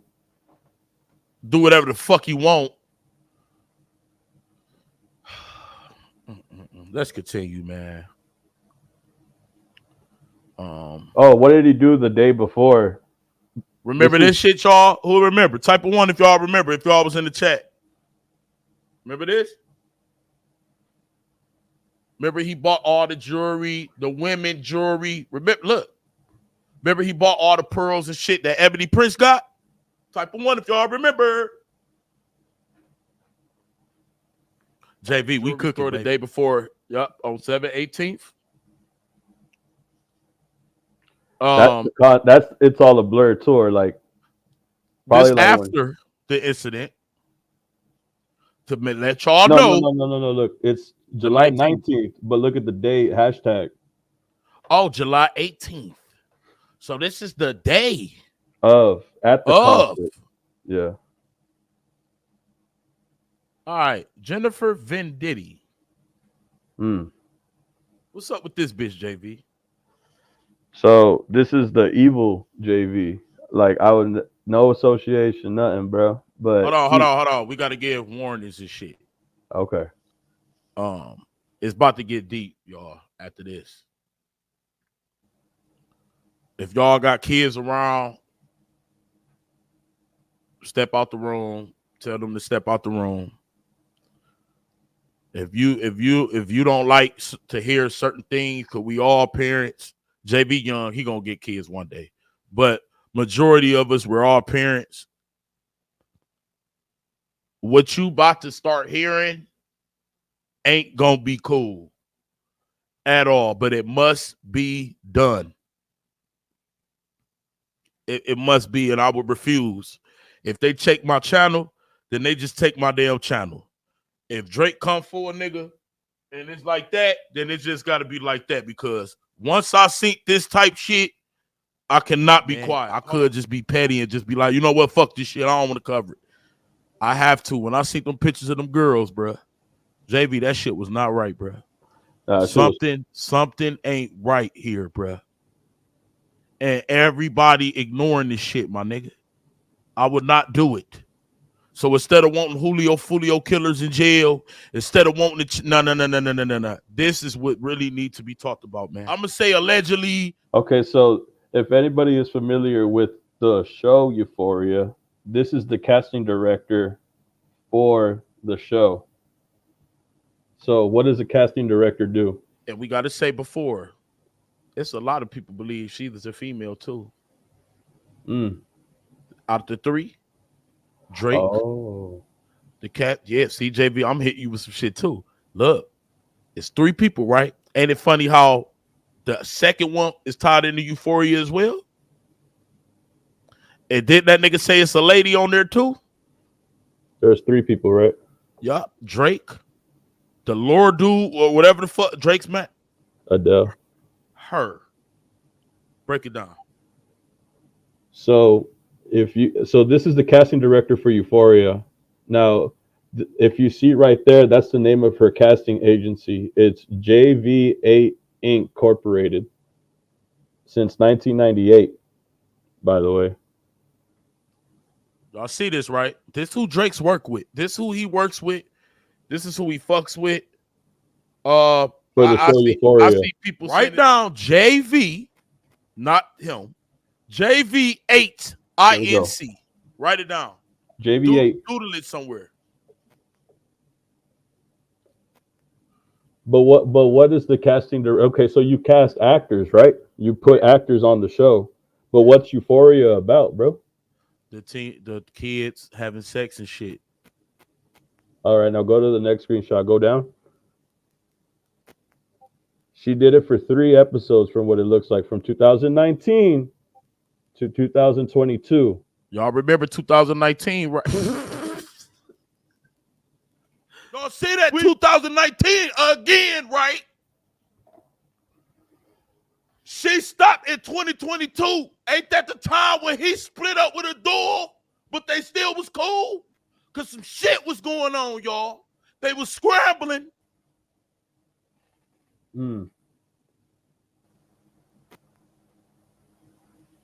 Yes.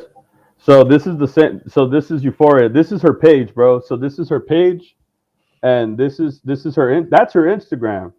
JV8INC. Hold on. We ain't got to play like that. JV8INC.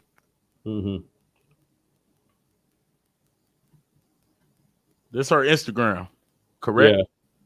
Yeah. Yep. But she don't do all the casting on her joint. Look, she got 73K, bruh. And she don't do casting on there. She's just more promoting her like successes and like her business. There's not one single casting thing. Like there's nothing but like go to her following.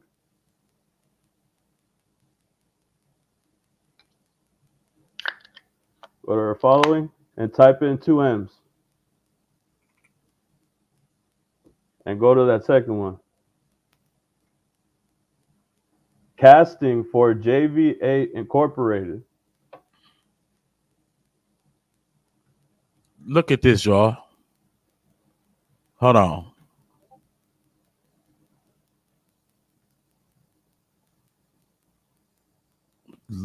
Watch what's on this page. Y'all. This is Drake's. All the little girl rumors. He sure do keep a lot of co-workers, a lot of business workers. Alvarez that's in the wheelchair. He sure keep a lot of people that keep kids around them, man. Check it out.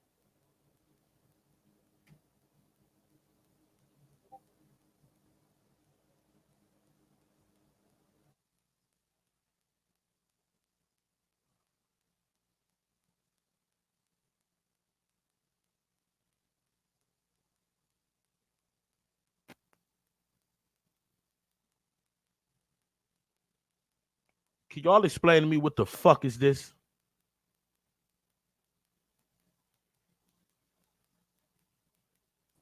They all look like kids. Why bro. this little girl butt out?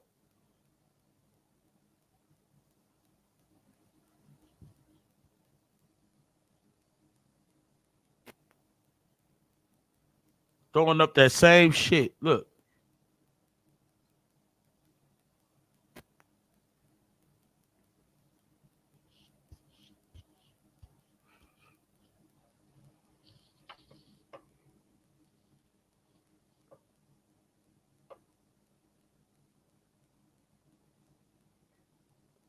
They look turned out too, don't they?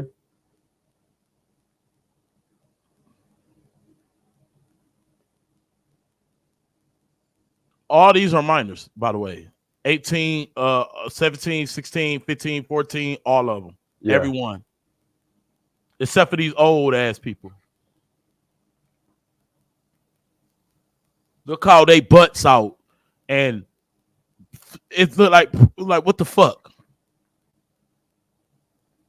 Minors. Just like Euphoria.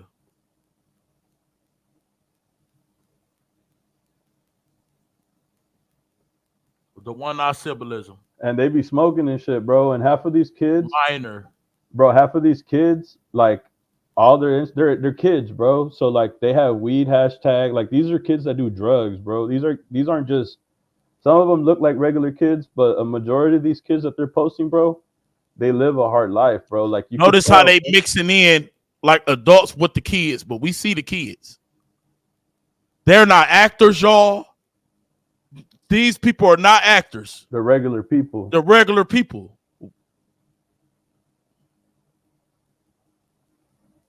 Where that one with the Ohio? I think I sent you another The picture screenshot of that. Yeah. Yeah, I'm getting disgusted, but it get even worse. Hold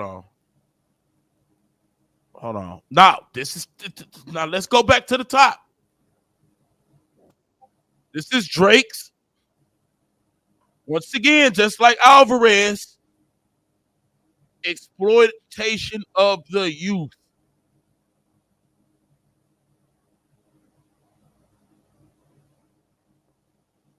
Someone said lost kids for sale. Why y'all think? Look, casting JV8INC. Dogs, all that shit. Dream girls, low ass girls, all that. JVINC is back to this woman, and this woman is the same woman that That was the casting director for for Euphoria. Okay, so let's get back to this 1 second, y'all, because it get deep. Oh, that was the thing. Hold on. Oh, scroll up. Yeah, there's more. Go up, go up, go up. Oh yeah, we ain't get to this shit yet. Look at this, y'all. You know what I think we just discovered right here, y'all? These are the dream girls, y'all. Ohio girl, and that's why it hit me to my heart. One of these girls, I ain't even gonna say who, was reported missing. Y'all do y'all own research for a very long time, and I seen their motherfucking face on here. Y'all know what the fuck this is?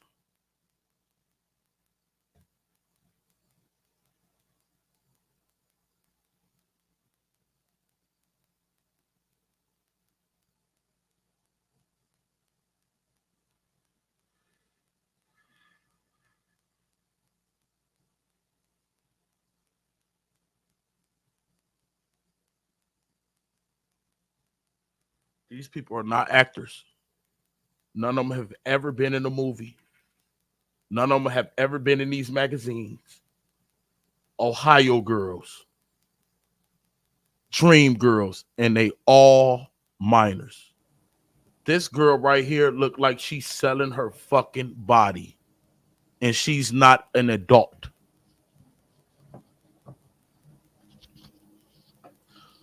Lawrence Beaver said, how is he connected to this?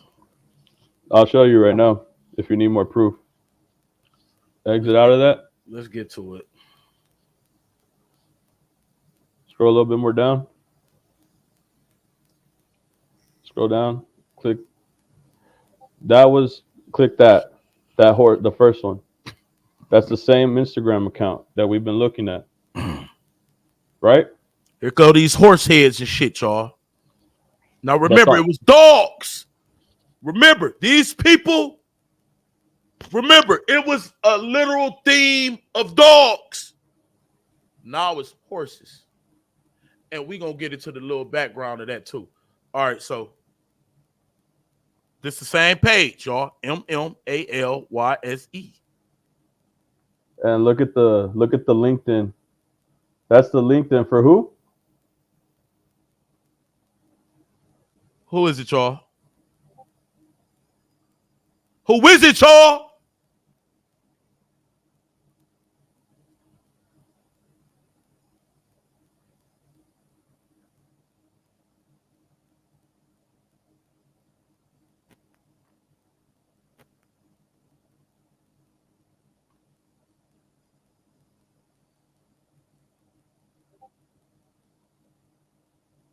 None other than Drake himself. We proved that Richard Fisherwell is Drake.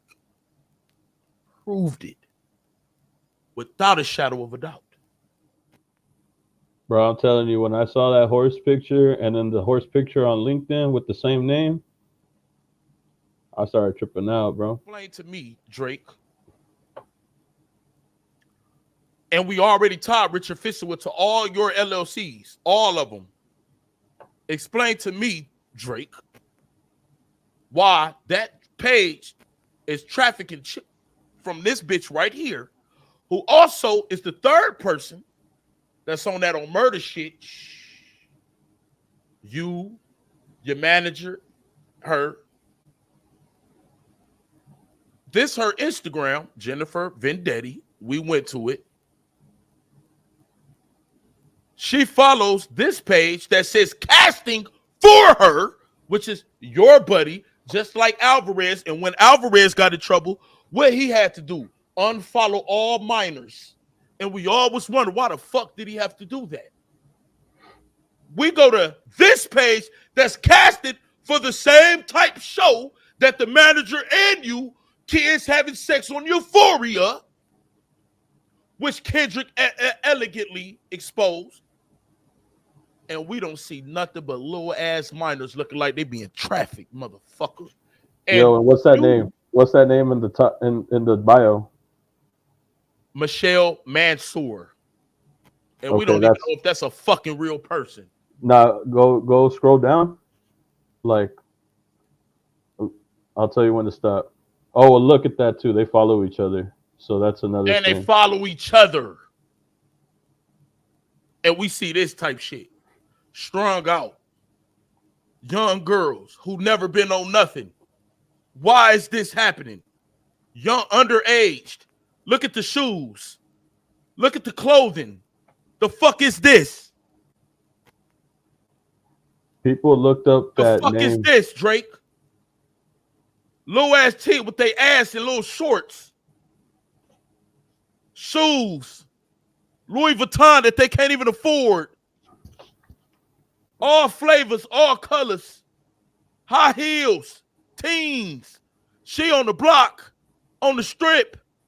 The fuck is this? And this girl, right? I don't even. Let's continue, man. Now you say go to somewhere. What's this? Oh, that was a paragraph mentioning all that we've talked about. They mentioned that girl Michelle, and the whole thing that we discussed. This was somebody basically like on the Reddits and shit, and they were mentioning this. But when this was like a while back from what they're saying in this thing, and then it didn't start making sense until we found out that Drake's name was Richard Fitzenwell. That's when we saw the picture with the horses, and then the LinkedIn with the same name, and then it has a horse on there as well, and it's in Texas also, where Drake's at right now currently. And then if you exit out of here, people look up the name. Where did Drake see the ebonies at? In that one picture. You Was it remember where they was Texas? located? All my exes live in Texas. And that was in 20 what? So the same page, Malik, that we was just on, that follows his with the horse pictures. More about this horse, Mr. Fitzenwell, Richard Fitzenwell. Horse. All right, now scroll down. Hold on. Before we get to the horse, we got to do the same thing we did with the dogs. So you know how we came up with the dog god, what dogs mean, and all that shit. Yeah. I ain't do this, and I'm gonna do this on live. Horse ritual. Horse sacrifice is the ritual killing and offering of a horse, usually as part of a religious or a cultural ritual. Horse sacrifices were commonly thought Eurasia with the domestication of the horse and continuing up until the spread of. Now, remember when we went to the page, what language was it in? Or murder? Oh, Russian? This is commonly Russians do this ritual. Chinese people do this ritual. Remember with the dogs too? Hold on. Shit. Yeah, hold on. Horse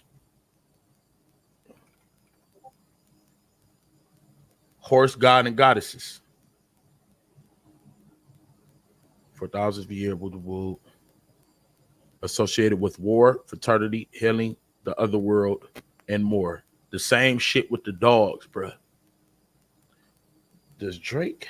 Let me see something. Drake. It's supposed to be symbolic. The legacy of the Drake Ranch. Hold on. Drake The horse farm. Drake rapper. It's a reason his name. Drake. Drake's new Houston homes comes with a lot of land, with horses. Complete with horses.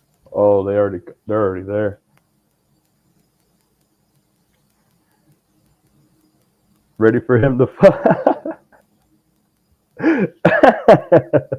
Nah, he could be sacrificing horses for sure. Like at a ranch, bro, in Texas. I think it's deeper than that. It's with the dogs and the horses. I think these people. We done what? Gone country. Yeah, we done gone country on y'all boys, man. We said we was gonna do it for a lot of years, and we doing it today. The sale is made for sure. I know. They said 10 horses belong to the property, and 4 of them are boarding horses. But yeah. Well, no, yeah. People need a nice place for their horses to stay. Yeah, buddy. You heard what this nigga said? I missed the ending.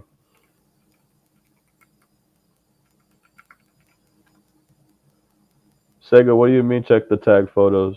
On what account?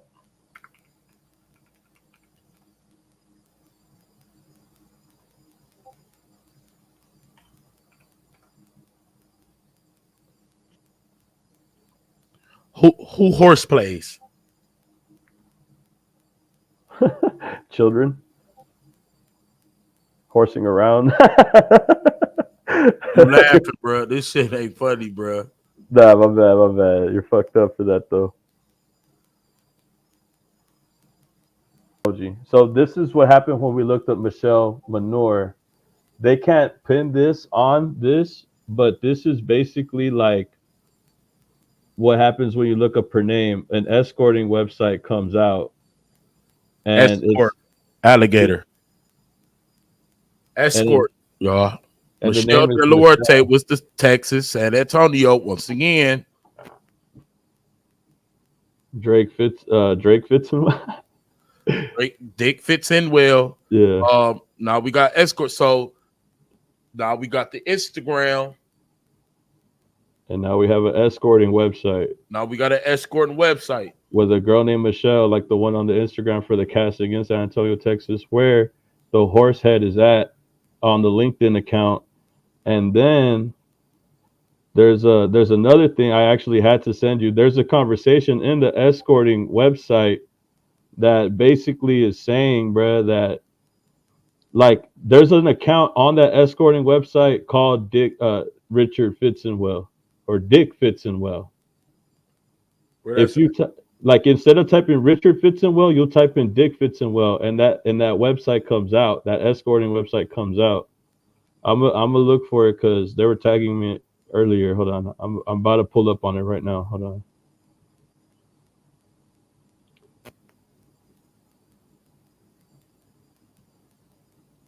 Oh, there's a Pinterest. Hold on, I'm getting some more shit. Hold on. I just gotta. Hold on, hold on.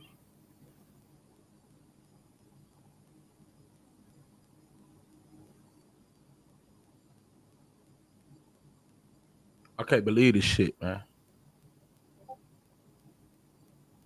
Because there was a whole ass conversation on the escorting I would website. never look at Drake the same again. I would never, ever, ever, ever. And I vow on everything I love. Like, this is complete bullshit. What he got going on, bro?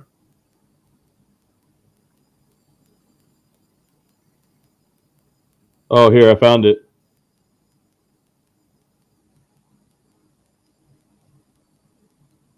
All right. And somebody just said they think the dogs represent boys and the horses represent girls. That is something. Oh, okay. That is something, though. Look, check this out. Go all the way down to your new messages. Tell me what account that is on the same website. That's the website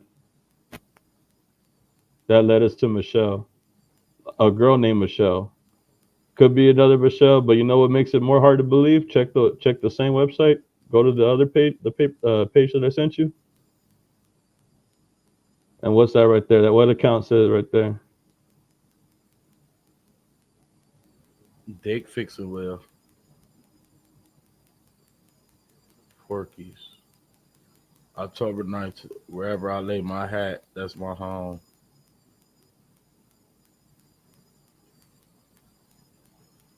And in the website, he's talking to the girl Michelle. Look, it says right there, like not sister, and then it's the girl replying back to him, like not sisters, cousins. That's what the message says, bro. That's some weird shit. Like he don't want sisters, he wants cousins. Like I guess like two bitches or some shit. But hold on, let me see. This disgusting, bro. How has this been off the radar all this time? How can just simple people connect all this? But you mean to tell me, does her sister stay with her? She was fun too. Not sister, cousin. Search Melissa. That there's an account called Mr. Incredible. I can't show the picture, so I'm gonna blur it out. But they're having a conversation. That's the person who he's replying to. Hold on. This is why Drake stay around them little girls, y'all. This why. This why. It ain't no denying it after this. That's why Alvarez, the midget that he was with, had to unfollow them minors.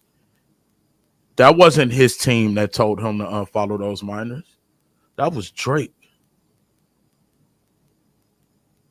That was Drake that told him unfollow all the minors. Everybody around this dude. Are you sending it? Let me go to Alvarez again. That wasn't. I don't think that was Alvarez's team that told him unfollow the minors. I think that was Drake, because it all makes sense. I think that was Drake, bro. Yeah,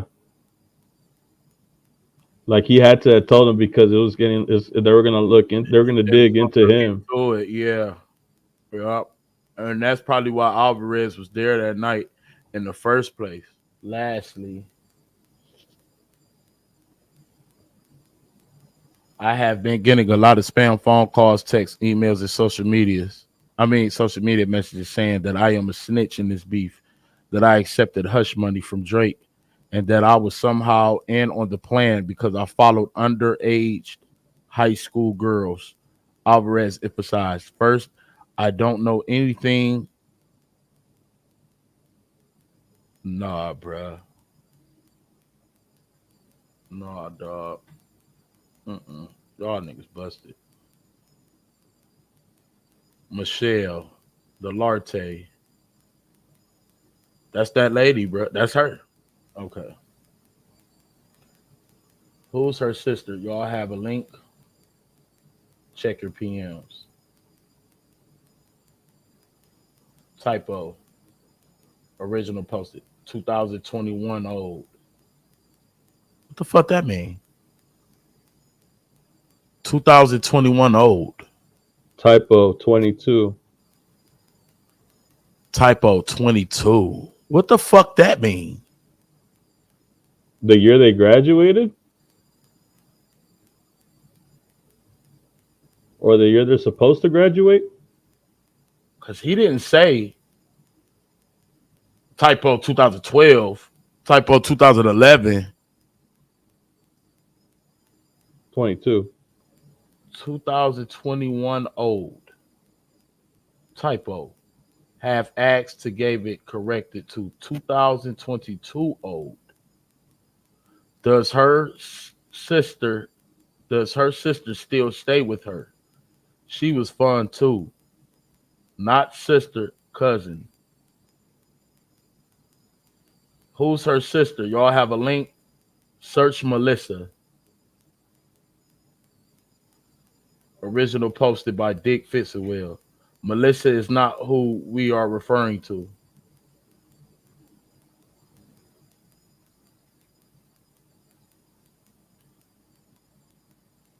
So now it feels like, allegedly, by the way, that Michelle You know what's so sad? That we know who Fitzgerald is. And that's Drake, yeah. And these people, y'all probably might be lost. This right here.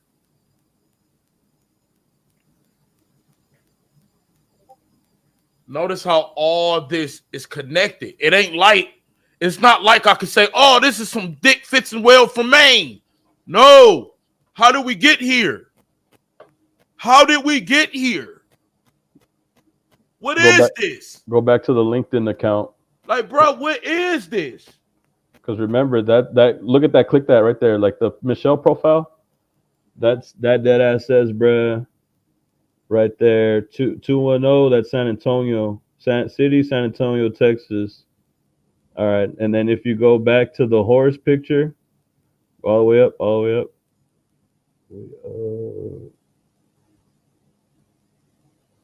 Right there, down. San Antonio, Texas.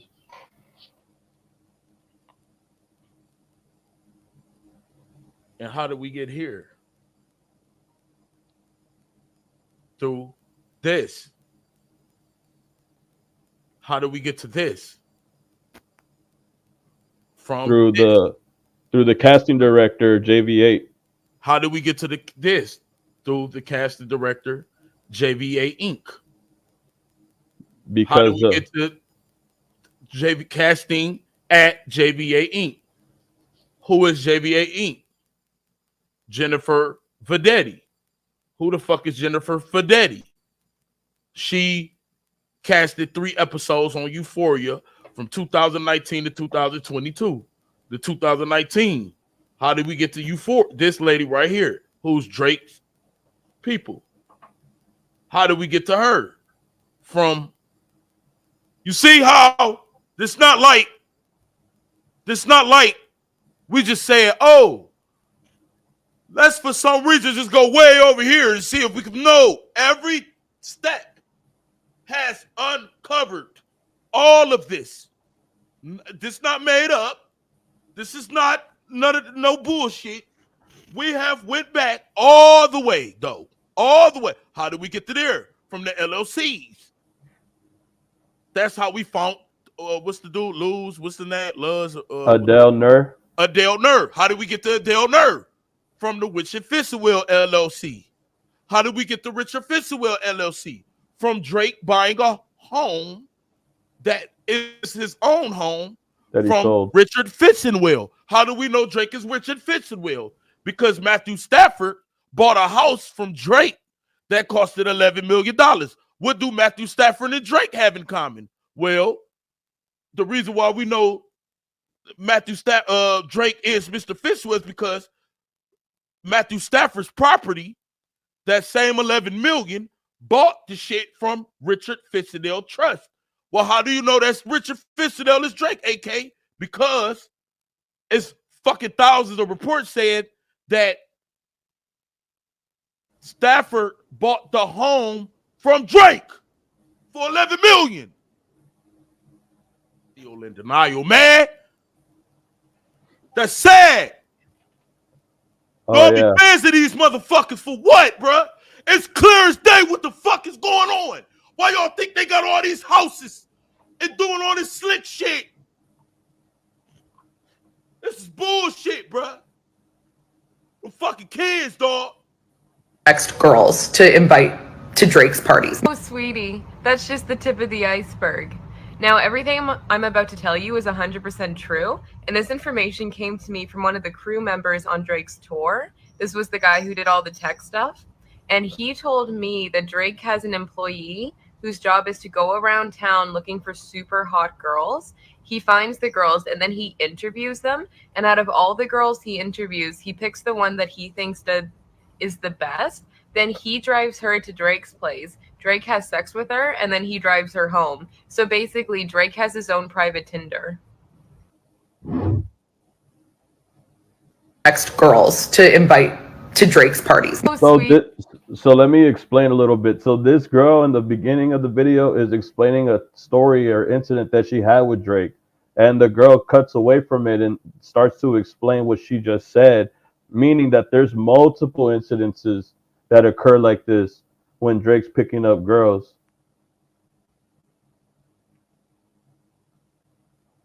Just went through a little rabbit hole of how Drake traffics women using adult sites he has stakes in via his affiliates, a video Tinder. They sign NDAs and everything on camera and cut his name out, but you can see them mouthing Drake multiple videos. And one video that struck me, it's a girl that lives in a rich LA neighborhood that went for the casting couch, and she kind of had a sad vibe about her, kind of broke my heart. Like, I don't know. I wish I could know her story. Also, pedo BBL Drizzy is trying to sell his LA mansion. And Drake, and LA mansion. This was in May 11th, the day after the beef with Kendrick Lamar. The day after the beef, he's selling shit. Come on, man. Come on, bruh. The day after it ends, I can't believe this shit, bruh.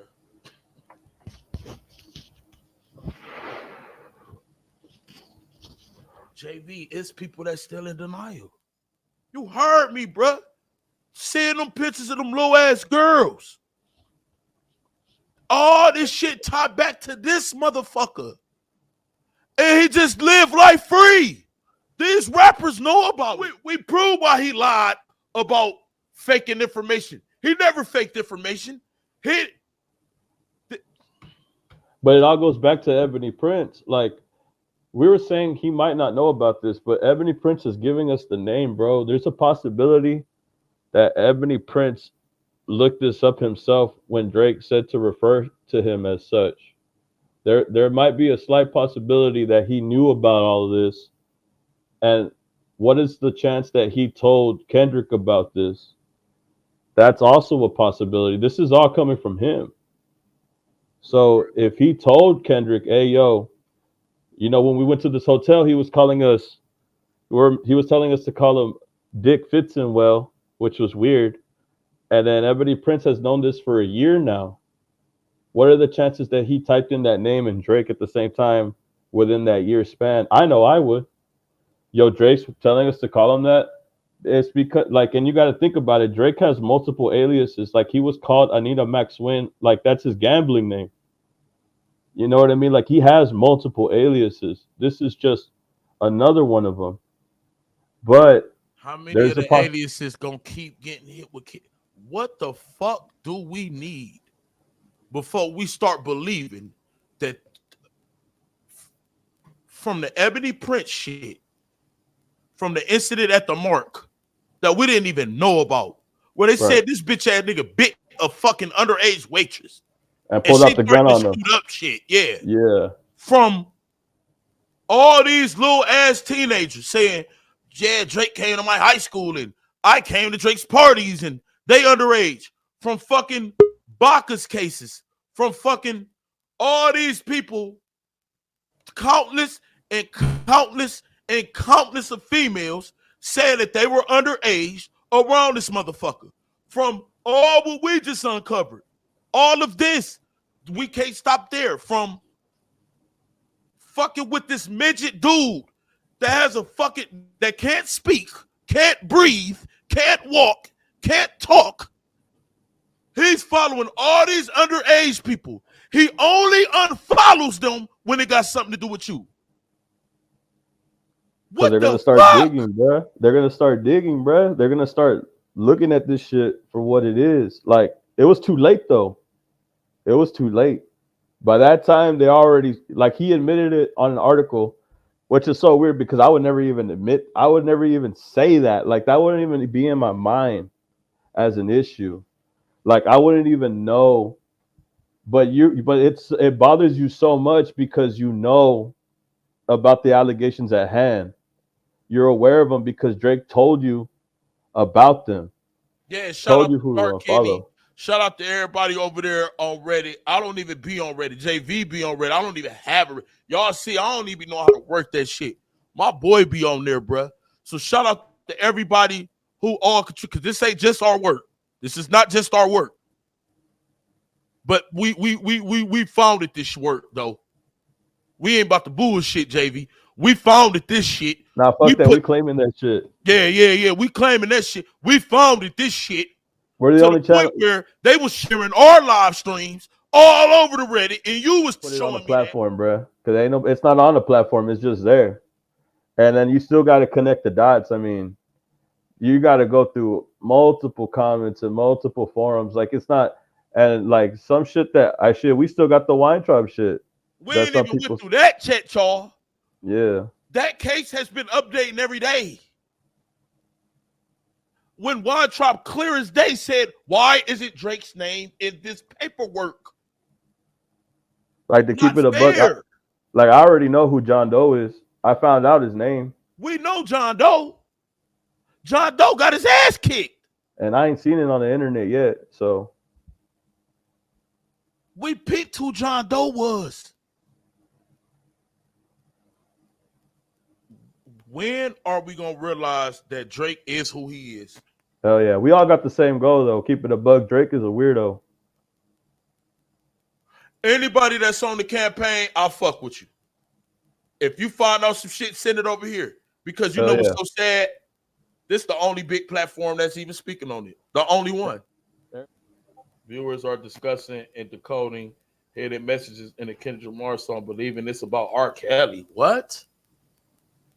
That's what my chat summary say?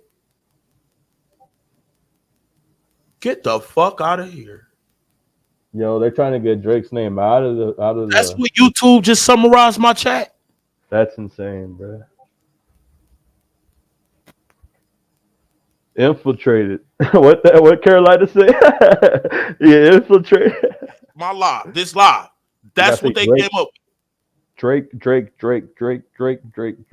just so they could pick it up. We said nothing about R. Kelly. Nothing. Hell nah. Is this really what it say?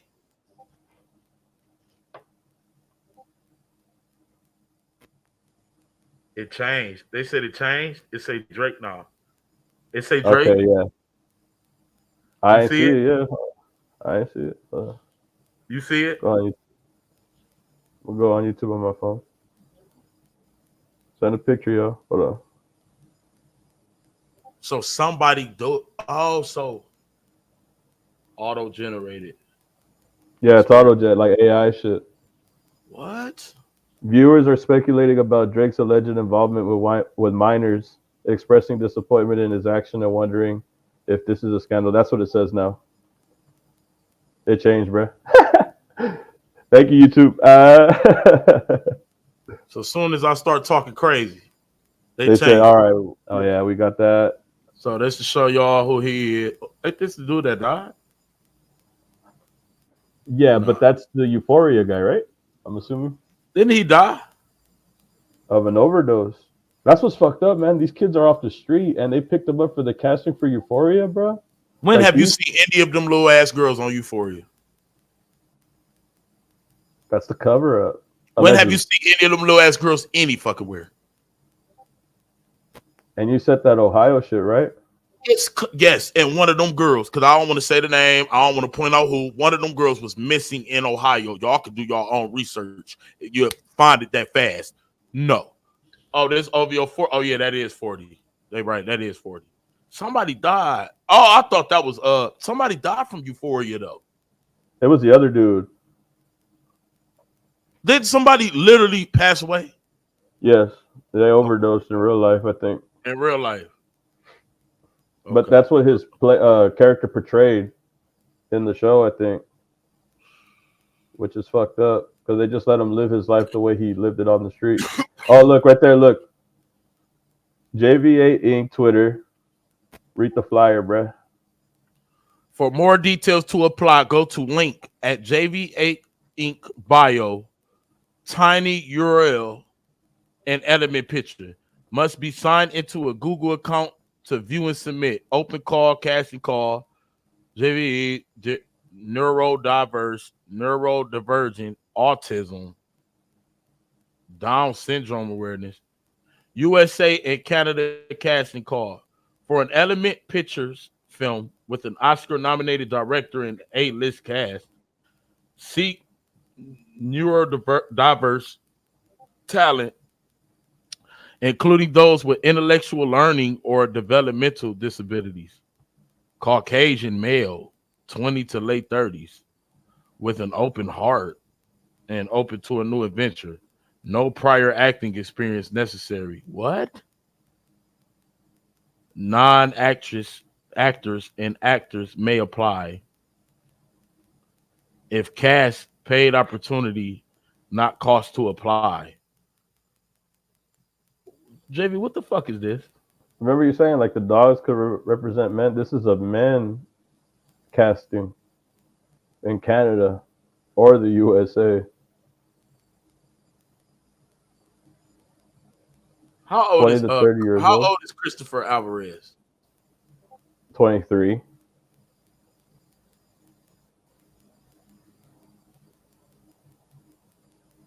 Is he white? Yes, he does. He does have birth defects. So like they're kind of like wanting to cast somebody with like they're not shunning away anybody for this role if they do have a birth defect. So yeah, When did this it's right come out? 2022. Where is this movie? When did this happen? It never happened, did it? I think this is recent from what No, it's 22? 2022. Probably never even happened, right? This I never mean these even are happened, just, yeah. Why People would will ever in life would a A-list cast want to work with non-actors who's never acted before? Why?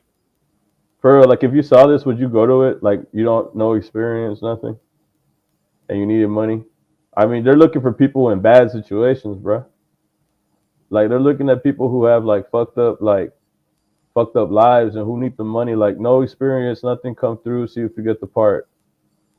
They probably come and like they probably see some of the stars, probably see like Hollywood behind the scenes and gets them conflicted and shit. And that's not the only thing. I think there was another one. They got her TikTok up in that bitch too. Drake sleeps on $395,000 mattress made out of horsehair and stingray skin. So we know he loved horse and dogs. The gloves on the cover of 616 are Maybach women's horse riding gloves. Drake owns multiple Maybachs. Drake lives on Bridle Path. And you know how the horses represent women, right? Allegedly. and he wore female Maybach gloves.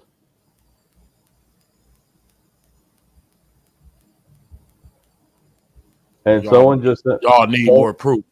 Oh yeah, here I got you more. Look, someone just sent me the Pinterest, bro. After that, I'll show it to you. Not a lot of people are talking about the cover art Kendrick used for 616. The gloves pictured here are women's horse riding gloves sold by Maybach. How does this tie into Drake? The horse shit, y'all. Women's. Go to your recent message.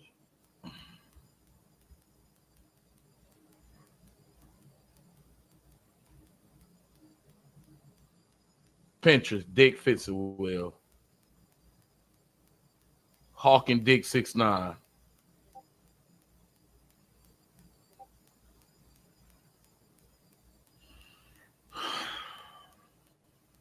Oh, and just because I forgot to mention, and because it's too graphic, but in that site, the girl I think that they're referring to, I had saw the post for the woman, and it was like her bio, like it says for Michelle, right? But in that one, it says bareback blowjobs, fucking no give up, spit out, or something like that. Like that was like what she offers, I guess, like for her services. But people were saying like, you know how Drake, he did an interview where they asked like, what is he like during like intercourse, and he said like, I like head. And they asked him like, well, what do you watch? Like, do you watch like the Hub, or like do you watch like X videos? And he was like, yeah, but I usually type in BJ's. Like I'm real into BJ's. But the girl that he's talking about, she like her services are BJ's. So it's like it's yeah. all it's him, bro. That's him. That's him. It ain't just Weinstein. It ain't just R. Kelly. It ain't just what's the dude that had the Epstein. And then he go to an Epstein hotel on top of that. And then your dad known for the And get home. We're going to talk about the Diddy story. I think I should put a disclaimer on this. I didn't want to do it, and Clayton made me do this story. So Yes. we're going to do it, and we're going to take a look at it, and it's yucky, you guys. So you got to put on your big boy pants to see this stuff. I'm ready for further questions of what's left out, what the government knows and doesn't know, but we're going to go through it. So here we go. Sean Diddy Combs was arrested by Homeland Security agents at a New York City hotel on Monday, and the indictment was unsealed this morning. Today, that's Tuesday. And you guys, this stuff is dark and it runs deep, as in every song you may have ever liked in your life that you listen to on the radio may be connected to a demonic sex ring. Yes. So brace yourself. This is the worst case scenario. The government has thrown the book at Diddy for prostitution, coercion, enticement to engage in prostitution, narcotic offenses, kidnapping, arson, bribery, and obstruction of justice. All of that is listed in this indictment. Here's what it looks like if you want to take a look for yourself, so you know I'm not making anything up. Now, not listed here is anything related to minors, and we're going to get to that in a second. Worth mentioning, though, that this is what the government alleges. This is what they think they can successfully prosecute. They present evidence to a grand jury, and the grand jury decides if they can arrest this person and move the case forward. Now, Combs will have the chance to defend himself, and his lawyer says that he's innocent of all of this. So if he fights this and says, I didn't do it, the government will say, well, here's a big steaming plate of evidence. And so will he actually do that? The lawyer says he will fight like hell to get his client released on bail. That's not likely, but we'll see. I mean, it would be a bajillion dollars. I would think they've already taken his passport. The government says they have copious amounts of evidence since their extensive raid on his properties and his electronics. Here is prosecutor Damian Williams summarizing that evidence. During those searches, agents seized evidence of the crimes charged in this indictment. They seized firearms and ammunition, including 3 defaced AR-15s and a large capacity drum magazine. They also seized evidence of the freak-offs, electronic devices that contain images and videos of the freak-offs with multiple victims.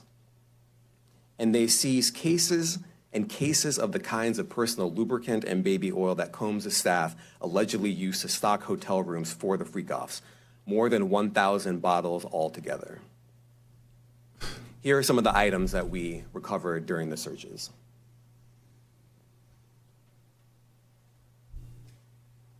As you can see here, this is a drum magazine, large capacity, and it contains, I believe, 59 rounds. I mentioned as well, we recovered 3 AR-15s. This is a close-up shot of one of the AR-15s, and you can see right here, the serial number has been thoroughly defaced. Another picture of more ammunition and parts of 2 AR-15s right there. So people in the chat are saying freak off. What did he say? Freak off? Oh yeah. So okay. that's in the indictment. I'm going to show you what that is right now. At first, I heard free Goths, and I was like, is that like Visigoths or the I was like literally thinking like Germanic tribes of medieval, but okay, freak off. Yeah, freak offs. And freak offs. Okay, here we go. Let's let him explain it. You don't need to. The prosecutor does a pretty good job. Go ahead. As alleged, Combs used force, threats of force, and coercion to cause victims to engage in extended sexual performances with male commercial sex workers, some of whom he transported or caused to be transported over state lines. Combs allegedly planned and controlled the sex performances, which he called freak-offs, and he often electronically recorded them. The freak-offs sometimes lasted days at a time, involved multiple commercial sex workers, and often involved a variety of narcotics, such as ketamine, ecstasy, and GHB, which Combs distributed to the victims to keep them obedient and compliant. As alleged, when Combs didn't get his way, he was violent, and he subjected victims to physical, emotional, and verbal abuse so that they would participate in the freak-offs, and that Combs hit, kicked, threw objects at, and dragged victims, at times by their hair. On one occasion in March of 2016, that conduct was captured on video and later reported in the media. Specifically, Combs kicked, dragged, and threw a vase at a victim in a Los Angeles hotel when the victim was attempting to flee. As alleged, these assaults often resulted in injuries to the victims, which took days or weeks to heal. In addition to the violence, the indictment alleges that Combs threatened and coerced victims to get them to participate in the freak-offs. He used the embarrassing and sensitive recordings he made of the freak-offs as collateral against the victims.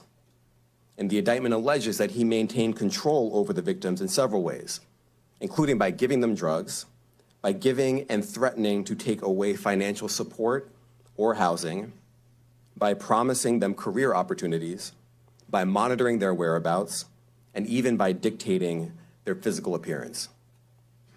Because of all of this, the indictment alleges that the victims did not believe they could refuse Combs without risking their security or facing more abuse.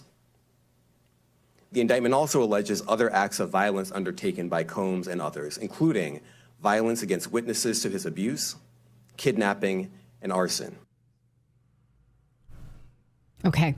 So the least of it seems to be the guns. Like, who cares about the guns at this point? it was just the method to which he kept all that going. I mean, when you have so many sex orgy parties that you have a name for them, like, do you put that in your calendar? Like, hey, I'm going to need to clear a few days for a freak off. Can you please? And it was so organized that he had his staff setting it up. Yes. Like, I need all the baby oil. Well, that's and my the thing. wipes. Who on his staff is like in charge of the cases of baby oil?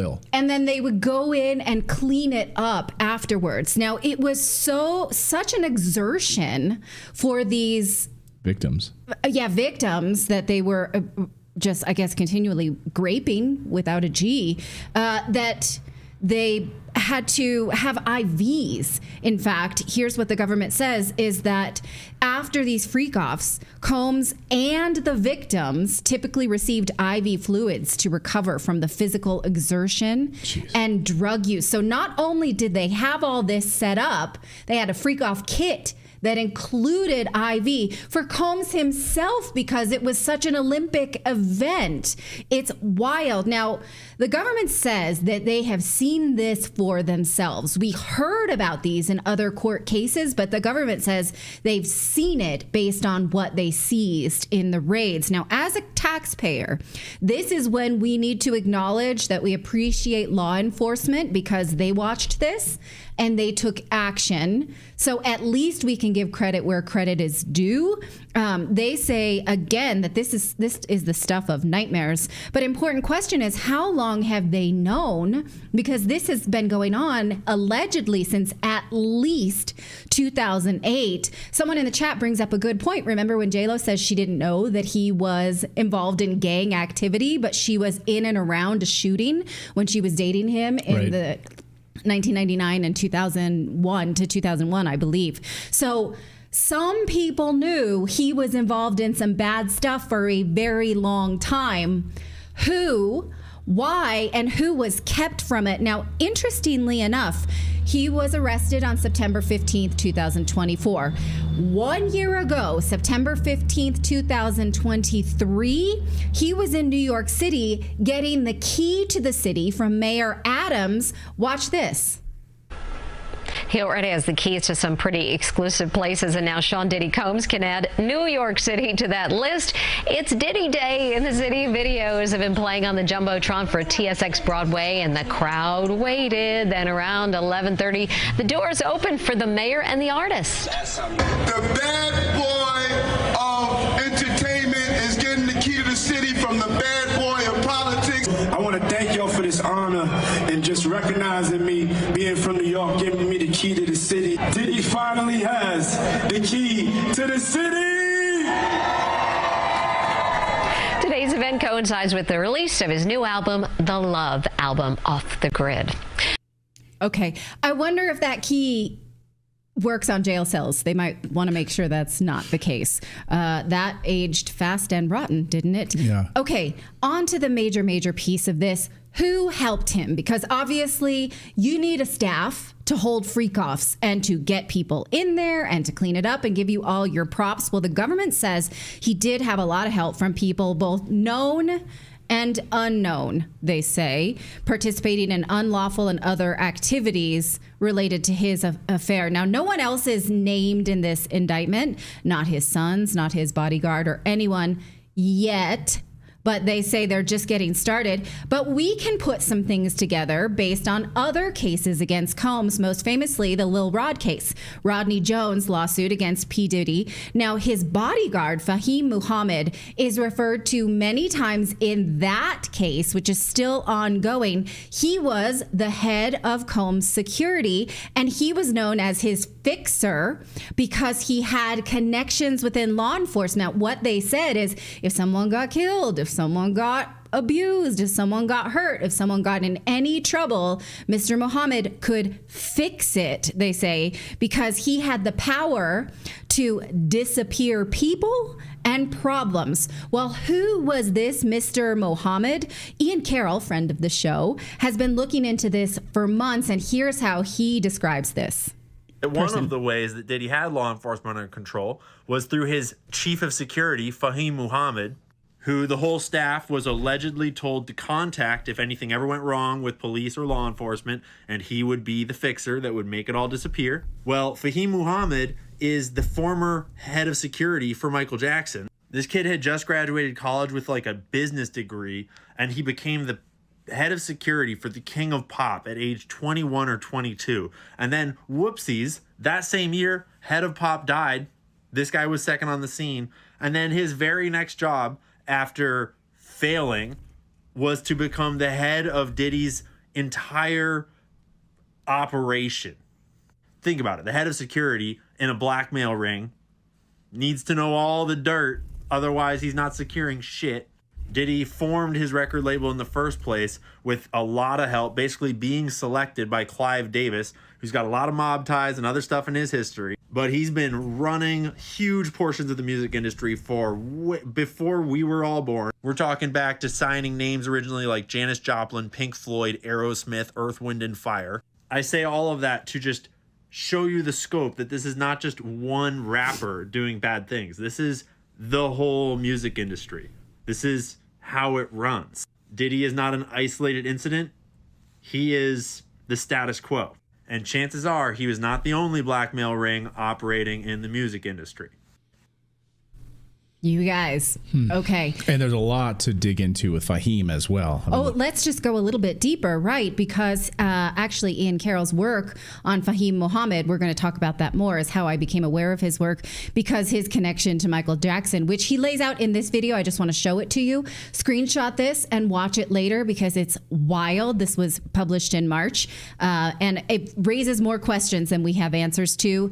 Makes me want to apologize to Michael Jackson for believing smear campaigns about him. Now, more about this Mr. Muhammad. Diddy himself shared this last year. Mr. Muhammad bought land for his son on the southern border, right next to the border wall. Why?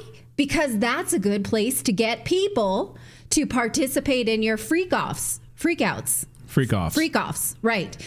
Presumably, right? We don't know. Now, here was a local CBS station in San Diego covering it last year. Now, keep in mind, what they're saying is Diddy told us that this guy on his staff bought this southern borderland, and they're like, let's go take a look. Watch how this video ages, which is still live on the CBS station. Watch. We're going to watch it in its entirety. 40 acres of land in San Diego County. That's what one dad gave his son for his 13th birthday. He posted about it on social media, and their story went viral. Rapper Sean Combs even posted about it.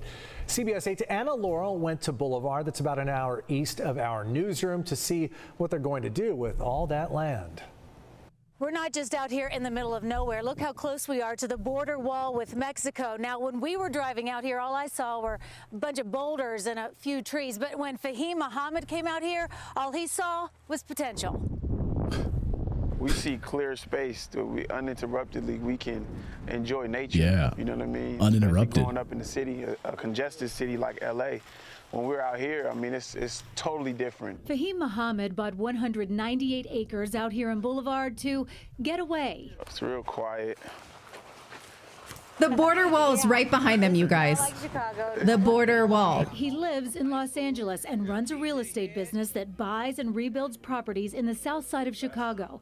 He says to create a better living situation for the black community there. Based on what's happening with this renovation right here. His company, Oasis Investment Group, even teaches people home ownership. These are people that have had families on government assistance for years, and now they're actually enrolling in courses to learn how to buy their own homes. Fahim says his mom taught he and his siblings how important it is to own your own property and to help their community. So when his son Fahim recently turned 13, he gave him 40 acres. I thought it would be a great opportunity to teach him a life lesson about the value of land. And they're teaching other kids from LA these lessons too. So all them regular rocks you picked? They bring inner city kids out here to hike, ride ATVs, and build campfires.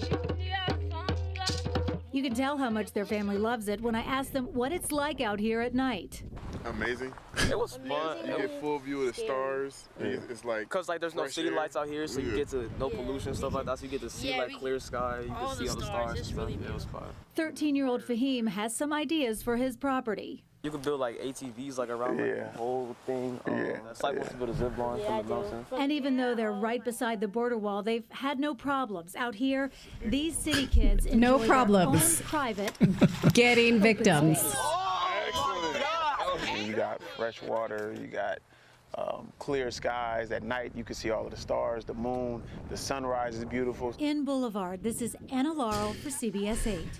So, I spoke to former 24-year veteran of the Customs and Border Protection who was stationed right there. Okay, and JJ Carroll told me today. He said no one lives in Boulevard except longtime border residents and people wanting to be criminals. He said, "Quote: Would you ever buy your son land on our border? Crime, violence, rapes, murders, drug cartels, human smuggling cartels, all day, all night on your property." No, not unless you like those things. Right, unless that's part of your business plan. Right. Right? I don't think really so. Hate your kid. Right. You want a timeshare in Boulevard, California, right on the border wall? where cartels are bringing kids across right there for you. I mean, it's a perfect opportunity. Buy up the land. Now, that video is still live on CBS 8's YouTube page. I feel like I could show it to you. I should show you the landing page in case you want to find it yourself, because they presumably have not realized what they have there as a feel-good news piece is probably evidence of human trafficking. If they were good reporters, they would know that the man they just featured here is named in the Lil Rod lawsuit for being Diddy's fixer in a sex ring. So maybe they should at least put some kind of note on that video or follow it up. I left a comment there. I'm glad it's still there. Most of the time, them to it. Most of the time, these news organizations try to hide the fact and they delete it and get rid of it. Oh, so, I downloaded it. So we have there we go. Have it saved. Yeah, okay, so what we're dealing with here is deep and extensive and an old conspiracy, not a theory, a real conspiracy to sell your soul to the devil to become famous in the music industry. And who else is connected? Well, Lil Rod's lawsuit names Cuba Gooding Jr. as an active participant in the freak-off parties. Yeah, it also mentions Usher. We also know that Combs has produced other big acts such as Mary J. Blige, Lil Kim, Biggie Smalls. We know that he dated Jennifer Lopez. Maybe that's why she's so keen to get her divorce in the headlines right now, to sort of divert from the fact that she was associated with him over 20 years ago. Now, Lucian Grange and Universal Music were originally named in the Lil Rod lawsuit, but they were removed as defendants, and the government in the federal indictment does not mention them. But Prosecutor Williams does say that the government is not done here. In fact, he makes it seem as though they are just getting started. So perhaps they will. The government says they have enough here to keep Combs behind bars for a lifetime. They're asking him to forfeit pretty much all of his possessions. The big question here is, how deep will this go, and will Combs live to tell? Will he live to name names? Since he is essentially the Epstein of the music industry, will we ever get a client list, or will that, like the Epstein list that is buried with him, fizzle out and die? Now, my sort of silver lining here is that maybe this is the government trying to make it right. Maybe if we can find a connection between Epstein and Combs, which it seems like won't be too hard to find, then we get it all. Maybe the bad guys sort of took it from the good guys, and the good guys are saying we get another chance with Diddy. How about that? Maybe right? Maybe. This is a big fat maybe. Combs' lawyer says that he's going to fight for his release, but if he does not get released, he should insist on round-the-clock cameras in his holding cells. Maybe we should all want to watch that just to keep this guy alive. The rest of us should want this too, because we need to see how deep it all goes. And in the meantime, I'm driving in silence. I never want to listen to commercial music again. I don't know what to do with this. This is just dirty and awful. And you know that what we get to see is only a sliver. I'll sing you a song. I mean, I would be surprised though if anything happened to him, because he's quote unquote new money. And where Epstein was dealing mostly with like the old money, like the more like political influencers and power, where like the entertainment industry, like it could very well be that they're gonna throw the book at him and make sure he goes to jail and be like, see, we do go after these people, so that they don't have to go after the people that actually have the power, so they can just go after these guys and make an example of them, rather than have to deal with the Epstein blowback. Yeah, that's and the much deeper connections here. Like I'm not saying that he's a good guy, but that he would become the fall guy in this, the sort of the scapegoat, and then all of the other people that we were wondering if they'd be a part of this indictment are not. Yeah. They're not listed here. So does he take the fall for this? And is this like a CIA operation? They're like, we're going after this guy so that this story gets buried. Right. We're able to bury all the rest of this information, especially if there's some kind of a deal worked out. Then this stuff will always be buried. Well, yeah, I mean, I do actually want his lawyer to keep saying he's innocent and we're going to fight it so that we see everything that the government has found. Then the more they fight, the more we get to see. If he takes a plea deal, we don't get to see that evidence. This doesn't play out in front of us. I'm going to hold out that this is the tip of the iceberg, and we do have good forces trying to root this out and save people from this ever happening again. But I mean, I don't know, like, who comes up with the idea for a freak off? Is that something that's been passed down from previous generations that have sold their soul to the devil in order to be famous?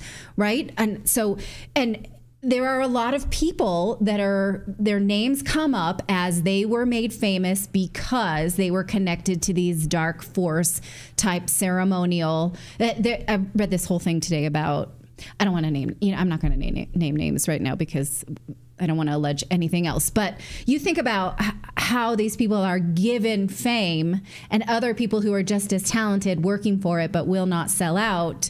And in all industries, how deep does it go? Does it go into, movies, TV, music, news industry, that kind of thing? It's deep and dark. And so, okay, we got some of it. Some people have been waiting for years to see this. And so this is what we got. And thank the current president of the United States for that. I just alluded to it. Eastland and Byrd came up 40 years ago with changes in the federal criminal laws that allowed that to happen.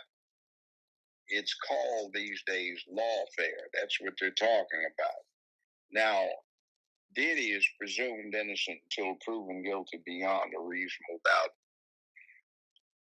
They have to put the trial on and they have to convict him. But what I'm looking at is an extra effort to totally discredit him. So if he is later in a position of being a whistleblower, his credibility will be completely destroyed and public opinion can be steered in a direction where basically anything he says can be ignored or discredited.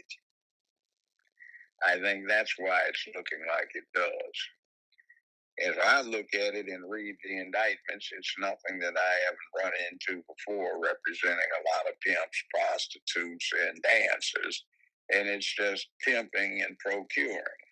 That's what they're talking about. And in this case, the purpose was to set up some freak parties, freak shows, orgies, where performances were being professionally put on in various places in a mansion while the rest of the folk could get their freak on. That's what you're looking at here. I tell you what, Puffy, your life is in danger. Because you know the secrets. Who's involved in that little secret zone you guys participating in. So, you know they're gonna get you if they can. It's a little crazy how Puffy gets booted out the alcohol business and Jimmy Iovine steps in. When Andre and Slippy promoted it.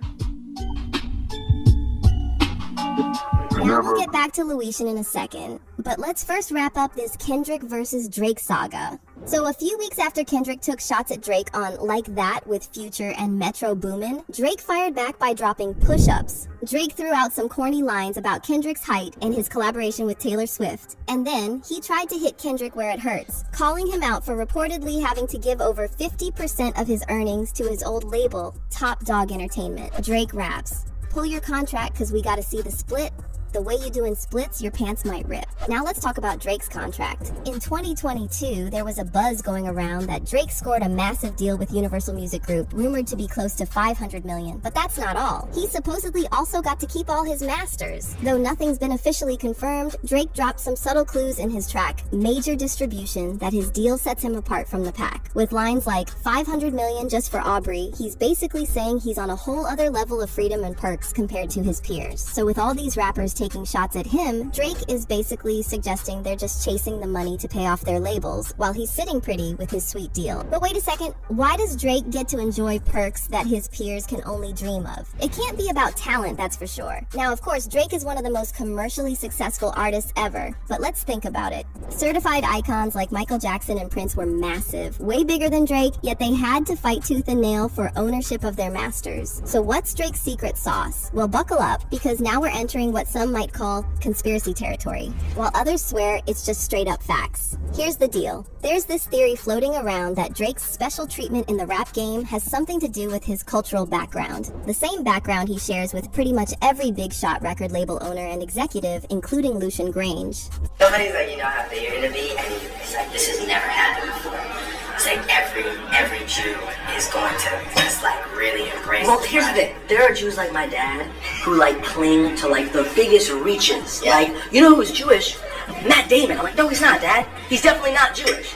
And like people reach, and the fact that you actually identify, that's gonna be like, that's gonna be big. Yeah, it's gonna be great. You're doing something that I could never do. And you know how Twitter's always buzzing with theories? Well, fans have been having a field day with this topic lately. Someone said Drake is an extension of the Jewish label executive. That's why he stays playing these industry games. Remember when he was threatening Kanye and sending him devil emojis? Another user wrote, "This is Jewish billionaire Lucian Grange, the man who Drake loves to name drop almost as if he's rubbing it in the faces of his fellow rappers. His Jewish privilege could be the reason behind the 'we don't trust you.'" And then someone else added, "Drake is so close and has industry ties to folks who could simply keep you off radio nationwide if he wanted." The Lucian Grange relationship that Kanye was speaking on is far different than a he's stopping bags narrative. Jewish control of hip-hop music on a global scale is by far the most insidious crime against Black America since redlining or civil rights. It's had a long-lasting impact on our culture. Yes, it's made a handful of Black folks filthy rich, but it's kept us stagnant from a destructive perspective. Y'all aren't ready for that convo though. However, there's another darker side to Drake's ties to Lucian Grange. You see, both Lucian and Drake have been caught up in some serious allegations regarding a rumored trafficking ring within the entertainment industry. Now, let's rewind to that lawsuit recently filed against Diddy by producer Rodney Lil Rod Jones. This lawsuit's got a laundry list of defendants, and one name that jumps out is Lucian Grange. In his lawsuit, Lil Rod repeatedly brought up Lucian's name, and he even alluded to Lucian and Diddy being more than friends, if you know what I mean. The lawsuit states, Mr. Jones recalls seeing defendant Grange visiting Mr. Combs' home in Miami, Florida, and Los Angeles, California. According to Mr. Jones, whenever defendant Grange visited Mr. Combs at his homes, it would be in the evening, and he and Mr. Combs would disappear for hours in Mr. Combs' bedroom. The lawsuit then goes on to claim that Lucian Grange sponsored and attended several Love album listening parties where S-workers were present, along with young women below the age. Lil Rod also alleged that during these parties, Lucian was well aware, or should have been, that Diddy was serving laced bottles of tequila and vodka. But wait, there's more. Lil Rod spilled that during his time living and traveling with Diddy, he discovered that Diddy had hidden cameras in every room of his home. And here's the kicker. Lil Rod claimed that Diddy has recordings not just of Lucian Grange, but also of other big names like celebrities, music label bigwigs, politicians, and athletes. Lil Rod also alleged that Lucian, together with other defendants, aided, abetted, and induced Sean Combs' S-trafficking venture, and he describes him as one of the co-conspirators who knowingly benefited from coercive S-trafficking. According to Lil Rod, Lucian and other defendants were providing vast sums of cash, which made Diddy's criminal venture possible. Now, when it comes to Drake, there have been whispers for years about him being inappropriate and possibly grooming young women, but Kendrick recently turned up the heat, suggesting that Drake isn't just a creep, but a major player in this supposed trafficking operation within the music industry. On his savage diss track, Not Like Us, Kendrick references Drake's 2021 album, Certified Lover Boy, saying that Drake and his OVO crew are a bunch of certified PDF files. By the way, on Meet the Grams, another Drake diss track Kendrick dropped this month, he suggested that it's only a matter of time until Drake gets the Diddy treatment and the feds raid his Toronto mansion. Kendrick raps, "It's some weird ish going on, and some of these artists be here to police it. They be streamlining victims all inside of their home and calling them tender, then leak videos of themselves to further push their agendas." Cat Williams said, "Get you the truth, so I'ma get mines. The embassy about to get raided too. It's only a matter of time." Kendrick then took things up a notch in Not Like Us. And let's talk about that cover art. It's a bird's eye view of Drake's Toronto mansion, aka the embassy, with a bunch of tags you'd find on an S-offender map. Now, Drake didn't take Kendrick's diss lying down. He fired back with The Heart Part 6, where he shoots down those PDF file allegations. But here's where it gets messy. Drake decided to name drop Stranger Things star Millie Bobby Brown, addressing those old rumors about them, even though Kendrick never brought Millie into the mix in any of his tracks. In The Heart Part 6, Drake makes a point about Kendrick's wife Whitney, basically saying he's only into grown women. He raps, "Only effing with Whitney's, not Millie Bobby Brown's. I'd never look twice at no teenager." Earlier in the song, Drake brushes off those PDF allegations, basically saying he's way too famous to be caught up in anything like that. And he also argues that if there was any truth to those claims, he'd already be behind bars. "I promise I'd have been arrested. I'm way too famous for this ish you just suggested." But hold up. What were Drake's ghostwriters hoping to achieve with this line? I mean, it makes no sense because it's taken ages for the feds to even start sniffing around allegations against people like R. Kelly, Diddy, Harvey Weinstein, and Jeffrey Epstein. So for Drake to say he'd already be in prison if Kendrick's accusations were true, that logic doesn't fly. If anything, the more famous and rich these PDF files are, the longer it takes for them to face any consequences. Besides that, there's just something weird about The Heart Part 6. Almost the whole track is just Drake defending himself, and there's not much in there directly aimed at Kendrick, just a few digs that Drake's already thrown out in his earlier diss tracks. It's kinda like he's beating a dead horse. Nothing fresh enough to really provoke a response. But here's the latest scoop. Now that Drake and Diddy's close relationship with Lucian Grange is under scrutiny, there's talk going around that Lucian threw Diddy under the bus once he caught wind of those alleged secret recordings. And rumor has it that Lucian planned to swap out Diddy for Drake in this alleged trafficking scheme that's supposedly been going down in the industry. So when Kendrick started digging into that trafficking angle, rumor has it Drake got a call from his alleged sugar daddy, Lucian, advising him to end the feud and drop a lukewarm track like The Heart Part 6. But here's the real twist. People are saying Lucian and the other bigwigs behind the scenes initially stirred up the beef to profit from it and pushed Drake even further up the ladder. But as soon as Kendrick started hitting on those trafficking allegations, especially with Lucian's name being dragged into the Diddy lawsuit, they pumped the brakes hard. One fan said, "Executives who are scared of being exposed for the crimes they've committed would do anything to destroy you in order to maintain their lifestyles, and that's a dangerous battle. Kendrick gets all the props from me." And another person wrote, "Lucian Grange's name was in that Diddy suit too. He wasn't about to let that pedo trafficking ish keep unraveling." Their boss called game 3-2 Kendrick. Adding to the mix, fans are now bringing up something Cat Williams mentioned regarding rap beefs and the untimely deaths of rappers. Fans are now cautioning Kendrick to tread carefully because too many artists have met tragic ends after stirring up this hornet's nest and trying to expose the big labels. Cat recently revisited the darker side of the music business in an interview, highlighting the deaths of young rappers and suggesting they're not random occurrences. According to Cat, whenever a rapper gets killed over some petty drama, there's always someone higher up profiting off these tragedies. When these rappers get killed, not incidental. Somebody made $100 million and now don't have to talk to that artist or none of their crew, don't have to validate none of their contracts.